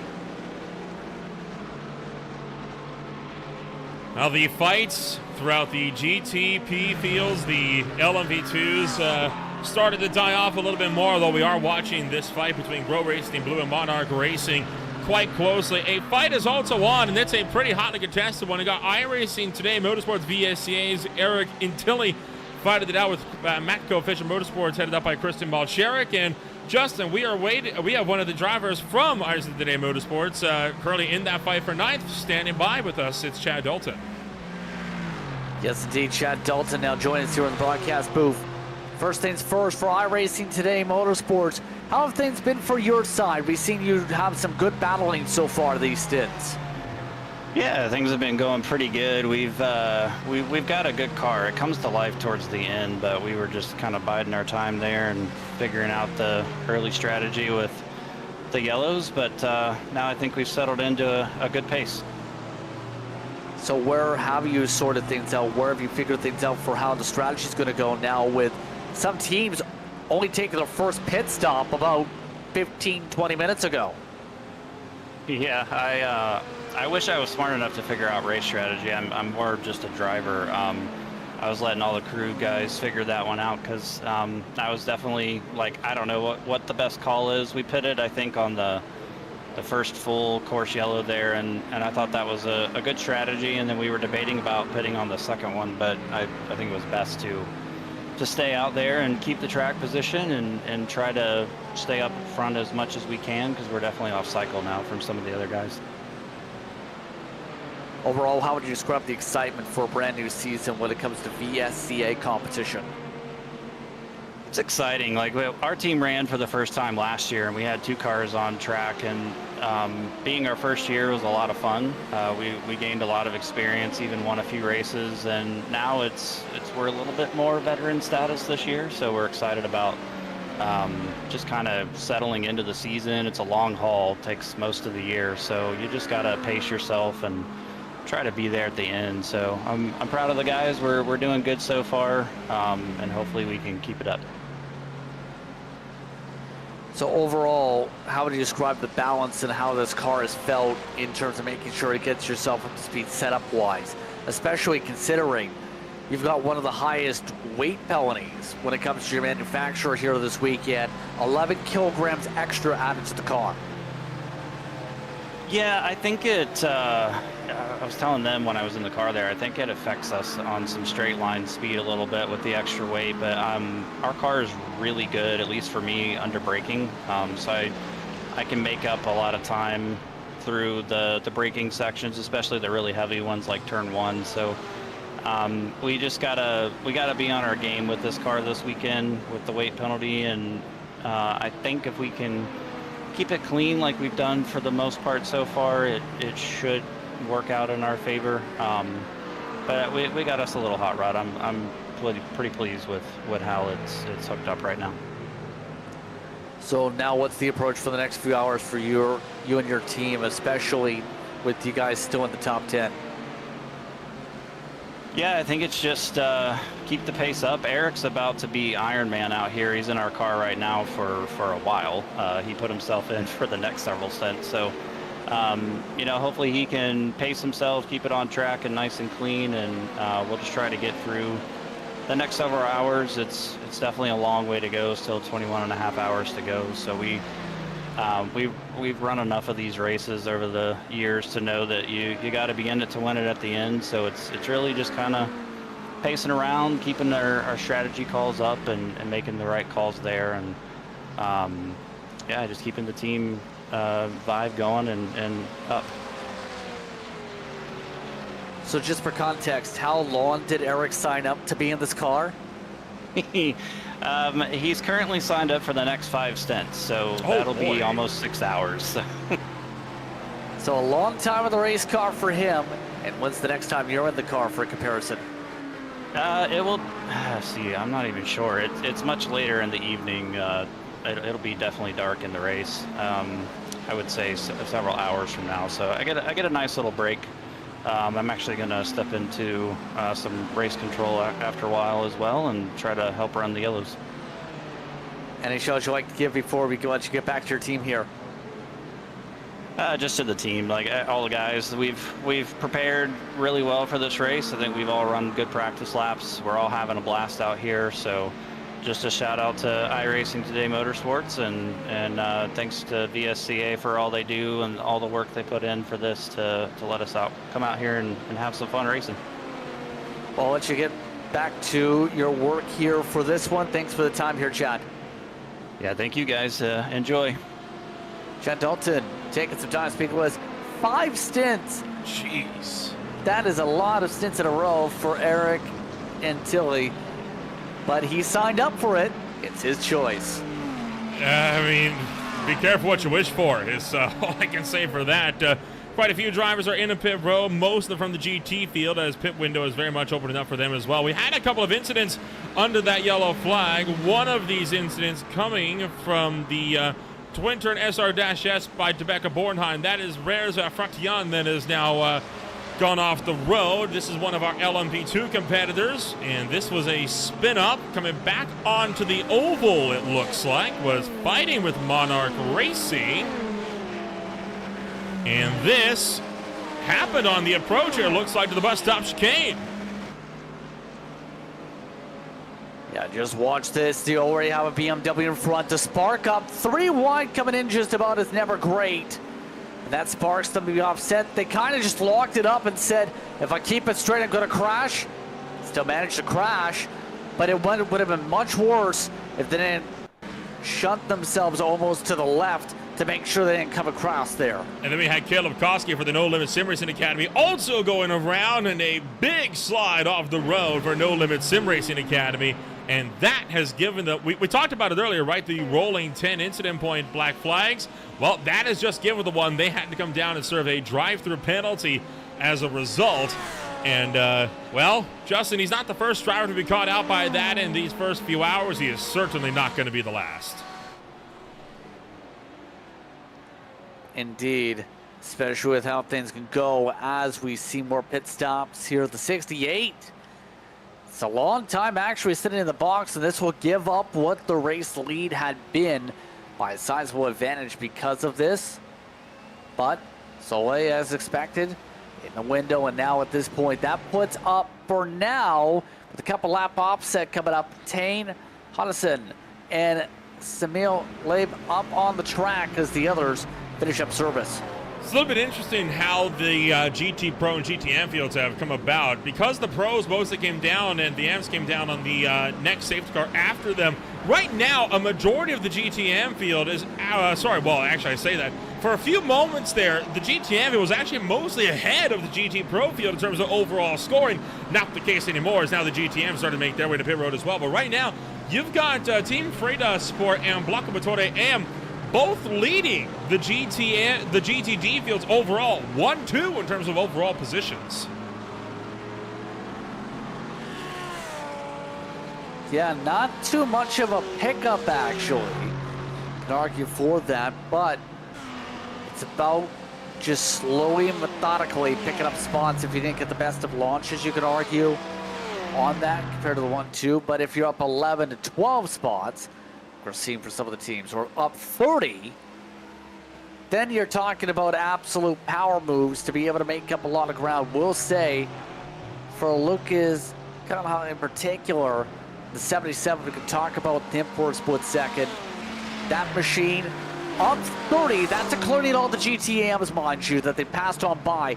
All the GTs they passed has put them into net third. What a pick-me-up for the 77 this entire race so far today, to be able to pick up so much lost ground for the early going after essentially, remember, for their sake, in their class, not being amongst those obviously up towards the very front of this field, and in turn, making up so much ground back for virtual power. And you can see, in fact, Tulamatri Racing as well as Grow Racing Team White both back in the field as well, running 4th and 5th deeper in the pack as well. So the GT Pros having quite a hefty three-way battle now amongst the group. And boy, tell you what, these guys showing no signs of slowing down anytime soon in this ever-increasing fight. Although I say that, Cunha actually started to pull away. Nicholas Sol, as a result of lap traffic, now under fire from Grow Racing White, Alario Jorge right behind. Yeah, becoming an absolute hornet's nest for some of these drivers on the overlap of speed here. We'll say what we've seen today for 211 Sol in particular, looking really good with the strategy, with the raw pace. Right now, their average is quicker by far than most of the field, except for maybe what we've seen from Teixeira and Goldwyn, who's been able to respond pretty decently, but has dropped recently the 146s. I think overall, the raw speed is there. 68 is what I'm trying to say. The net strategy, only a couple seconds back in the race lead, is putting them right into the heart of being in the conversation to start as an early season contender. Very early to say that, obviously, with the points title, but they seem like a team that's been able to put together a good set of limitations to be fast here and keep themselves in front of Grow Racing, for example. And Grow Racing Team White, try as they may, they just do not have the pace to run down these contenders out in front. And Interchomp Fisher Motorsports has just found himself black flag. That is sort of stranded. He's actually off the road. So this is a big problem for the number 90 GTM competitor, while the GTM class leader Logan Giesbrecht has just come down to pit road as well. And this has had given them a meatball play as well. Whoa! Clipped the ground to the outside, spun around. And ABS keeps that car from stopping in time, and he's going to back it into the Armco quite heavily. And something's broken on that car. They can't get going for whatever reason out of the grass. I don't know if they got the permission to tow or not. I believe that might have been a tow area regardless. So it should have been okay. Yeah, they were luckily at a tollway zone. Their car actually came to rest quite literally in the middle of the tollway zone. So that could not have been more perfectly timed of a spin for them. So we will keep ourselves from getting a full course yellow. But you are correct. That back suspension, especially the right rear, got pretty chewed up in the midst of all of that mess. Vulture Motorsports with their pro car currently running out here on the racetrack. Sean Hatfield running in the number 10 spot, 16th place, a result of earlier incidents. And, one of their drivers, Lucas Santos, is going to be joining us now in the broadcast booth. Lucas, tell you what, it has not been the best of runs for Vulture Motorsports so far today. I I know you were in the car when you got quite a hit there in the in the International Horseshoe. How's that car been feeling throughout the rest of your stint here so far? In my opinion, it hasn't changed. There's a little bit of air damage, I'm not gonna lie, towards the front left of the car. But since the hit, the car's been feeling okay. It's been feeling grippy out there. It's really hot, but it's a really good track and a really good car that we have here. Kind of talk us through your run so far, because obviously, like we mentioned, this has not been a racer member so far, but both cars are still in the race and are still chugging along quite steadily, and no signs of slowing down for the field, and it looks like you guys have been able to settle into a good rhythm now. Absolutely, yeah. This is the part of the race that all of us in the team are reminding each other that, hey, it's time to settle down. The hectic start to this 24 has now gone away. And so throughout my stints, it was trying to calm myself down more so in that it was a lot of pacing laps. And so the jitters were coming back that I thought it would go away by the first hour of the race. But yeah, car felt great throughout my 2 hours or nearly 3 hours of driving. Main focus was, even with our hit, was to see if we can keep up with the rest of the field and use our yellow flags to our advantage. The teammates in the car with Eric, Jim, Kyle, and Shreyas, they've all been helping out greatly with one another, and so it's a nice team dynamic that we have here, especially starting off this 24. You used to be racing, of course, with Screeching Moose Motorsports in this series before they withdrew near the end of the 2024 season. And now that you're running with Vulture Motorsports, how did you come to find yourself with the Vulture Motorsports outfit, and are you sticking with these guys for the rest of the season? So yes, the plan is to stick with these guys the rest of the season. My role, I suppose, within the VSCA now has just been, we've made a lot of friends at Screeching Moose Motorsports. It's I want to give a shout out to the guys back in the factory. They're a really good team, and we plan on running the iRacing Daytona 24 hours coming up soon. But the plan is to run with these guys. They reached out to me through some mutuals, and I was like, sure, if you guys are offering a seat, I'd be happy to stay within the VSCA and keep driving with you guys. And within the recent luck that we've had as friend groups, as mutuals through teams, Daytona has been a really good track for me, so I'm trying to get another one on the board, make it 3 in a row. But with these guys, main priority with them is more so to help them out throughout the rest of the season and focus on getting them the championship as opposed to worrying about the personal goals. Well, Lucas, this race still has a long way to go in it. What's the overall goals for the Vulture Motorsports AM crew here in this one as we work our way through the first race of the season? Yeah, so right now the goal is to stick with the rest of the pack, or at least try and stay out on track as long as possible. We noticed a lot of people took those yellow flags to stay out, and we were one of the few teams to stay in, or to come in, keep extending our fuel stints. And so the main goal is to stay out there for as long as possible, to just try and run this clock out. Yes, 24 hours, we have a lot to do, but with our mindset of just keep out or keep extending our fuel stints, I think we can stay within. The aim is for top 5, but of course everybody wants that 24-hour win. Well, Lucas, we'll wish you and the rest of the Vulture Motorsports crew the best of luck, and we'll see you, hopefully, whenever we see you around next on the racetrack. Absolutely. See you guys soon. Lucas Santos for Vulture Motorsports, currently running in the number 10 spot for GTM. Jim McGill currently sitting inside that race car. Justin, we've got ourselves quite a few battles in the GTPs that have died off at the time being. You got this fight for 9th in GT Pro. LMV2's got a fight for 4th between Rescue Skill and Grow Racing Team Blue that hasn't really broken up in the last hour or so of racing. Yeah, we mentioned Ruben Pinto has been able to pull away 3 seconds actually from Soares. Monarch slipped back in the traffic jam. But right now, Hinky in particular running about 3/4 off the tempo last time by compared to the closing 14 machine. It's a tough thing right now to be able to try and make sure they don't keep bleeding off time, especially when the fastest car to the racetrack on the close. But they also have a lot of traffic they have to blend through as, take a look at pit road for a split second, everything else looking stable on the track. And that is Raris Fratian that is currently in pit road. And as I say, there's no fights left in GT Pro. One has just picked up big time as a result of all this traffic. BMW M2 GTP has been really stacked up in the lap traffic. And look at this, Danny Fontaine for the World of Sim Racing team starting to run down Seth Neufeld. You see they're having to negotiate a lot of traffic at the same time also.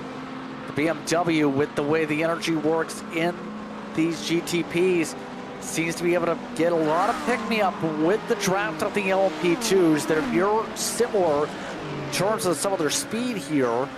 You see this is opening up slingshot opportunities to just get around everybody else without too much of a time loss here and build up the buffer around here as more drivers enter pit road, like Kyle Allen. Kyle Allen comes down pit road for V1M here in the LMP2 category, right as one of the GT Pro cars is making its way out. Now, will V1M go for a driver swap, or are they going to be leaving Kyle Allen inside the car? I'd imagine Kyle Allen is... No, they are going for the drive. No, they are. I'm looking at the virtual mirror there on the dashboard. I thought that was the back of the seat for a second.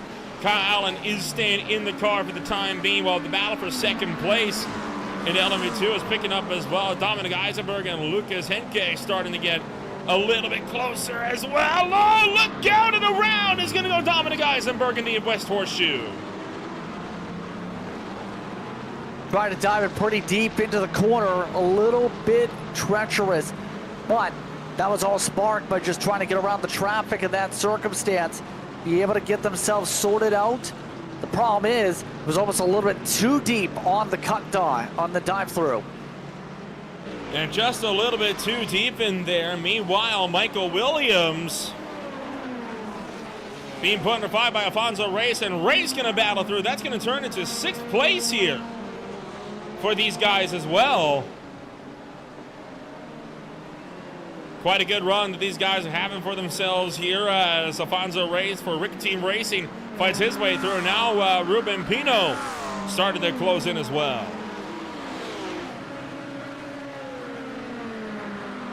Yeah, well, we just talked about, they were 3 seconds up. How they lost 3 seconds? That's how big the traffic management comes to play. Traffic giveth, traffic take away your chance to be able to keep up with the 512, I guess you could say. And it's so frustrating if you're not able to make your way through the traffic quickly. It could just be absolutely costly in your sake, and that's what we've seen that's closed this battle the opposite way. And so the field going to continue to pick things up here as you got yourself quite a lot of drivers fighting this one out here. Battle for 4th in GT Pro, still close as well, but a lot of these fights are fights that we've seen before, right? And we're just watching drivers now go through the motions.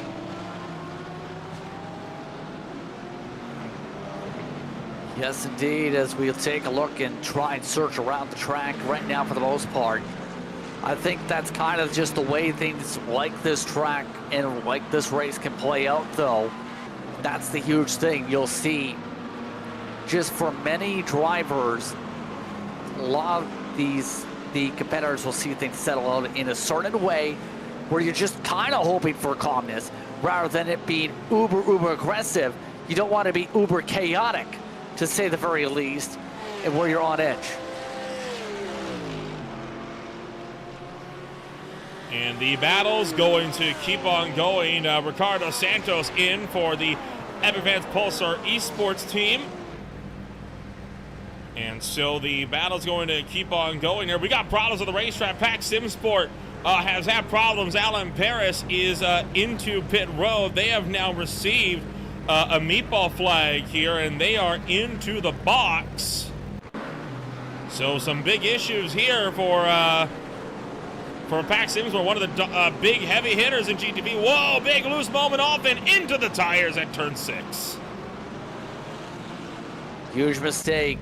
especially with the speed they've had all day. Takes yourself right out of a podium spot for a team that just could not afford to have any mistakes here. This puts into second with all of this now to Seth Neufeld should say, going to have an opportunity to try and really execute on the strategy. But we'll say, we talked about execution on strategy if you're the 77. Guess what? They're in the class lead now as a group. The GT Pro leaders right now. Toss Silva is one of the drivers that we've seen for them. And right now, the 77 leads. First things first, for Virtual Power Sim Racing, how are things feeling now that you've got the lead with your strategy? Well, like, it wasn't a good start. We missed our quali lap, and that was a bit hard going through the whole GTAM field. But thank God there weren't any full course yellows in the beginning, so we could just cruise through the field and get behind our field before the first full course yellow. But yeah, I feel pretty good right now. I feel pretty confident on our pace as a team. We all seem to have a pretty consistent pace, and it's looking like it's paying off right now. We're P1. Overall, with the way things have shaped up in a race like this, though, what has kind of been that preparation like in the first place when it comes to this season compared to some of the other series or in past seasons when it comes to making sure you guys were up to speed and, of course, knowing how chaotic the world was, making sure you performed in the 24-hour today? Well, this is our first season competing in VSCA, and so far I think we're going good. We had a bit of an unlucky moment in the Rouge, and I think we could have got a better place than we did, but still, like, though that's in the past. We prepared really well for this. We trained a lot, really focused on having consistent pace, not focused on just doing fast laps and such, just focused on being consistent, not having incidents, and that's what we're doing right now, and it's been going good. Let's hope it keeps that way. And when it comes to the fuel side of things, what is kind of the thought process right now, especially with how we've been able to stretch things and sort things, on how you're going to try and get yourself to a spot where you limit that final pit stop that's been so critical we've seen in some of the 24s over the years at Daytona? Yeah, well, it's still a long race, so it's very hard to predict how things are going to shape with all the full course yellows and stuff. But yeah, I think right now we're in a good place. We're managing our fuel correctly. We're also keeping in mind every situation that can happen, like full course yellows, short full course yellows, being in mind that we can miss our pit and maybe a full course yellow comes and then we have to pit until full course yellow, and that's when the pits are closed, and that's not good. So we have everything in mind. We're just trying to manage, and it's very hard to manage a 24-hour race, like I said. Really long, so pretty hard to predict, but we're doing our job. We're keeping our pace consistent, and that's our goal right now. So with that in mind here, how are the Robertsons lining up for you guys here the rest of the way? What's kind of that plan for the next few hours that we'll see from the 77 team? Well, our plan is basically just to maybe do 2 hours, 3 hours in between that, in change drivers. Right now we're hoping we get as little full course yellows as possible, so just because our position is good, so to not shake the field up too much, like we're comfortable right now, not build the pack up again. But yeah, it's very unpredictable, like I said, so it's very hard to predict. But yeah, we're just focused on doing our job right now. Anyone you want to give a shout out to before we let you get back to the team? Well, I'll just give a shout out to everyone in my team. We all practiced very, very much, and we're doing our best to just have a clean race and let the result, hopefully in the end, come to us. And good luck to us and good luck to every team as well. Good luck the rest of the way, Tomas, and thank you very much for the time. Thank you. Tomas Silva taking the time to speak with us here on the 77 camp. Nolan, busy time so far as we are 8 minutes away from the top of the hour. Yes, sir. Only 8 minutes away so far, and quite a fight we're having here so far as multiple drivers are coming down pit road. A lot of the prototype field is making their way through now. Battle for fourth in GTM is on between Neil Forbes and Rich Wright. This is, of course, VSCA Racing and SWF Motorsports that are having a bit of a scrap amongst themselves. It is a Mercedes versus Porsche battle, with quite a few GTPs trying to fight their way through. So a lot of the prototype battles are dropping off at the time here, but that's just a result of pit stops. I'm sure they'll be picking up before too much longer. Yeah, the expected window usually is by that top of the hour, if not 5 minutes after, depending on how things go. With the fuel burn more so towards the 60-minute mark, it just really has been scrambled up, hasn't it? With the way things have broken down with all the top-offs and all the cautions early. But now, this is where you get into that full sense on where you will be in terms of the race long-term. Get yourself in a spot, plot and plan. After all, it's already getting dark pretty soon. It's already near 5 o'clock in sim, and it's pretty dark on circuit. Track temperature we haven't touched too much upon in the past bit. Staying around 22 degrees Celsius at the moment, but those winds are actually pretty treacherous too. You're talking about pretty turbulent up in the banking. Estimated in-sim time is going to be 5:54 p.m. That will be pretty much exactly 1 hour from now, and then from there, we're going to be racing under the cover of darkness. Likely, Justin, if I had to predict, I would say for the next, we're looking at, 13 hours, just about? I mean, more of this race is going to be in darkness than it will be in the light as a result of being the wintertime here in the Northern Hemisphere. Yeah, you see the headlights shining brightly is what I'm trying to say on a lot of these cars. But now, at this point, you have to consider for a lot of these teams with the tire models these days, it's a little bit more simplified. Or do you double stint, do you triple stint? We talked about in the past with GTs and a lot of times with prototypes. Of course, with the GTPs with the new tire model, it's not quite as simple as just keep the old tires and go. You have to take the new sets now, but here's the big thing for a lot of teams here is managing how you fare out with your tires. It's unlimited, but the time difference in the pit lane can, depending on your class, be interesting on that in terms of how long you spend in the pit lane and how long you end up bleeding time on the racetrack if you stay on the old tires. That is going to be one of the big things to keep an eye out for. If we are seeing double or triple stinting, we're going to be seeing them, or let's be honest, we're going to see that in the GT fields. You know what, actually, maybe the LMP2s, just because of how small their fuel tanks are in comparison to the rest of the field here, but I would say that it's mostly a GT strategy that you see that. GTPs, though, yeah, they're going to be taking tires pretty much every single pit stop from, not even from here on out to the end, throughout the entirety of this 24-hour race, of which we have got about 3 hours in the books of now.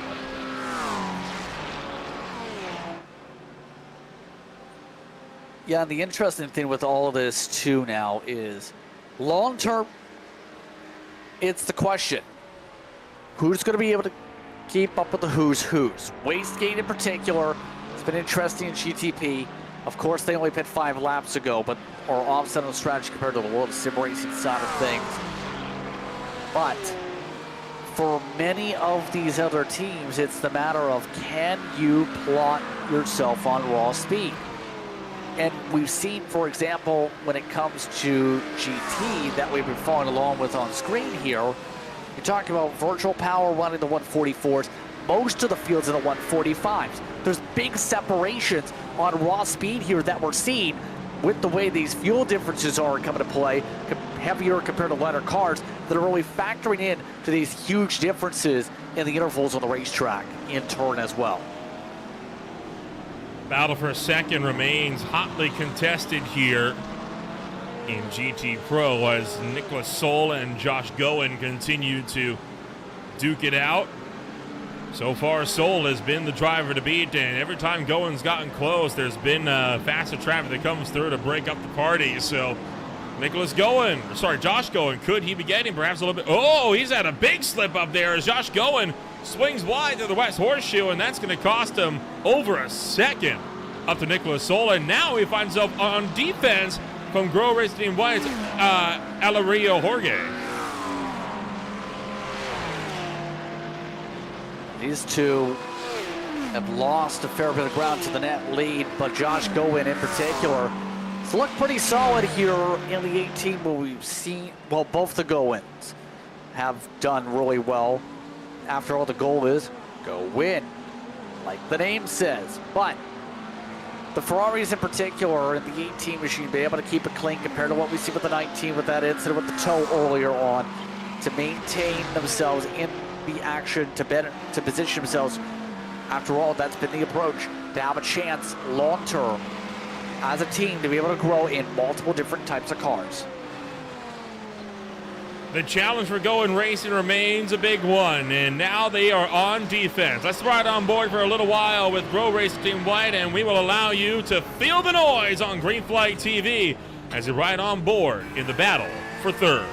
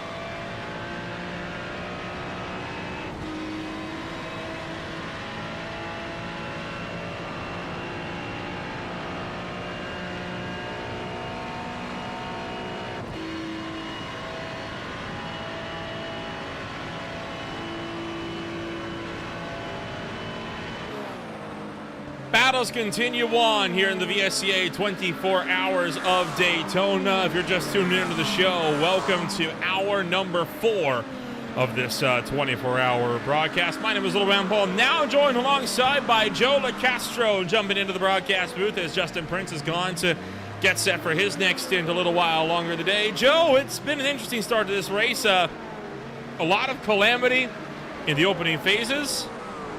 But since then, we've settled into quite a rhythm here.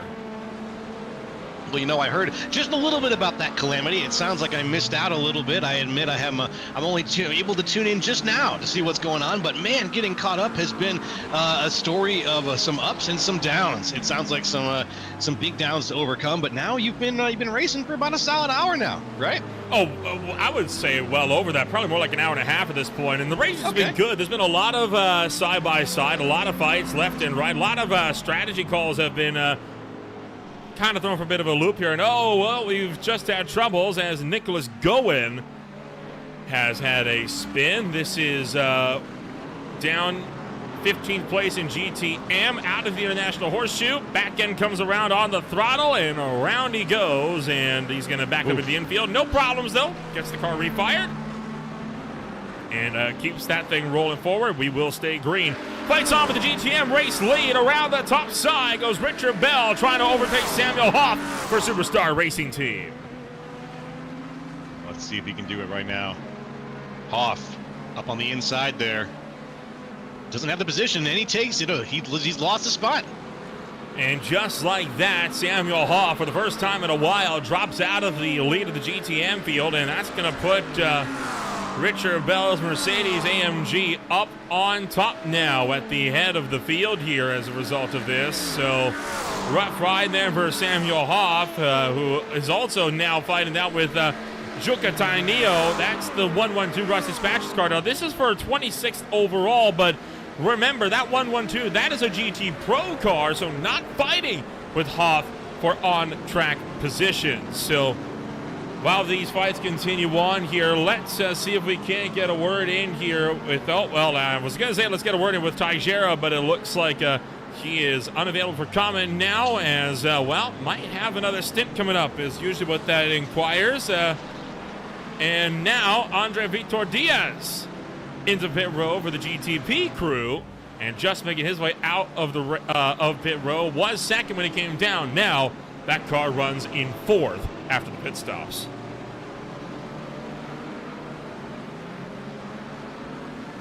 Andre looking good to come back out.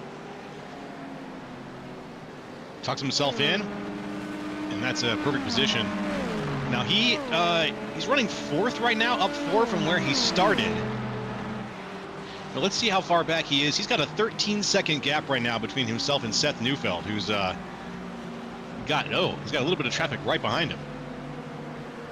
And then you saw that battle for second in the LMP2 category getting broken up. Speaking of GTP paddles, here's one that's starting to develop. 6th place in GTP. Albrecht Motorsports' Mike Stenecke fighting that with Damian Benke. This is V1M versus Albrecht Motorsports for 6th place in the GTP category, right as they're cutting their way through a bunch of that traffic as well.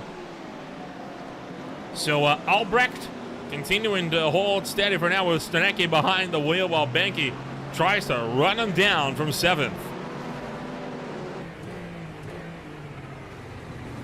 Now he's got just one piece of traffic between the two of them. That looks like Benke's got to get around to get there. And coming down to pit road is going to be Danny Fonte, still in the car for the World of Sim Racing Team. Now he makes his way onto the racetrack. That gives Selena Ward from Wastegate Racing the race lead back in GTP. Wastegate Racing have been the ones to beat. They've been on fire since the drop of the green flag. Selena Ward has been in the car for the last couple hours now. And Selena Ward, one of those drivers that is going to have himself with quite a good run over here throughout the course of the afternoon. And one of the Red Lab cars, Red Lab Competizione, has had big problems. And he is off at turn 1. And Joe, we could be getting another safety car here. That car looks like it is broke, and he is not in a safe location. No, there's only a couple of spots here on the track where you can pull off to actually avoid that caution. There it is. Here we go. Yes, sir. Caution's out now. There's only a few spots you can safely do it, and that is not one of them. Yeah, that is the 5th safety car period now of the race, bringing the longest green flag run that we have had to a close, and a tough break for the field here. They were hoping for more, and well, they're not going to get it. So the full course yellow is out for the 5th time and the first time in hour 4 of this race. The opening 4 times you saw the safety car out, all of them were in the opening hour now of the race. And well, Selena Ward's lead of 7 seconds has been absolutely obliterated because of that. Yeah, that's a 7-second lead is early on in a long race. Having just a good leading pace is exactly what you want, because you want that to slowly but surely increase over time. These yellows are just not allowing that to happen. Taking a jump back here, this is what happened to bring us under the safety car period for the 5th time this afternoon. Is Red Light Competition headed up by Gustavo Eduardo Silva coming down into turn 1. And looking like, Joe, this is going to be all self-inflicted here.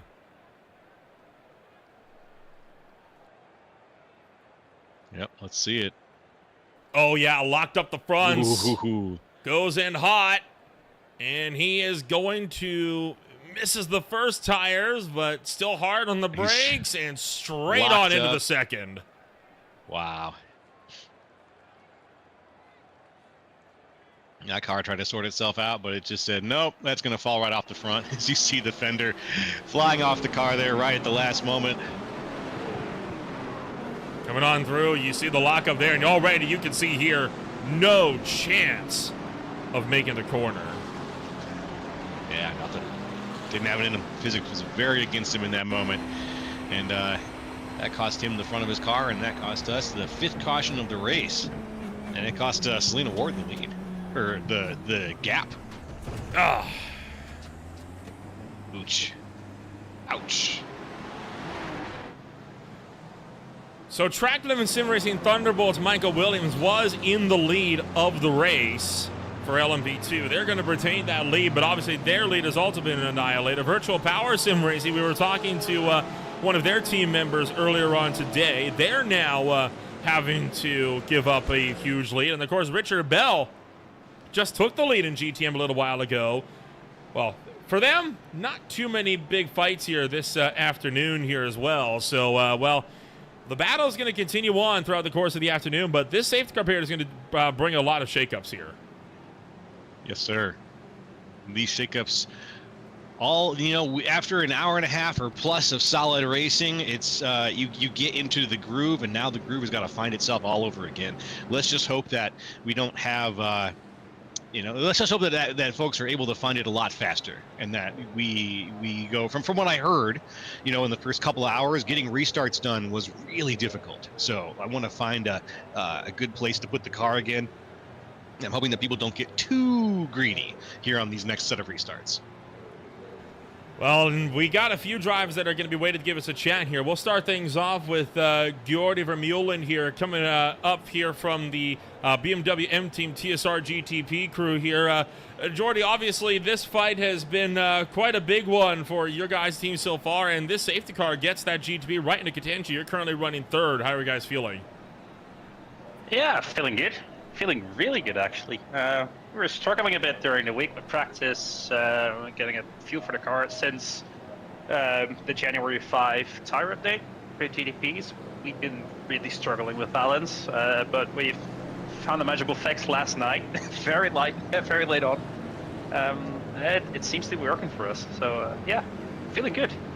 This safety car is going to shake up a lot of strategies for a lot of teams. You guys were one of the drivers that were just waiting to come down to pit road. How does this change the strategy for your team so far here after a long green flag run? I'd say it's not changing it that much. At this moment, it's just going with the flow. There is no point in trying something aggressive or whatsoever, because there's still 20 hours and something to go, and there is quite a big chance that we'll have more full course yellows, safety cars whatsoever to make up for lost ground. So at the moment, we're just staying put, looking at what the rest is doing, trying to copy it, or when we're thinking that people are making the wrong decisions, we do the opposite of what they're doing. But mainly just going with the flow at the moment. You're one of several BMW M Team cars currently out there on the racetrack. Of course, 2 of them for Delta Racing. You are the one of the lone teams for TSR here this afternoon. How are you guys faring so far with the other BMW drivers out there? Has everybody been playing nice so far? Well, tell you what, with the BMW drivers, we did not really have any problems. We're very well acquainted with the Delta Racing guys, so that's very good. But it was surprising to see that definitely in the first hour of the race, whenever there was green flag racing, the racing was really fierce in GDP. To a point where we were saying to each other, like, come on guys, it's a 24-hour race. There's no need to be rubbing doors already when there's still 23 hours to run. It's a bit silly. So it was good to see that the field has calmed down a little bit. Obviously now with this yellow, it's can only see what if after the green flag flies again what's going to happen. But it's been chaotic on the restarts for sure. Well, so far things are looking good for that car here this afternoon. What's the overall goal for the 24 and for your upcoming 2026 season at large? Well, I want to say we want to win everything. We came in last year for the final 2 rounds of the season, a very program that we put together very late because there was a very small GDP field at the end of last year, so we're like, let's try our luck, see if we like this. Chris came up with the idea last year to put the program together. We enjoyed it, so last year, Road America and Petit Le Mans, they were kind of like practice rounds for us, like dip our feet in the water, see how that all goes, and we enjoyed it. So now we're here, and we're not here to come 5th or 4th or 3rd. We're here to win. Well, we wish you the best of luck throughout the rest of this race. Seth Neufeld's been doing a good job in that car so far. You guys are running in 3rd, and no doubt pit stops will shake up the order as well. We'll hopefully be talking to you again later on this race. Yeah, good luck on the broadcast, guys. That was Jordan Vermeulen for the BMW M Team TSR GTP, and a few other drivers waiting to give us a chat, and we'll start things off with the drivers that are currently leading the way in the LMP2 category. It is right now the crew coming on over from the Track Limit Sim Racing Thunderbolt crew, headed up by right now Michael Williams and Randy Marino going to give us a chat here. Joe, you're standing by with them. Hey there, Randy Williams. Can you hear us up here in the booth? Randy Marino. Sorry. Michael Williams, Marino. our driver, doing a great job about it too. Michael Williams, hey, he's out there in the lead. I'm a little new to the race situation here, sir. How has the race been going from your perspective overall? Leading you're in a great situation now, but has this caution thrown any of your strategy out the window? No, and on the contrary, I actually was just talking with the engineers. It seems like this kind of works out perfectly for us. Get into a spot where we want to be, good window, and we should cycle out and be able to keep the lead after all said and done. Michael and Greg have been doing a fantastic job so far. Obviously, Michael's had this green flag running's been wonderful for us. He's been putting in the pace that we need out of him, and obviously making up grounds. And the big thing that's helping is incident points. We've been staying clean, keeping our nose clean. Like I said earlier, watching our P's and Q's and just keeping our head down is going to be a big part of the strategy. So you're trying in part of that strategy, it sounds like you're trying to keep the car on the track as much as possible. Are you going to be? Is the strategy to stay aggressively out there in the front, or are you willing to over the next couple of hours maybe play it back a little bit? I'm kind of interested in how aggressive you plan to be if you also want to stay on the track. Well, I know it's our first year in the VSCA Sports Car Championship, but all the guys running in that 420 track limits coaching driver car we've got some experience, so we know to take each of the fights kind of one at a time, and just assess the situation. Is this something we need a battle for? Is it better to just sit back? For a little while there, we actually gave up position on purpose just to sit back and and save some fuel. And whoever we had, I believe it was Kyle Evans in front of us, and just kind of running in his draft purposefully, not trying to be aggressive. And it's, with the timing of this caution, that has worked out wonderfully for us. That's really great. That's really, really good to hear. Now, you said this is your first race out here with the VSCA, right? Yes, sir. Okay. Now, have you always run the LMP2 classes and other races that you've done too, or is this car new to you guys? Some of the team have ran the LMP2. Akesh is quite familiar with it. He's not in this race with us, but he's helping us engineer. Most of us are running GT3s pretty religiously. Okay. So sticking out there, I'm coming from the NASCAR field a lot, so I admit I'm still kind of getting a feel for things a little bit out here in the road course world. But I'm keeping an eye on you guys. And is there anyone you want to give a quick shout out to here while we got you in the booth? No, the team's doing great. We got Alex Schneider about to hop in the car.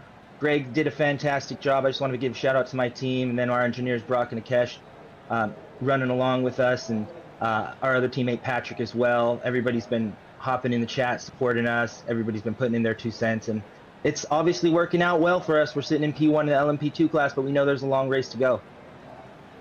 Yeah, we got about, I think Nolan mentioned, about 13 hours of darkness coming up. So, that's about when I get in the car. What was that? I said that's about when they put me in the car. All right. Are you you excited for that night racing? Yeah, the dead man shift, as we refer to it. All right. Well, we'll catch you for the dead man shift, my friend. And thanks for popping up into the booth. All right. We'll talk to you later. All right, Randy. Thank you. That was Randy Marino from the Track Limits Sim Racing. I got here. Track Limits team. Track Limits Sim Racing Thunderbolt, it says here. Yeah, Track Limits Sim Racing Thunderbolt currently leading the way in the LMP2 category. And then, of course, you also have some drivers that are trying to continue to power things on through and make some good runs of their own. Of course, you got the Pulsar Esports team as well, who's been coming through with some pretty good runs so far as well throughout the course of the afternoon.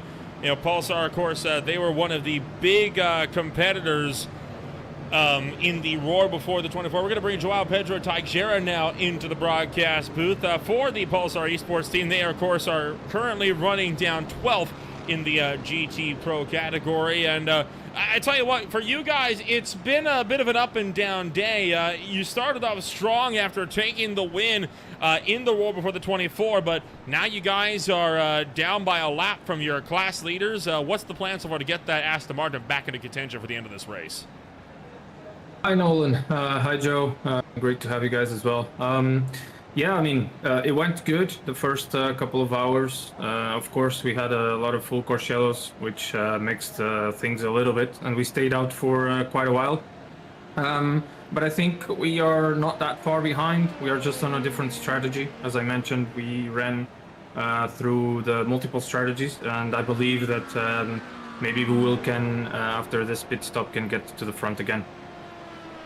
Does this safety car overall become a benefit to the team, or is this a hindrance in the overall race strategy here? We were not expecting the full course yellow, of course. Nobody's ever expecting one. But of course, we had this opportunity to replan our things. And I think the engineers mentioned that we will be in favor after this full course yellow. So let's see what can we do right now. And next phase of wave rounds currently taking place right now is to see your Aston Martin blazing through the field to get a lap back here, which of course is going to be critical for your team as well. Overall in the 24-hour race here, how has the mindset shifted after just barely managing to win the Roar by about 0.4 of a second? We know that we have a strong competition. Virtual Power Sim Racing is one of them. The other one is Blocco Motori, of course, and we cannot forget the Telemetry Racing, of course, and SimCity. They're all very, very good on the field. And of course, the idea is to always give our best and try to put the laps in and try to stay ahead. Some things can happen, as I saw while I was driving, that Blocco had a little bit of an incident and dropped down a couple of positions. But hey, we will see. There's a lot of time still to go. multiple things that can happen in between. Let's see what can we do to get that Aston at the front.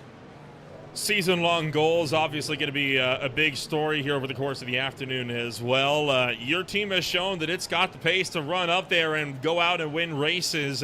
What's the main focus going to be throughout 2026 here? Yeah, it's not our first time here at the VSCA Championship, so we know what battles to pick and what are the goals. At the moment, what we want ultimately is to win the three championships, the sprint championship, the endurance championship, and also the drivers championship as well. It's tough, of course, again, with this competition that we have. We will try our best. The goal is to also keep the car straight, keep the car clean, do our best. At the end, we are here to have fun and to enjoy the racing and racing with everyone. So yeah, that's our goals at the moment. All right, well, we'll wish you the best of luck when we return to racing action before too long. Good job on running the car so far, and we'll see if your strategy pays off in the long haul. Thank you, Nolan. Thank you so much. See you later. That, of course, is Epivance Pulsar Esports teams. Joao Pedro Teixeira coming home to give us a chat here this afternoon. And, you saw the first round of wave rounds being completed here, but still a little ways to go here before this race draws to a close here this afternoon. So, Joel, what we can do, we got a bit of an opportunity here while this safety car is underway. For those that are a bit unfamiliar, of course, with how this race comes to life here for the 24 hours of Daytona, what we can do, we can actually give a bit of a look here at the overall classes here and get a rundown on kind of how everything works here over the course of the afternoon. And, of course, there are 4 classes at play. 2 of them, of course, are from the prototypes. You got the GTP and the LMP2s, and then, of course, GT3s or GTDs, divided into Pro and Am categories, which are both rates for individual championships here this afternoon as well. And, Joe, you can see all the differences on these different cars, and while the prototypes might share a vaguely similar look, they drive nothing alike. Yeah, wow. They look, a little bit similar, but a lot of differences there. And this is an important fact sheet for someone coming in who's thinking exactly what is the difference? Why are these cars running in such different strata here? What's the big difference? Well, you've got turbochargers, V8s in the GTPs versus production engines all the way back in the GT3s. And yeah, I'm interested to see how the GT3s are split between Pro and Am. Like, that's such an interesting mid-category split to do in the race too. So there's going to be a interesting mix of skills and talents out there using these vehicles and getting them out there to put them around for the next many hours. Well, usually the way they split the Pro and Am categories here in VSCA, they do it through iRating, a combination of iRating and pace. So while there is no overall performance differences in terms of the cars seen in GT Pro and Am, it is all a matter of how fast the individual drivers are. That's the big decision maker when it comes to Pro and Am categories. And well, we got everybody just about coming down to pit road here to take advantage of the safety car. Yes, sir. And here everyone's getting topped up. Maybe this isn't a situation we got. In a 24-hour race, this is going to be kind of a silly question. How many tire sets do you get in a 24-hour race? Unlimited. Unlimited. I thought so. Joe, I have news for you. We have 1 set of tires to last 24 hours. Unbelievable. Good luck. Well, you can put a fun layer of strategy on there and say you get 24 changes or something like that. But I don't know. I think it's better to do unlimited, obviously. In this situation, you don't want to be limited by tire sets when you're going to be driving for 24 hours and anything could happen. I think it'd shake things up a lot. I mean, we've seen it before in stock car race all the time, right? Drivers burn that extra set early on, others choose to save it later in the event of a late race yellow flag. But I understand why they don't have the tire set limits. But hey, yeah, you never know. I mean, some leagues do opt for it. They're few and far between, but some leagues do indeed opt for it. As there you see the field making their way out of pit road, so we'll let them catch up at the tail end. We'll do our another class sort here I'll tell you what, it is getting dark around the Daytona International Speedway here for the time being, and I think that sun has set behind the horizon here this afternoon, or at least it is about, which means those stadium lights are about to flick on. Sunset anticipated in under half an hour here this afternoon, as this race about to be run in darkness. Ooh, spooky stuff. But you know those stands are going to stay full of people, and we are going to keep broadcasting. And so thank you to the folks who are going to be joining us and tuning in, checking out this broadcast as we go deep into the night of the iRacing service. And we see if these guys can keep it on the track and keep their eyes open as we drive during the middle of the day, and the guys in the simulation have to contend with nighttime driving. Of course, this is one of the unique things about Daytona, right? This is one of the very few tracks where the whole track is actually still lit. The infield a little bit less so, but there's still plenty of lighting from the stadium lights all around the oval section that you can see even without headlights all the way through here. This is one of very few racetracks in the world where that's possible.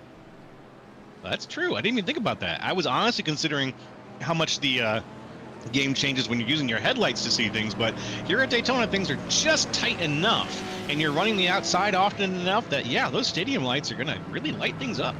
The big difference where headlights are going to make a difference, that's, of course, going to be at races like the Monster Energy 12 Hours of Sebring coming up in March. And then, of course, you'll have Petit Le Mans at season's end as well.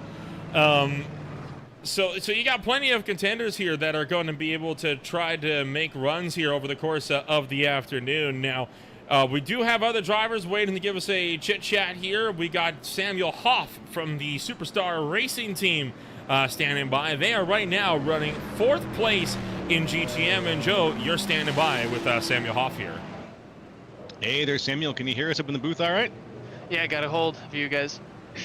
All right, yeah, running 4th place right now in the GTM. The race has been a really wild experience, but for you guys running 4th, how have things been so far? I'm going to make it a nice general question. How have things run for you so far? It ran well. Stayed in the car from the very beginning till just now, and Dylan jumped in, so hoping Dylan can keep some of our good pace. We ended up not changing tires until this last stop, so we were actually inherently in the lead for a while in GTM due to not changing tires and just kind of taking fuel only for a while. Mm-hmm. And worked out well, but then started to lose it at the end of that last run. Yeah, well, now you've got things stacked up a little bit. Do you think this restart's going to go good for Dylan Johnson there behind the wheel? I hope so. It'll be his first VSCA restart, as this is all of our first real race in VSCA, so we'll see if he can take it easy. His whole goal is just bring the car back in one piece at the end of his stint. Yeah, want to get there back in one piece. I've already heard there's one car that didn't finish, not going to finish the race because it's in multiple pieces, unfortunately. But we want you guys to get to the end of the race for sure. Now, looking ahead a little bit, I'm just learning about the VSCA. This is my first VSCA race too, so I'm trying to get a little bit caught up. Are you guys looking to hopefully break? And I'm not sure exactly how you do this. Maybe you could tell me. How do you break from the GT Am into the GT Pros? Is it just a matter of an evaluation, or after the season, do they determine who was the fastest during that season? How does it work? So it goes off of your driver classification. So a GT Pro car, like in real life, needs to have a platinum, gold, or silver driver in it. And then AM can have gold, bronze, or silver. And for us, a majority of our team outside of myself are all bronze drivers. So we were not in that category yet. Now, this driver classification can obviously change over the season with how you perform on track and how well your pace is. So if you're able to perform well and show good pace, you can get upgraded from bronze to silver. And our hope is at the end of this season, we'll have about 3 to 4 of us in the silver class, and we'll start a pro team next season. All right, all right. Hey, all it takes is 24 hours of Daytona and maybe a few others here to get yourselves there. And I'm betting that running 4th and 1st in in GTM is going to go a long way towards that. So your strategy, I've been hearing this question get thrown out a couple of times, and I want to ask it too. What's your strategy for the rest of the season here? Oh, the strategy for the rest of the season is to bring home a car every race without any damage on it and just try and finish everything. We're just trying to learn. We know we're not the fastest, but if we can bring a car home every week without any damage when we race, I think we can get some really, really good finishes this season. All right, all right. It looks like we're going to be getting things kicked off here. Real quick, anyone you want to shout out to before I let you go? I just want to shout out Superstar Racing Team and all the people that have made this happen, as well as some other sponsors, Patty Engineering, my great parents for supporting me through all of my sim racing. So. Good stuff. I'm glad to hear it, my friend. And good luck on the rest of the race. Thank you. Have a good one in the broadcast booth. All right, Samuel Hoff, everybody. And we are going to I'll pass things back over to you, Nolan. Well, so far this race continuing to show good progress here over the course of the afternoon. Not too much in the way of racing action just yet. The big question is, of course, going to be how is this restart going to fare? Before we get to that, the current schedule coming up here on VSCA. Once again, this is the first official points race. It is the Maconi the Maconi Setup Shop 24 Hours of Daytona. There we go. And then, of course, the first proper sprint race of the season, 2 hours and 40 minutes. That is around the Long Beach Street Circuit over in California. That'll be kicking off February. And then at the end of February, it is the Sebring International Raceway for the Monster Energy 12 hours. Followed by, once again, the JRT course de Monterey at the WeatherTech Race at Laguna Seca. VIR used to be at the end of the season. This time, smack dab in the middle of Virginia International Raceway. A newer track going to be the Canadian Tire Motorsports Park. That'll be coming on up over at at CTMP. And then, of course, it is going to be the Homestead Miami Speedway with their next race as well, coming through at the end of May. Of course, that was another track that was towards the end of the season. And then at the start of June, the Watkins Glen 6 hours presented by Abruzzi. And then, of course, Road America for the Advanced Sim Racing Endurance Grand Prix. That will be in August at the end of the summer break. So plenty of racing over the course of 2026. 10 total races, the first of which is taking place tonight here at Daytona International Speedway. Now, the last time we had a safety car at the end of a green flag run, Joe, it resulted in the next hour and a half or so being run behind the pace car as we would go green for a lap or two and then get another crash. Go green for a lap or two and get a crash. Now, granted, all of the full course yellows were completely warranted. There was not a single one that I think anybody was arguing with it needed to be one. The problem comes in the fact of the incidents happened in the first place. We have the phrase in stock car racing, right? Cautions breed cautions. That's just as true in road course racing, though, especially when you get a pack of 55 cars packing itself up, nose to tail, ready to go at it again. Oh, you're so right. Cautions, precautions, and that's true. And I think a lot of that has to do with, driver eagerness. It has to do with the vehicles warming up, cooling down, warming up, cooling down. There's a lot that goes into a restart from just physical. When all of that adds up and you've got 55 cars all trying to accelerate smoothly, all trying to brake smoothly, all within meters of each other, just barely feet, it's a matter of a lot of precision that has to go on for at least a lap or two. And then you can start fighting, then you can start to push for position, you can start increasing the gaps, closing the gaps, but for a little while, you just got to do some precision driving. And let's see, you got to let cooler heads prevail. You got to stay on the road. You can't be pushing too hard, because if you try to make that your big moment, there's another phrase that we sometimes hear in stock car racing: you can't win it on the first lap, and you can't win it on the restart either. It's just not going to happen. You can't win it even in the first 100 laps here in these types of racing. You know what? Let's play a game here. At the start of this race, obviously that number has changed dramatically now, but at the start of the 24-hour race, how many laps do you think were projected to be in this 24-hour affair? Oh, man, I have no frame of reference for this. I'm going to guess in 24 hours at Daytona. Oh, my goodness. We're on lap 100 now, for reference. Yeah, okay, we're on lap 100. I'd say 800 laps. You're actually not far off. 808. You are very close. Good job. I'm actually surprised you got that so close. How about that? See, you do know a thing or two about road racing. Yeah, I guess so. Seems like math is the strong suit here. Oh, no, don't put me in that seat. I was just estimating is the strong suit. Estimating is the strong suit here. I can guess about how much anything might be. Yeah, but 808. as soon as you try to get any more precise. 808. Beautiful. That 808. Oh, yeah. That was, of course, before. Now, that was, of course, before we got all the safety car appears. That number has changed dramatically. Yes. Right now, it's projecting 400, but obviously that is also a wildly incorrect number. We're going to have to wait until we really go green for a little while before we can realistically get another fair judgment on how many laps this race is estimated to be. But working lap 101 as of right now in the span of the opening 4 or 5 hours or so of this race. About to enter hour 5 here in just a moment.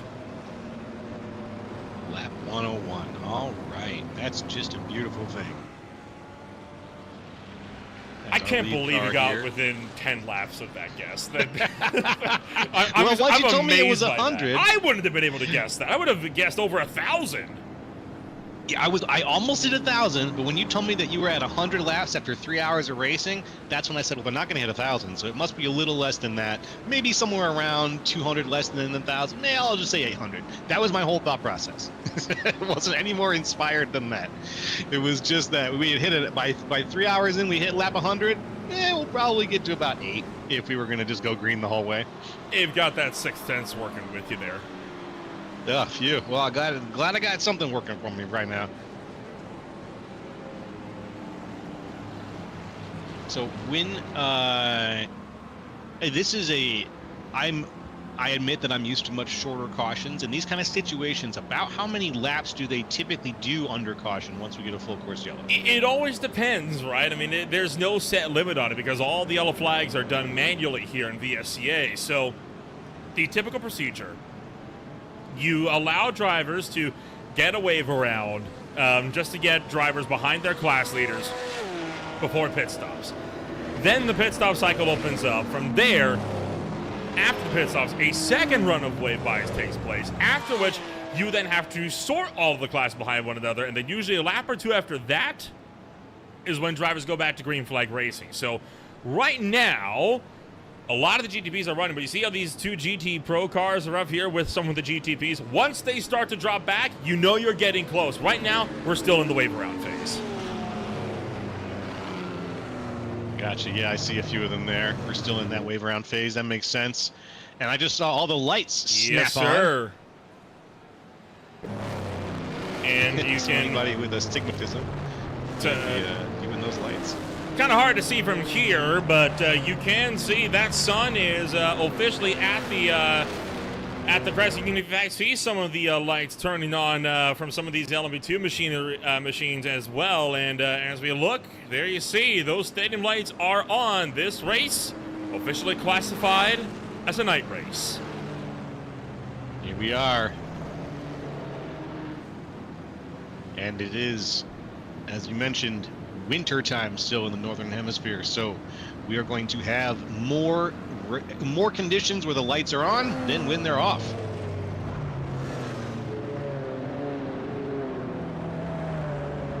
Keeping things very classy here with this long night race section.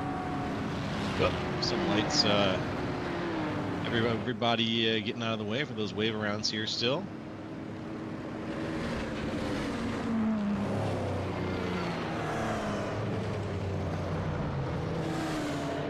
Well, the field not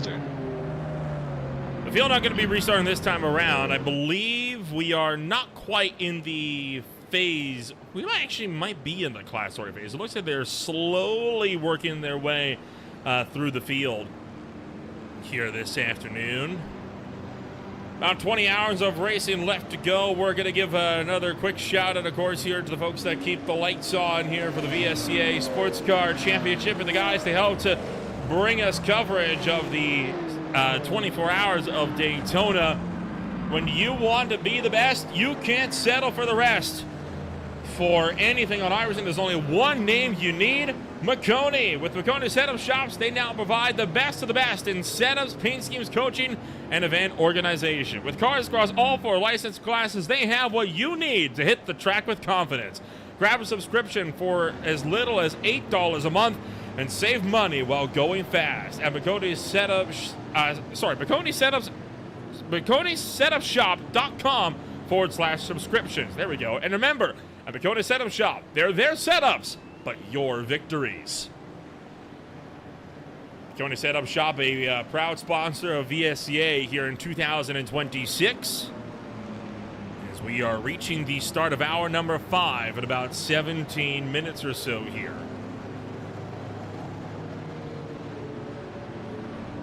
Great to see. And for anybody watching who has done any racing, they're going to know that a good setup shop goes a long way. I have only just cracked into the idea of setups or using them, but you know, having an engineer who actually thinks about, works on this kind of stuff, and who does it is rocket science. I'll just say it is rocket science. And fine-tuning these cars is a weekly constant thing. That edge, it cannot be understated. So once again, great shout out to Maconi Setup Shops and to the setups that they provided for today's race. Right now, several of the drivers here are having themselves with quite a bit of a run here. We're going to give a chat in here with Nicholas Soul under the course of this yellow flag here right now, running for telemetry racing. Marco Silva right behind the car for the time being. Nicholas, a good run so far for you guys. You run third in GT Pro. How's your McLaren been feeling so far? Thank you very much. Feeling very good so far, to be honest. We've taken a slow, relaxed approach to the race, obviously starting in P13. And being at a 24-hour race, we took things a bit easy in the beginning, but we made a good strategy call, and the car is feeling absolutely great. Overall, this safety car period has proven to be a bit of a shakeup for quite a few drivers in this strategy, to some benefit, to some a detriment. Where has that settled in for that number 68? So far, really good. We've decided to stay out in the one of the earlier safety cars. I believe the first long full course yellow, against some of the leaders in the GT Pro class. That put us in an offset on the strategy, meaning that we so far have only pitted on the full course yellow, which means that basically the time that you're losing compared to the rest of the field is a bit less compared to when you pit on the green. So that's been going very well for us, but as you said, full course yellows shake things up, and especially with the endurance points coming up at the 6-hour mark, it's going to be an interesting part, and see how this goes for us. You, of course, have been you've had a big interest in real life motorsports, right? Of course, you've never had the opportunity to give it much of a try, but hey, you're making the best of it here in the virtual world, of course. Now, from what I understand, you were active at one point as a pilot in international FPV drone racing. How does that work? Well, so FPV drone racing is basically like the Red Bull Air Race. So it's a 3-dimensional course compared to being in a virtual car. It's actually a mix of virtual reality, let's say, and real life. You're basically flying a very fast drone through the pilot's view, which is why it's called FPV flying, first-person view flying. And you're usually flying with around 6 to 8 people through a 3-dimensional track that has all kinds of obstacles in there. May it be flags, so-called gates, or natural objects. Oh, interesting. Okay, so it's like obstacle course racing against the clock, effectively.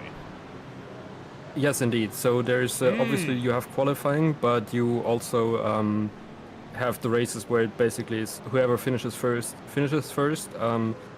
The contrast to motorsport in real life or also sim racing is that the drones are really fast. So the usual drones that we are flying are about go 0 to 100 kilometers an hour in under a second, and also the races are not very long. So meaning one heat lasts around 2 minutes maximum.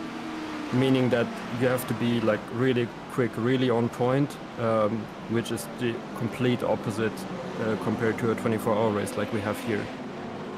Well, the endurance factor is going to be critical throughout the course of the afternoon. We're back to green flag race, so Nicholas, we're going to let you get back to your team here, but good luck throughout the remainder of the 24-hour here this afternoon. Thank you, guys. Have a good time. Nicholas Soul currently joining us as their team still runs third place. And you saw a pass for the lead as well on the restart. Oh, and now one GTP car around. That's Red Lab Competizione. That's Gustavo Eduardo Silva going around. That's actually the car that brought out the full course yellow. It's now stopped off the road in a dangerous spot. He's going to get T-boned hard by one of the GT pros. Oh, should have reversed off the racetrack. That was an impact that did not need to happen. That was Grow Racing White's Alirio Jorge that was caught up in that. And look at the damage to the front of the number 24 as a result. They're going to be fuming with that. Yeah, there's going to be some hot words across the Discord channels right now, for sure. I'm sure that the number 8, or that the 554 there, was already hot after that spin, considering that they were there it is. The reason, and there it is, considering that they were the spin that caused the previous one, and now here we are for 2 for 2. Golly. Red Lab. That's tough. Yeah. That's going to be tough. That's 2 safety cars back to back that car has caused. Because remember, that was the car that went head on into the turn 1 wall the first time. Yeah, it was. I gotta ask, was Gustavo behind the wheel both times? Is it time for him to maybe take a lap? He was, in fact, behind the wheel. Now, to be fair, we don't know what happened on that second run there, so we'll be able to. We'll be able to get a look. He may have very well had help. So before we go shooting the messenger here, let's duck back here. And there you see that car still sitting off of the road. Still waiting for that tow to be brought about. This is what happened properly to that number 554 running 8th place and just did it by himself. That's Gold Tires for you, though. Now, remember, Joe, they banned tire weaving after there were several crashes under the yellow flag during the roar. So those tires are going to be extremely cold, especially now with the field being where it is. And look at all the cars having to scramble sideways to avoid. And then when you think it's so, I agree. He absolutely should have. And then, oh, man, the Porsche got punted into it. He tried to avoid and ran into the door of another competitor. Oh, man. I feel so bad. For that car. I mean, they did nothing wrong there. There was just nothing they could do about it. And that's effectively ended Grow Team Racing White's race for the time being. Oof. Yeah. Oh, man. That's just you just kind of shake your head. It's a comedy of errors right here. The spin, then the not back up, then the bump off the door. Let's watch that in real time here. Let's watch the Porsche. Right side of your screen. Keep your eyes out for it. Bam! And that really does a better job of showing just how hard of a hit that was. Yeah, spun him around clean. This is going to be on board with Grow Racing Team White, and this is going to be what these guys saw, right? So they know this. You can actually see the car spun off the road there on the right-hand side of the screen. But they have a car on their right side as well, so they can't realistically go anywhere. It's actually the Pulsar Esports team that they're alongside with. And you heard them lifting as well. They were trying to avoid, and they were just nothing they could do there. No. Grow Racing Team. Our condolences to you in that situation. That's really tough. Trying to get a look on who it was that accidentally pinned them in. And come on, you can't blame the other car that pinned them in either, right? I mean, they also did nothing wrong. And was it the Go and Racing Ferrari? I think it was. Yeah, there it was. Yeah, the Go and Racing Ferrari effectively got brake checked as a result of all that. So nothing that either the GT Pros did wrong. They were just both in completely the wrong place at completely the wrong time. Yeah. Yeah, he had to hit the brakes to at that moment. He went just a little too wide, and he had to hit the brakes. Clumsy. Yeah, that was, Red Lab Competizione. That car now out, and it looks like they could very well be done for the day as a result. Yeah. Man. I didn't want to say, I don't want to lay, I'm not, and Gustavo, yeah, I'm sure you did your best, man, but I didn't want to say take a lap because you weren't doing good. I was saying take a lap to clear the air after that, clear your head. You deserve it to take a walk and clear your head after that. Something wasn't going right, man. Something was just not going right. There was a gremlin in the other seat of the car, and it wasn't going to hop out. Here you see Grow Racing Light. This is where they brought their car to a stop. That's around the West Horseshoe, and the whole front clip sheared off of that race car as a result, and just a tough ride all around. This will be our 6th full course caution. Full course yellow. Yes, sir. 6th of the day. What did I tell you, right? The conversation is now going to turn to if we get another full, now that we have the full course yellow, are we going to enter a cautions, precautions scenario? And we've done just that. Now, if we get a lap or two in, we should be fine. But these guys got to give it the time to let the tires get back into temp first. Yeah. Yeah, and it's without the weaving, it's going to take more time. There's just going to be more time. You need a few laps of precision driving. Like I mentioned earlier, you need a few laps of that being very aware driving. And you just can't be as aware if you're trying to drive fast. There's a middle ground you have to find between good, crazy speed and being fully aware of your surroundings, fully aware of the car's grip on the road, and aware of how hot your tires are, which is a sixth sense. So I don't blame anyone who has a little bit of trouble keeping up with tire temperature in these kinds of situations. Just out of curiosity, Nolan, what is the current situation with temperature in the air and on the track? Is it I assume it's kind of a tepid regular day? Well, we got 21 degrees centigrade out there on the racetrack right now, but that is down a couple degrees from when this race started off. Still a lot of wind blowing up towards the north end, which is where this is kind of bringing about. And you can kind of see, right, we started at a peak of around 23 to 24, and over the last hour or so, it's gone down gradually, but so far, track temp kind of matched what we see in the air. Yeah, and it's barely, it's not hot. The track is not going to be as much of a contributing factor here, but the cold tires on a medium temperature track, cold tires are cold tires, and you just can't drive them the same way that you drive ones that have been warmed up after a couple of laps. They're ready to go. They're just a little bit, broken in, and then you can start throwing it into those turns without worrying about self-spinning, and that just wasn't the case, unfortunately.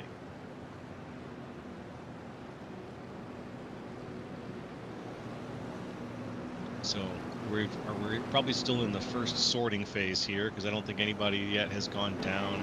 Yes, Pit correct. Road. Pit Road has not opened yet, but granted, because this is this happened on the restart lap, we should be getting a quickie yellow flag, which means we're skipping steps 4 through 6 of the safety car period, which of course means that the initial wave around period is going to be bypassed to try and get this race underway a little bit quicker than most. So there are methods of getting us through.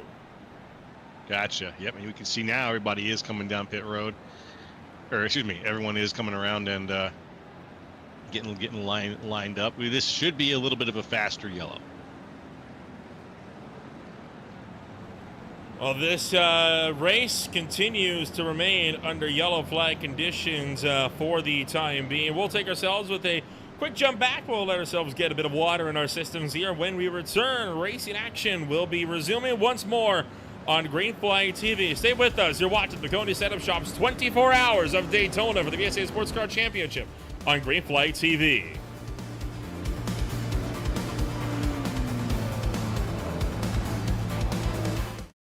Racing isn't easy, but experiencing it is. iRacing puts you in the driver's seat with the industry's leading sim racing game. Drive on laser scan replicas of the greatest racing circuits from around the world. go head-to-head against other drivers chosen by skill-based matchmaking to ensure competitive racing at every level. Compete across all your favorite series in officially licensed cars engineered to deliver the most accurate driving experience possible.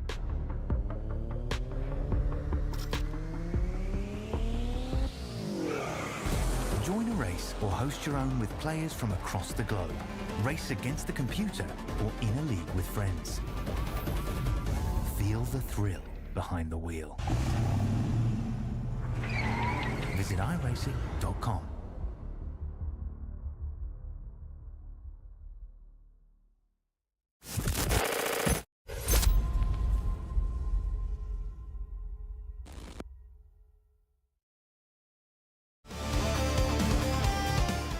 Welcome back to Green Flag TV, where we are still pacing under the next safety car period here of the afternoon. And, well, right on cue, we come back and the green flag is back in the air as we give ourselves another shot here with 20 hours left on the boards, Joe.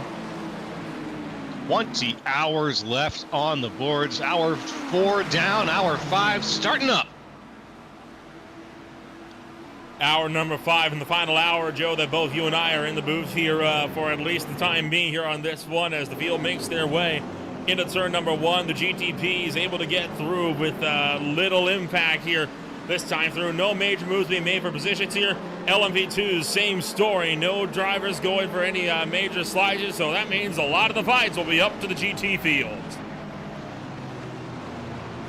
That's right, that's right. Let's just keep an eye on the carefulness. Let's keep an eye on the patience. Let's keep an eye on who is throwing it into the corners. But right now, I think we're just about done with one lap and starting the second here, going green. And we got one car around. The fact it's the two-lemon racing tree machine. They have spun off at the International Horseshoe. They're able to get the car back on the road, so no hard, no foul. We'll keep this race under green flag conditions. Wow, with 20 hours on the cards, battles on for the overall race lane. Seth Neufeld under fire by Damian Benkin. Another car's gone around, and it's Luis Suarez. Monarch Racing has spun around, coming back onto the oval. Luis Suarez trying to find a nice, clean spot to get back on. Going to be able to do it, though. And once again, staying green. Good to see, good to see. That, unfortunately, will give them a black flag, though, for hitting the incident. And remember, they got that rolling every 10X. You got to come in for a drive-through. That pushed them over the threshold. So Luis Suarez is going to have to come down pit road and serve that drive-through within 3 green flag laps. Selena Ward for VSCA Racing, the former leaders and dominant cars of this race, trying to make their way up to the field by Albrecht Motorsports, trying to power their way on through. While Seth Neufeld having to go on defense. VSCA Racing round the outside, not able to secure, though, in 1. Selena Ward trying hard to get that pass there on Stanicki. And now side by side in LMP2 as well, Dominic Eisenberg cutting through here on Roberto Arter. Able to drive his way on through Roberto J.M. Arter. First stint in the car for the number 87 for Rick Team Racing. Right now running 6th place in the LMP2 field. All the while Seth Neufeld continues to lead the way up front on what has been quite an interesting run here as this pack continues to battle its way on through. Selena Ward also fighting it out with Albrecht Motorsports for 4th. Albrecht holding on to that lead here, coming down through the stretch. But Selena hits the braking just a little bit earlier. That earlier braking doesn't lead to a good exit there on the bus stop. And on board with the tail of Seth Neufeld as he's got Damian Benke running him down as they make their way out of NASCAR 4 down the front straightaway. Setting up a run here into turn 1, looking high. No move though. Damian Benke tucks his car back in line as well. Further in the field, side by side in GT Pro, this is for 8th as Eric Van Spijker defending against Saul Sanchez Flores for the World of Sim Racing Team Blanca Motore on defense. Watching now. These guys are very close in the GT Pros here. Ben Spiker. Still working on defense there. Flores right behind. Flores makes a move to the outside now. The 151 thinks he has it. Slides a little bit up to the outside. Still has it there. Good speed, good speed. But I'm not sure he's going to be able to close the door here. Let's see what happens as the road course takes its hold. Coming around turn 2 and now into 3. World of Sim Racing team continue to hold the inside and outside turns of inside, and just like that, Flores gets into the 4th place spot here. Aiden Campbell for Sim City Racing powers his way through the field, and trouble. Seth Neufeld has spun and he's crashed hard. Seth Neufeld big into the wall and out of the lead in GTP. Oh my goodness, that is the shakeup of the race right there. We were following things back in GT Pro, but the GTPs, this has changed things. Damian Benke now out in the lead. Danny Fonte in 2nd. They're going to take advantage of this. We're going to have to wait and see what happens. Now, Seth Neufeld might be done. He thinks he's at a tow-away zone, but that is not a tow-away zone, because it wouldn't be safe for course marshals to go out there, because look at right where those tire treads are, right? You can't push a car off there. So this could very well be our 7th safety car period of the race. No yellow flags just yet. This field remains under green flag conditions for the time being as drivers cycle on through. You can see them working their way through the Le Mans chicane while there's a stricken GTP on the inside stuck by the wall. The next, and in fact, he is going to be given the permission to tow from race control, so he takes the tow to pit road. I think maybe in an effort to keep this race under green flag conditions, but also, because he was doing his best to try and find a tow-away zone, and it was a significant opening in the wall, so they may have been a little bit gracious on that one there. Let's take a look. This is what happened to Seth Neufeld and what has seen that car down and now out of the race. Here we are in the Wayback Machine. Ooh. Took too much curb and a hard hit into the tires. Yeah, you can't eat too much of that curb at once with these cars. They are, especially at speed. And he was trying to stay ahead of Benke as much as he possibly could. He wanted to stay ahead of him.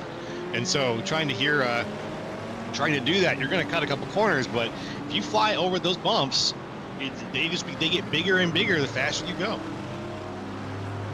Battle for 2nd in GTM is hot as well. SR and TFR Alliance, Wastegate Racing, and SWF Motorsports fighting it out for 2nd, 3rd, and 4th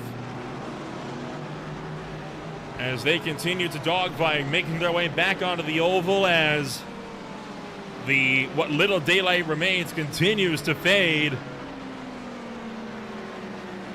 And you've got John Goodwin running down one of the Vulture Motorsports GT Pros, now looking for an overtake here down into the Le Mans chicane, trying to get a buffer zone between himself and Wastegate for the 2nd place spot in GTM.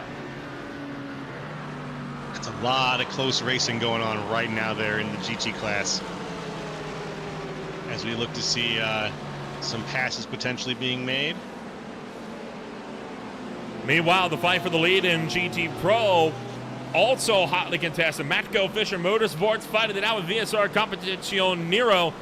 Now, that car behind, headed up by Roberto De La Fuente, a car that has seen quite a bit of struggles. But remember, the top 2 here have not come down pit road under that latest safety car period, so they still have yet to come down. Right now, it is Virtual Power Sim Racing that stands as the net race leaders here in this one. These drivers are going to be forced to the pit road here within the next 10 to 15 laps or so.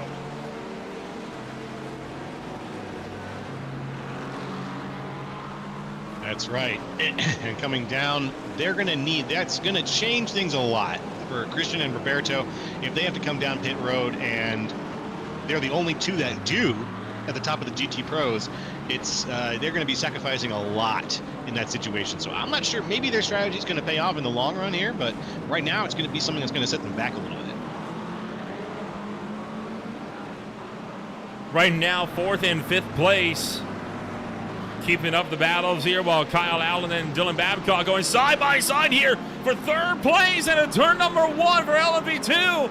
A tight podium battle is on as V1M and Kyle Allen able to power through. Dylan Babcock fighting through as well for Fury Simsport LMP.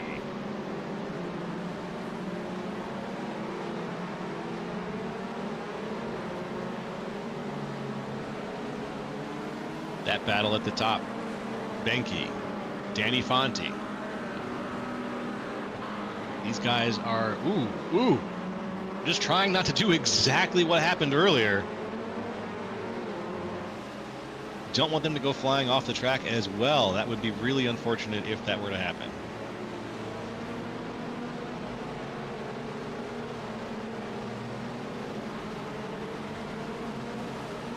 So the current battles right now, you got this one here with one of the dominant cars in GT Pro here. Epicfans Pulsar Esports team headed up by Ricardo Santos, trying to get that car back towards the head of the field. They were confident in their abilities to get that car back towards the front before too long. They just need to get some green flag running in to get back on cycle with the strategy. But right now, that 73 entry running 6th, and he's back on the same lap as the leaders.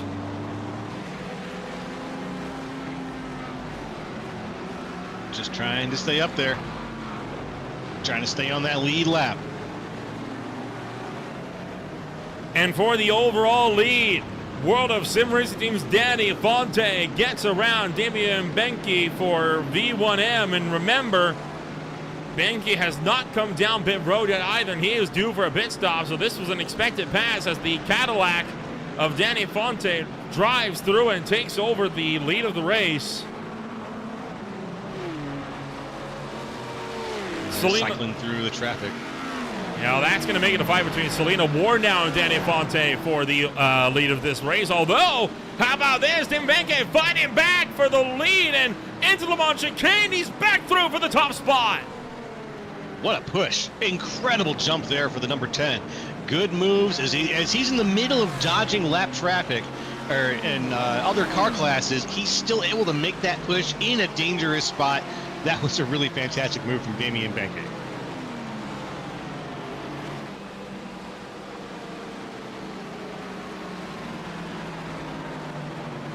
Now it looks like Ward is being chased down. Oh, trouble, look out! One of the Lamborghinis has just crashed hard on the first straightaway, spinning off at the exit of turn 1. And it's the other Aris Racing driver for Daily Kart Market, Sean O'Dell, spinning off at the opening corner. It was multi-class contact. A big off at 1. That car's still rolling. He's trying to get it back to avoid forcing another full course yellow. Oh, do your best.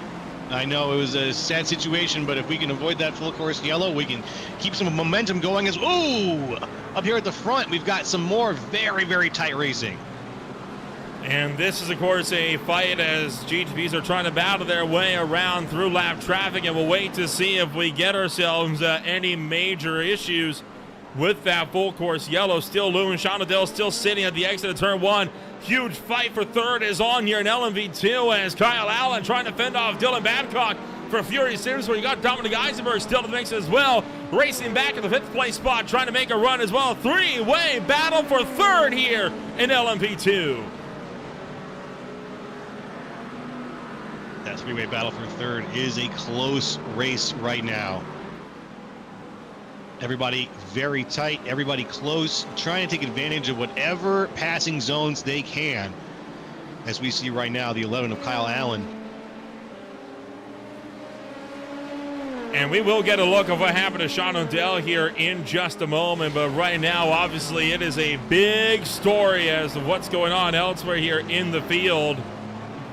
As here comes Damian Benke for V1M, an expected run down a pit road. And Sean O'Dell, by the way, has taken a tow. That is an unauthorized tow, I do believe, to pit road as well. So we'll see what race control will do with that later on. So we will not get ourselves a full course yellow. This, real quick, is what happened to O'Dell coming down the first straightaway, and he got pushed wide by one of his fellow GTM drivers into a GTP as it was lapping them, and around he goes. Yeah, played some pinball, and he was the pinball. And now looking for 3 wide in LMP2. You're down to the turn number 1. Fury Simsport V1M and twin turns in V by Rebecca Bornheim. Continuing to go at it in a 3-way scrap for the final podium spot. What an insane battle this is right now. This is crazy. That 3 wide, that almost 3 wide flying into the turns there.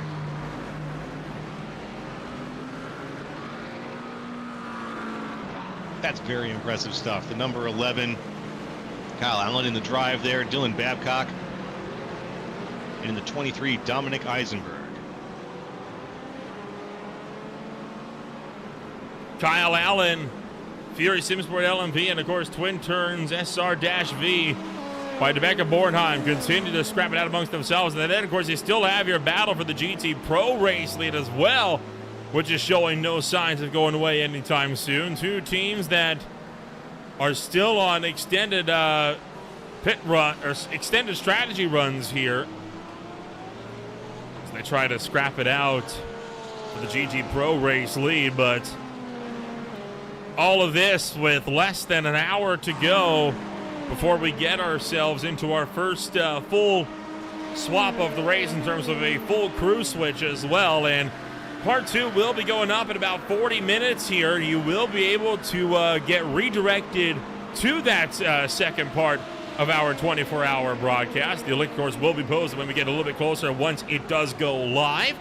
And if you hang around here, this stream will auto-redirect to that second part as well. And, of course, it will be Dustin Allis jumping into the production trailer to bring you some more of the exciting action while on the mic. You, of course, are going to have a brand new team jumping in. It's going to be Brad Daniels and Alex Gagnon who will be hopping in to the booth. That'll be in about 40 minutes here, give or take, as the battles continue on in GT Pro as well as here in LMV2 with this 3-way fight going nowhere. You're right, it is kind of going nowhere. Unfortunately, this three-way fight has been going, and it's constantly going, but it's not really going on anywhere specific.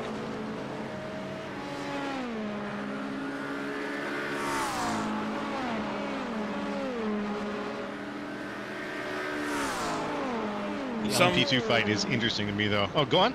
We've had an issue here with Superstar Racing Team, it looks like, having a problem on the racetrack, as well as Roberto De La Fuerza has had an issue, it looks like, as a potential pit stop run for them, it looks like. So apologies as Juan Figueroa Correa has jumped into the car. But this is Superstar Racing Team. We talked to them under one of our recent full course yellows. They had this spin coming out of turn 6. No harm, no foul, though. Gets pulled forward and off the racetrack, and we stay green. Quickly off the road, too. He knew exactly what was going on and said, I am not going to be responsible for this. I am going to get this car off the road, and we are going to stay green no matter what happens to me.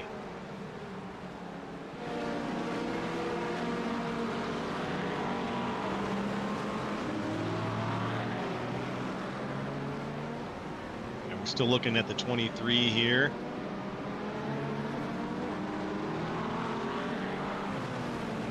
That's Dominic Eisenberg. LMP2s are just, I'm just going to say they're gorgeous cars. I love them. I think they're the prettiest. They're one of the coolest looking road racing cars, sports cars I think I've seen.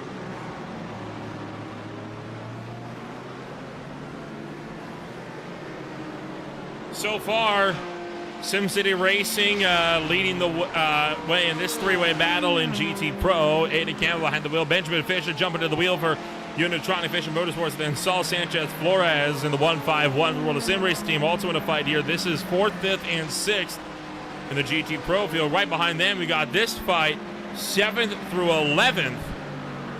That is also getting a bit more aggressive. And Ricardo Santos under fire. Jose Barbosa up to the outside for Rick Team Racing. Not going to go for the move, though, around the top side of the racetrack, just kind of poking the nose out. And then right behind them, SR and TFR Alliance's John Goodwin trying to fight off against Riha Segonchi for Wastegate Racing.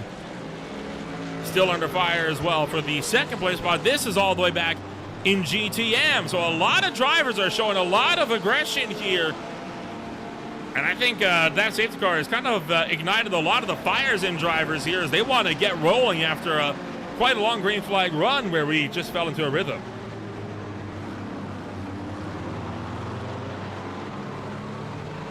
Now here, ooh, look, side by side. Still pushing for that.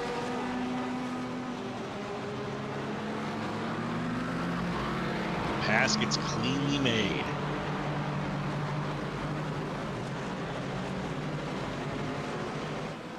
That right there, the 88 of Jose Barbosa. The RTR Rick Team Racing.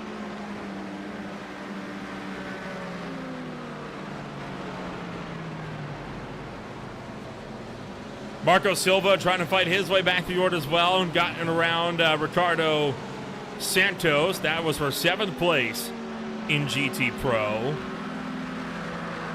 Epic Vans Pulsar Esports team, one of the heavy hitters from the Roar, still on the move. But right now, they are mired in a bit of a drafting battle here with some of their fellow contenders around. They just have been unable to break through to the point.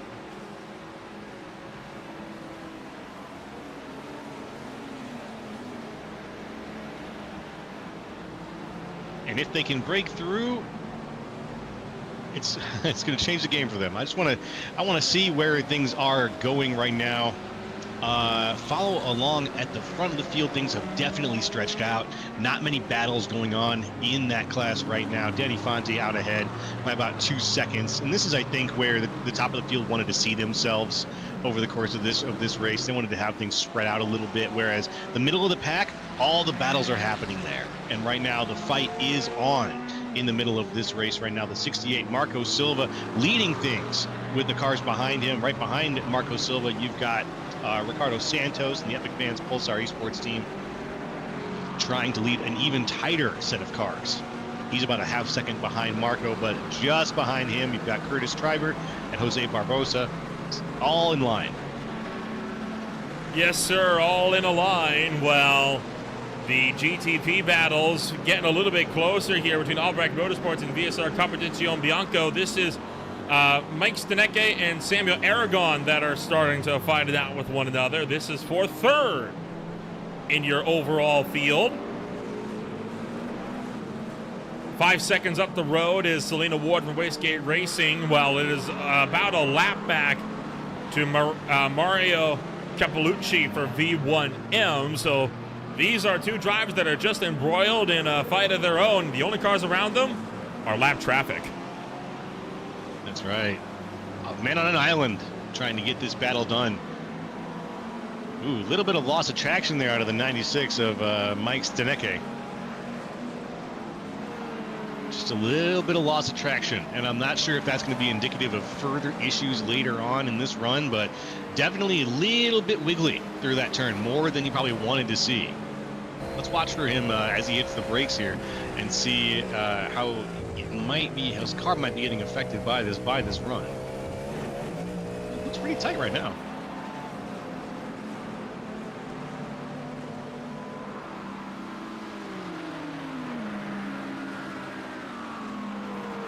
All right, pretty good for Albrecht Motorsports.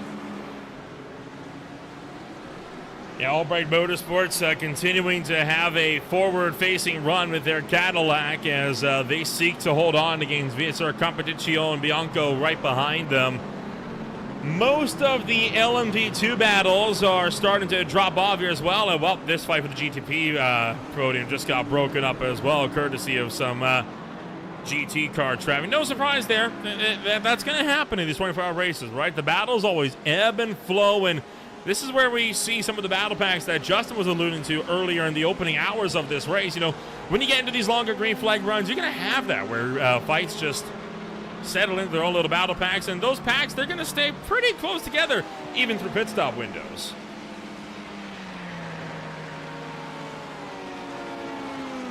You think even through the pit stop windows, they're going to stay tight after the restarts?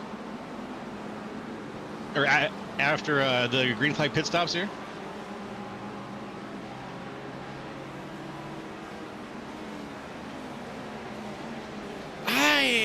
hard to say. I mean, I think there's a possibility. I think it always depends on the team strategy, but with the amount of safety cars we've had, right? I mean, we're up to 7 full course yellow periods in this race. We really are at a point now where any initial strategy books have been just chucked out the window, and a lot of teams are kind of playing this by ear now.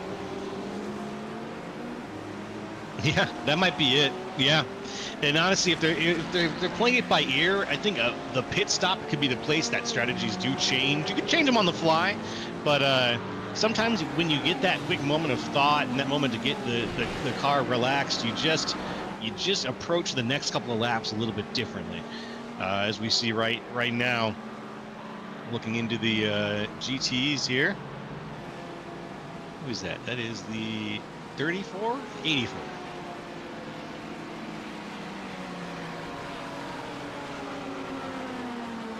Ricardo Santos still trying to keep Curtis Treiber at bay. 8th place up for grabs here in the GT Pro category. And further down, Blocco Motore Am. A 3-way fight at the moment. He's got a Mercedes right behind him. That is Wolf Motorsports Sim Racing of Paolo Amoto. Scott McGard for SR Motorsports Orange in the fray as well. This is 6th through 8th in the GTM category. That's getting a bit dicey. Christian Malcher jumping out of the car for Matco Fish and Motorsports. They give up the lead in GT Pro. Manuel Myers just topped in.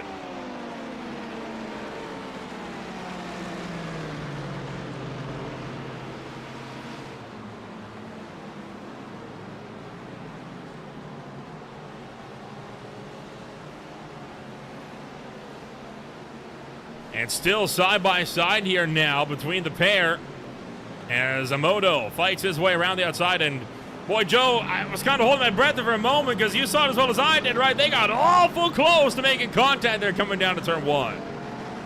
Yeah, they did. It's one of those moments where you got to hold your breath and just hope that they are also holding their breath. And it looks like they were in that kind of in that situation.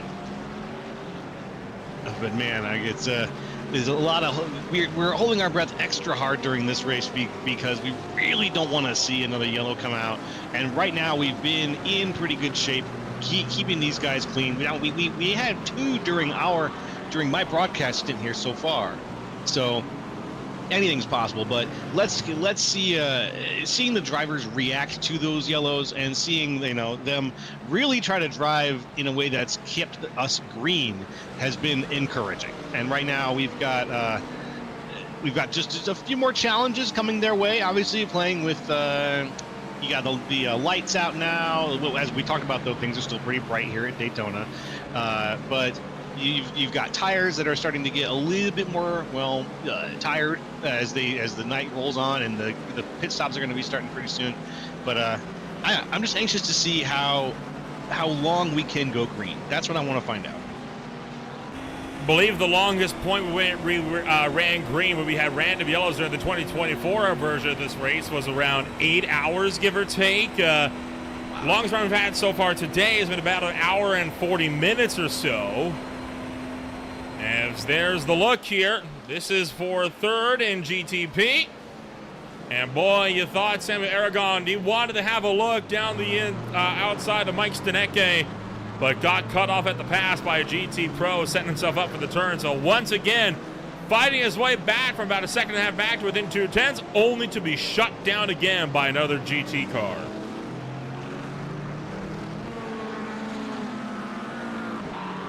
And right now, Aragon is moving forward, trying his best to keep up with Stanecke. But there's going to be more GT cars between him and there. At least one more. Coming out of pit road here is Francisco Silva jumping into the car for Rick Team Racing. Jumping into the car for the first time all night for that number 87 Dallara P217. So yet more driver swaps as we see for a lot of drivers now. The 3rd driver jumping into the car. And typically we see this a lot during the late night portion of some races. Right now, keep in mind, right, it's around like 8 o'clock p.m. over in Europe right now, 10 p.m. if you're in Central Europe.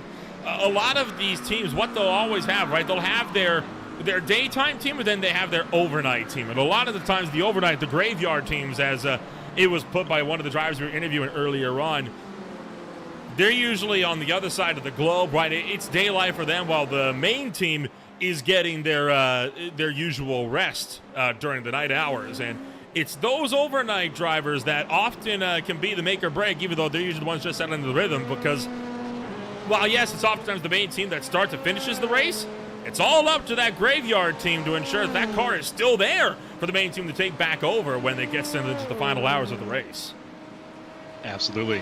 Absolutely. It is and that is, like you said, you got to get into the groove, but that groove is practically a straight line for 8 hours. And having that groove, seeing the cars spread out a little bit more during the night races, seeing the green flags run for hours and hours, it leads to this building of tension that builds and builds into the morning. And then finally we get down to the last couple hours. Things are going to be so exciting by tomorrow morning. And who knows where the lead's going to be? Who knows how many cars are going to be left on the road? We saw Seth Neufeld led the race for a long time. So at least while I was here, now not in the top, not in the running. And that is Lucas Henke going around for rescue skill by WMS. That was a few seconds ago. Down to the West Horseshoe. Just a simple spin. Gets it back rolling. No harm, no foul, no other contact with other drivers. Kyle Allen, Dylan Babcock here in LMP2. Getting close, and Babcock, going to the inside. That's a ball move, and looking for 3 wide with GTP traffic round the outside. And boy, Kyle Allen clearly didn't see it coming, and Babcock pounces for second place. Insane. That 3 wide was just insane as we came down into 1 and 2.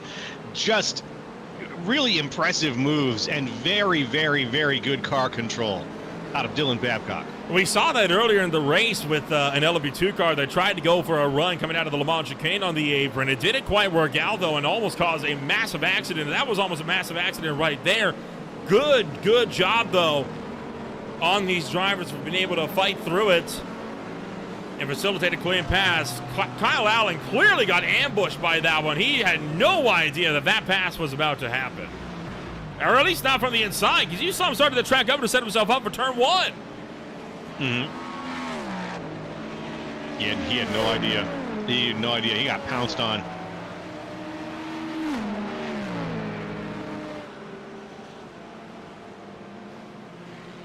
Well, Dylan Babcock continues to fight this one out here this afternoon, as for the most part, drivers are going to keep on the battles here as time goes along. Here you got Joao Brioso from Monarch Racing Team jumping into the race car with the 99 LMP2 machine. All the while, still got a lot of the GT battles that are getting tight as well.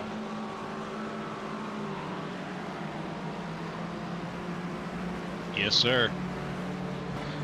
And still on in the GTP category. The GTPs have had some of the most up and down moments of the evening so far. Really dramatic moments out of some of the GTP drivers. And they're all over the field at the moment, kind of spread out throughout the overall standings.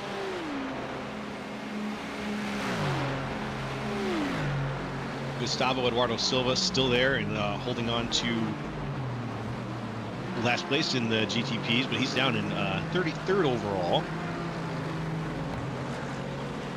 And it looks like just around the top of the GT Pros, it's Lucas Lager from No Limit Sim Racing Academy.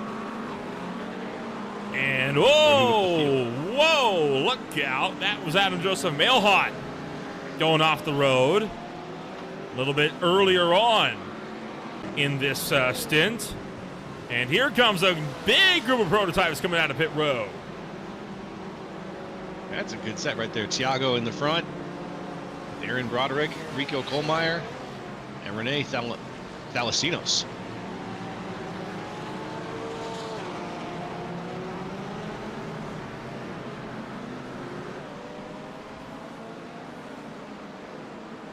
Bunch of new drivers.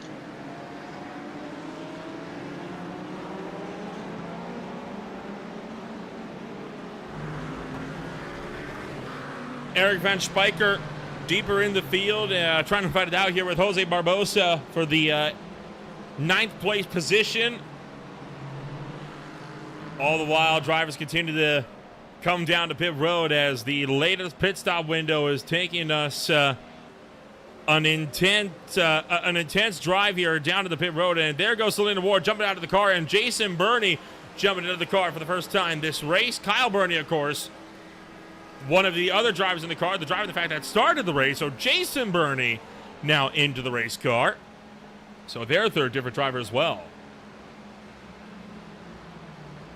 All right, that Wastegate Racing car just about ready to come off the line, and Jason will be joining us here at Daytona.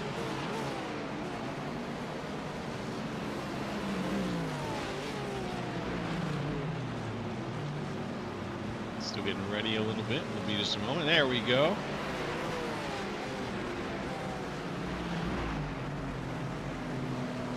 Not bad, not bad.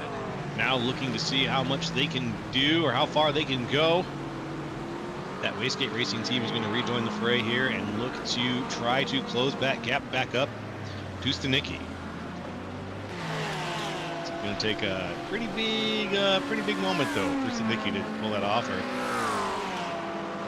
We'll see what happens. Down pit road though goes Danny Fonte, the current race leader and the current leader of the GTP class. And Danny Fonte into the pit road once again. Now we'll see if Danny Fonte is going to be jumping out of the car, and we're getting a new driver into the machine for the World of Sim Racing team. Pulls to a stop. Up on the jacks. He is going to jump out, so we're going to get a driver change for the race leaders here, and it's going to be I believe that is supposed to be Alex, but it is right now Adex Martinez Sanchez popping into the car for World of Sim Racing team. All right.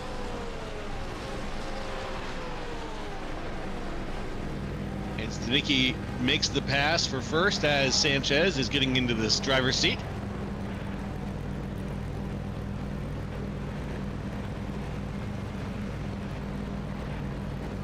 So Sanchez will get his machine back out onto the racetrack with the Cadillac crew. Talk about some of the GTMs. Haven't been able to talk about them too much so far in this green flag run. We got a good chance to now. How about this one here? Vincent Eckhart and Scott McGarvey fighting it out. This is Blanco Motore and SR Motorsports Orange side by side here into turn number 1. And it's Aston Martin versus Mercedes as they power out of turn 2 side by side through the SS and still side by side into the International Horseshoe. McGarvey trying to stay up but couldn't quite after going over those bumps there. Eckhart in the Blanco Motore AM car is going to hold on to it, but it looks like McGarvey is still making plays, still trying to see if he can get his car in an advantageous position. I think he's still going to try to make the pass here for this place for 21st here, or it's not 21st, for their positions swap in the GAT and GTM category. Or 7th, thank you very much.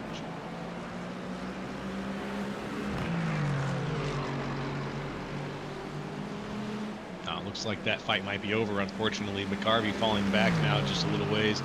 But who knows? It could get sparked up again very, very soon.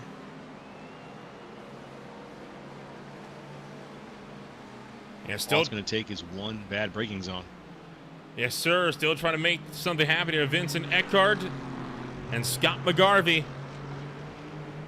They're going to work on keeping this fight going, and here comes Ricardo Santos for Epic Events Pulsar Esports team.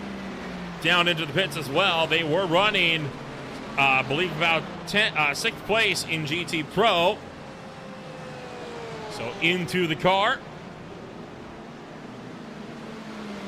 Out of the car and into the car comes Teixeira. So the driver that started this race back in the car for yet another run. For 4th in GTP, Martin Maconi fighting this one out here with Mario Capalucci.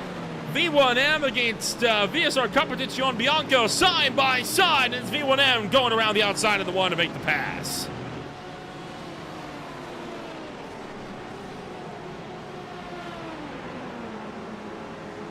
Watch these cars up here. This is where it's at, folks, right now. The 87 Francisco Silva. leading things. Ooh, braking a little bit early. Schneider able to avoid driving into the back of the 87 now. Now the sun has fully set. You can see the midway in the middle of Daytona here is lit up. And this night race is really now fully a night race. You can't see anything, no stars shining, just a little bit of cloud cover. Nice cool conditions. And the fans are still in the seats. You gotta love seeing that.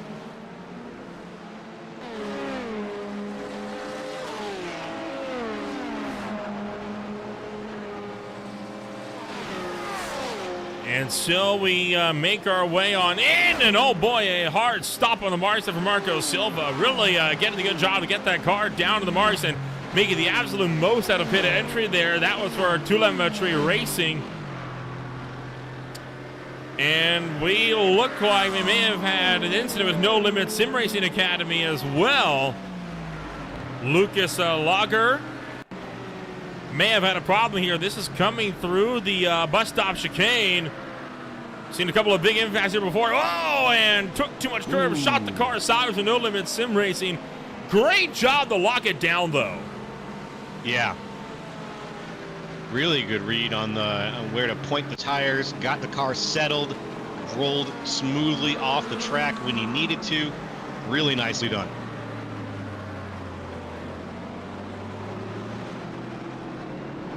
Here's the 11 again. This time, Rico Kohlmeyer. And these drivers, driver's seat. Yeah, this fight for second at LMP2, it's still with the usual contenders, right? I mean, we've seen this fight ebb and flow, but it's never fully broken up. And I mean, these guys are going at it. Now, this was commonplace for the LMP2s to be like the big entertainment class, even in the 2024 rendition of this race. So I'm not surprised that we're seeing it here again.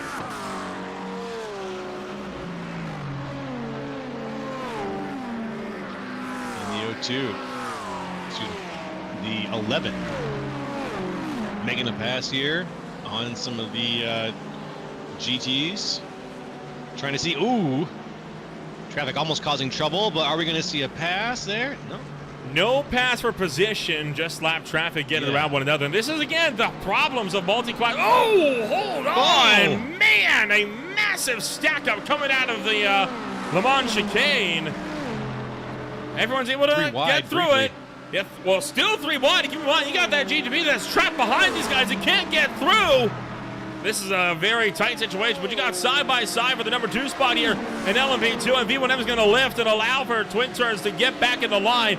Good job there for risk mitigation from Rico Kohlmeyer to read the situation and lift out, because he knows he can go on the offense here. Back down to the turn 1. He's back through Aranea Telesinos.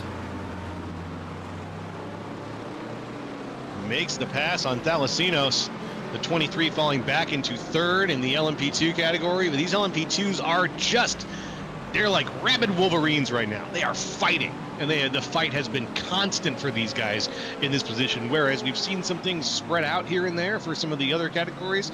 The LMP2s have stayed very, very tight as a pack, and especially up there at the front. There's been a lot of battling going on through and around lap traffic, through and around each other.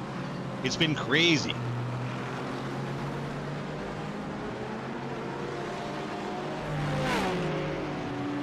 See on your screen right now, lower right hand corner, the battle for second in the LMP2s is a close one. Very, very close fight between Kohlmeyer, Telesinos, and Witt. Blockamotore have had problems. This is their GT Pro entry. Eric von Speicher is coming onto the oval. Bit of a loop, and how do you do? And that is all she wrote from there. Mario Cappellucci now looking to fight it out side by side with Philip Bloff. This is for Albrecht Motorsports, 3rd place in the overall race, and V1M makes up another. And now you got a good chunk of the GT field coming in as well. Oh boy. Cappellucci, good pass. There we go. That's a little bit. We don't need to see the entire zip code. This is a little bit better here as this field going to keep on moving. Going Racing is getting about to be put under fire as well. Aiden Campbell for Sim City Racing has been applying pressure to the back of Going Racing. And these are drivers that are on the same tire strategy at the moment. So Josh Going and Aiden Campbell about to pick up another battle here for a class lead. Let's see this battle. I want to see what happens. Going out there in his Ferrari. Lambo right behind.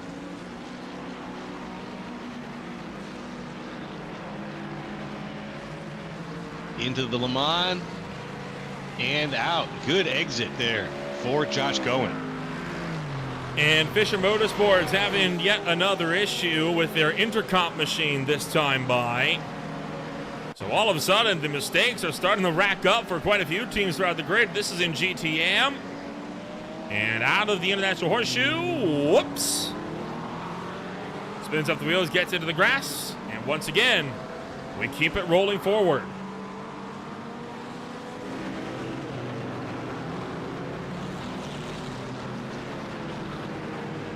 All right, looks like Aiden Campbell's down pit road now.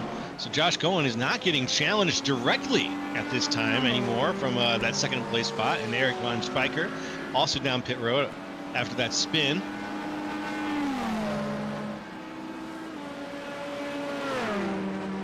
Going Racing, of course, they've been around since '93, but looks like they established a sim racing group back in 2021. So this will be their 5th year sim racing.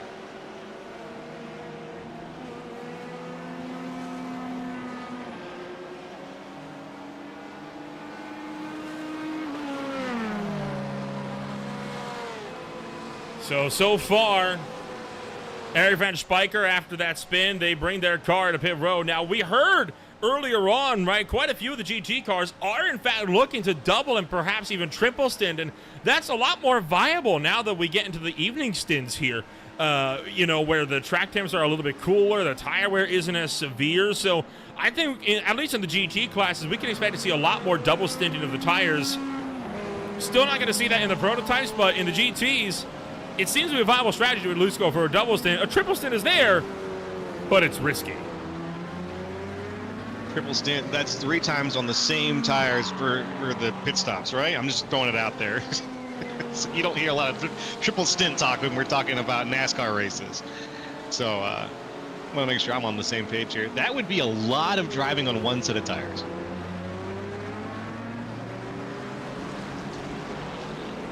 My brain can really be fathomed.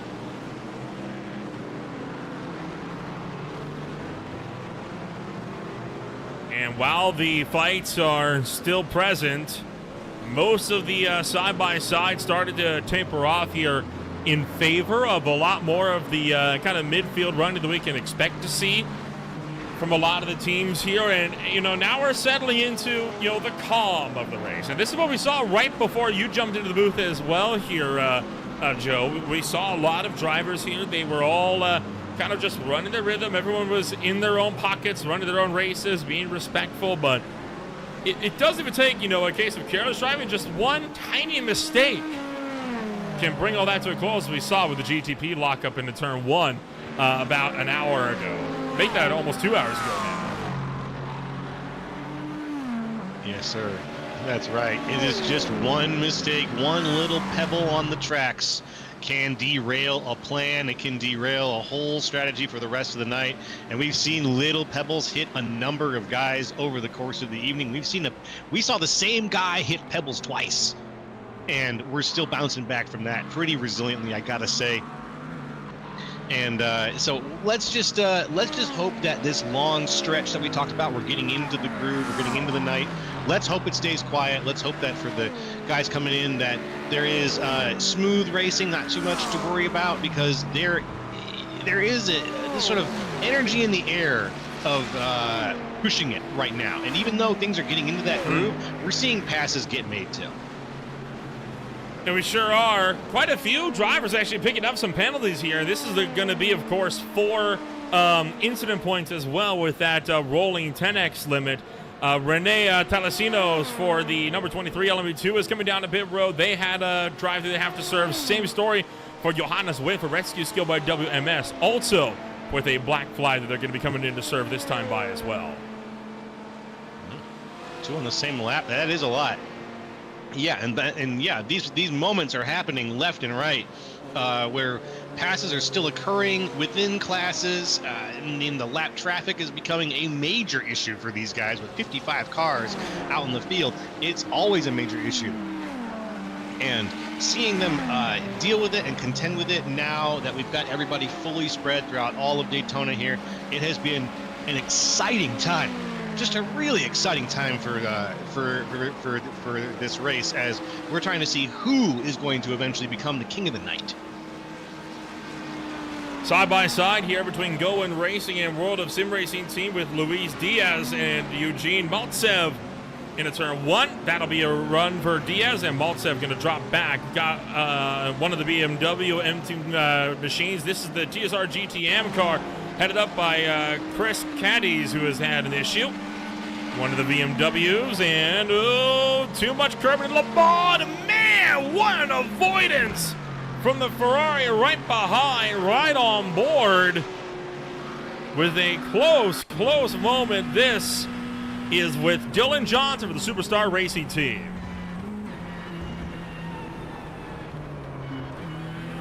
Dylan Johnson. This is his first VSCA race here tonight. Yes, sir. And making good progress here as well.